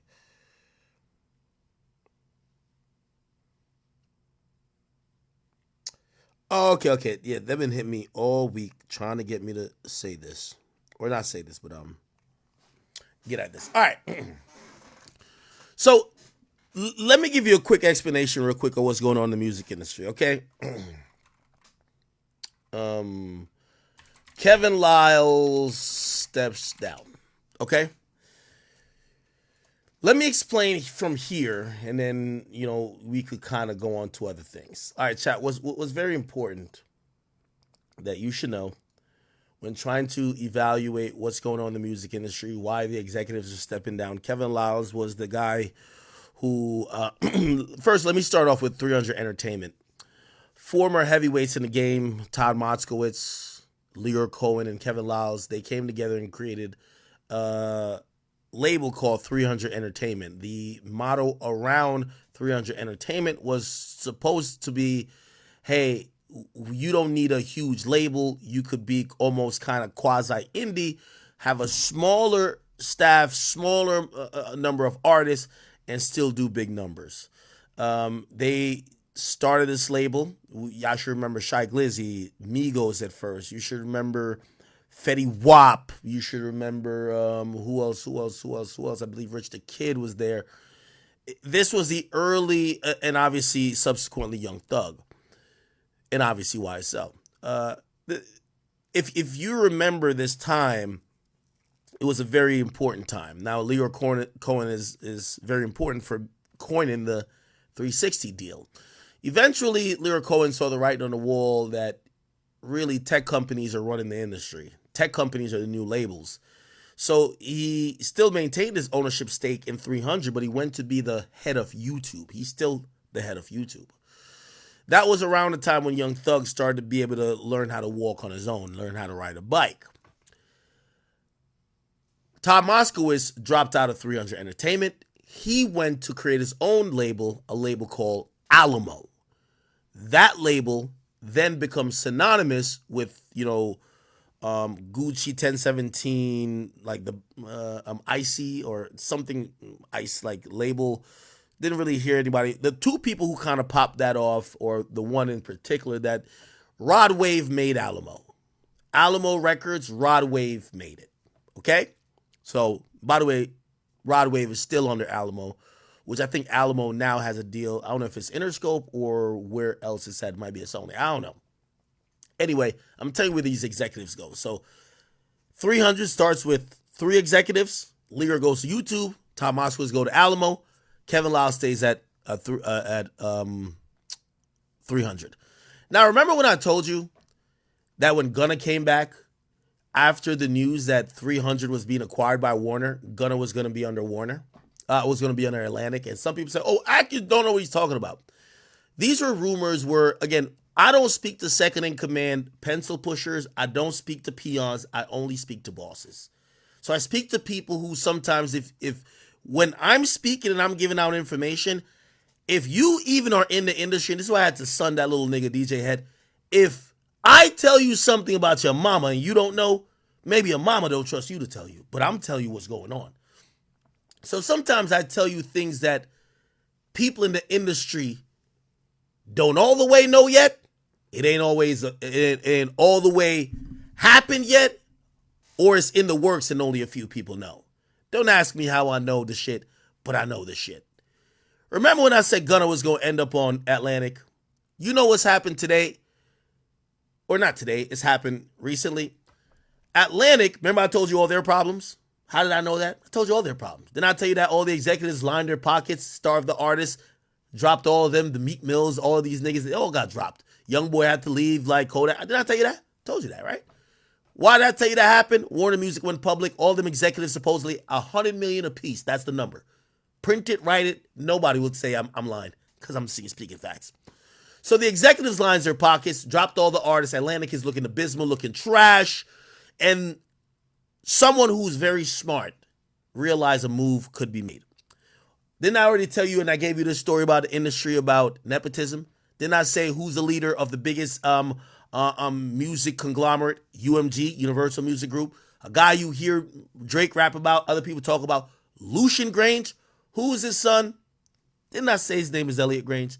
By the way, how do I know some of this too? You know I got a joint venture with the nigga. Shout out to my man Lucian. Shout out to Sam. Shout out to Homemade Records over there. Y'all been doing a good thing. Not just speaking on my ass, people, right? Did I tell you that I created a little act not only to show people I can have fun, but I didn't want people to talk about me like how they talk about Stephen A. and these niggas like I was never in the league. I went to drop a record. I signed a record deal. I didn't only sign a record deal. I signed a deal for a JV. You get what I'm saying? I have a label. I made sure that whatever I'm talking about, I got actual experience with it. I had to deal with my lawyers. I wanted to be well-versed in what I'm talking about. This is why I know most of the things I know. But not only that, I'm also speaking as a person who nobody could call and be like, yo, why'd you tell him that? You're fine. No, don't happen like that. All these people, lucky I'm in a position where, let's call it, we work together. So 10K projects. And by the way, ironically, this affects me too. Matter of fact, I know it affects me because Warner sent me an email today saying, the Academy Records, we need your vendor information to pay you out. I haven't taken payment from 10K for years. I dropped the little act thing after that. Because I haven't signed anybody. And I don't want people to give me a loan. I could get millions of dollars from them, but I don't want a glorified loan. Because you know what? You're going to, not necessarily they're going to say pay it back, but now you're indebted to somebody. And I'm not that committed to dropping music, just honestly, right? But anyway, I got the news. 10K, which was independent at first, but it went through his father's conglomerate, UMG, then Capitol. 10K does a deal with Warner. And I always tell y'all, the difference between music, the big conglomerate music labels, and the little rinky-dink rappers who think they got to shoot each other to get the up on whatever competition they got, is that Universal Music Group, Warner Music Group, and Sony Music Entertainment, they all work together. Okay? They all make money together. So you know what happened? The son of the most powerful guy in the Universal umbrella takes his independent label, which I have a deal over there. 10K. By the way, 6ix9ine signed to 10K. Trippy, 10K. Ice Spice, 10K. Who else? This is a bunch of people. Takes 10K and does a deal, because it was an indie label. Remember, he would have to work his way up the ranks to get to succeed his father. It was going to take a long while because he started late. But he said, nah, I'm going to do it by being an independent label and showing y'all proof. Look at this. Internet Money, success. Look at this. 6ix9ine, success. Look at this. Trippy, success. So he's doing this independently, even though the independent is looking a little bit more than independent, if you get my drift, okay? You know what I'm saying. Hey, the next play for him, you got to get to the top spot. Now, the only way, you got to go run a label that is in dire need of repair. The label everybody was talking about that's historic is Def Jam. Def Jam been trashed for a long time. They don't have no new artists. Like, I think at one point they were touting that YK Osiris was their big deal. Come on. So they needed saving. However, ultimately, I forgot the name of the gentleman who actually took that job, but that's his project to fix. What's the next thing? Well, ironically, at the same time, Warner goes public. Everybody's cashing out. They dropped a shit ton of artists, Meek, all these people. And then Atlantic now looks garbage. By the way, every new drill rapper, every new Hispanic rapper, they're all signed to Capitol. Capitol's getting all of them. So who becomes the label that is impoverished? Atlantic Records. Okay, cool. Brilliant play here. Take 10K that you've built up, Ice Spice and all these like, assets, and be like, oh my God, you got the newest, well, and it's Sexy. No, Sexy is not going through there. I'm sorry. Anyway, grab that situation, bring it over to Warner. Now, theoretically, you would think, well, Warner and Universal are like competitors. It's not like two fucking stupid rappers shooting each other. No, it's not that same, right?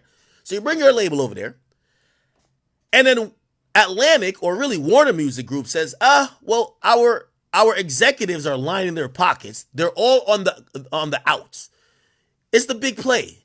Yo, these executives are getting $2, $3, $4 million a year. The company goes public and you get $100 million. Peace the fuck out, nigga. That's what happens, okay? So they were already on the way out. Elliot Grange go over there with 10K.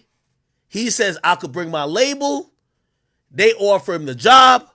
What we now have is Atlantic Music Group that falls under Warner Music Group. You know what's an Atlantic Music Group? 10K Projects, with Elliot Grange owns. Who now runs Atlantic Records? Elliot Grange. 300. Remember I said Gunna, if he was going to leave YSL is directly tied to 300. He would be maybe Atlantic. What's under Atlantic Music Group? 300. And some other record company called Elektra. So there's a newly formed, new method Atlantic Music Group that is going to be the foreseeable future of what Warner is going to put out on a urban conscious or not urban content level.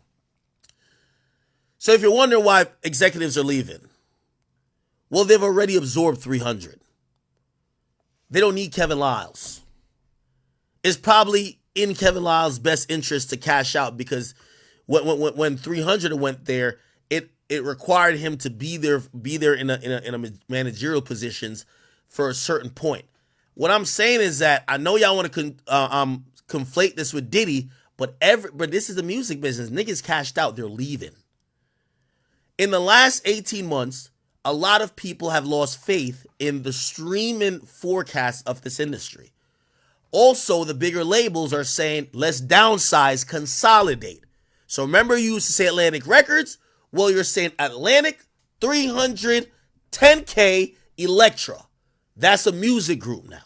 We don't need all these executives. You could go. You could go. Julie Greenwald, you got your 100. You could go. You could go. You could go. Everybody is cleaning house. The industry is preparing for, I won't call it a recession, but if I had to put it in layman's terms, the recession. Consolidate, get them out of here. What's also happening? Artists who are just sitting ducks, get them out of here. We have a new leader, Elliot Grange. We have a new infrastructure, and we now have everything is folding up.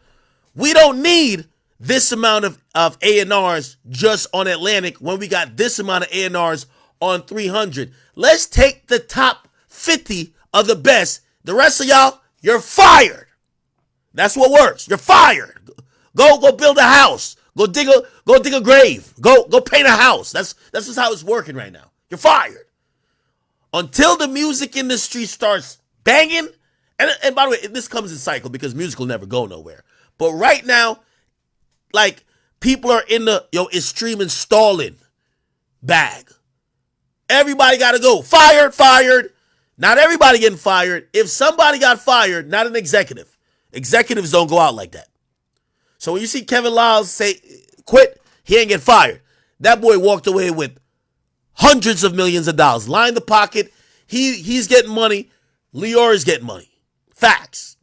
Now, for them A&Rs, them digital people, them people working radio, them people who was just clearing, we're not just going to have a staff of all of y'all for no reason. Yeah, fired. You can stay. Fired. You stay. Again, downsizing, consolidating, downsizing. Okay?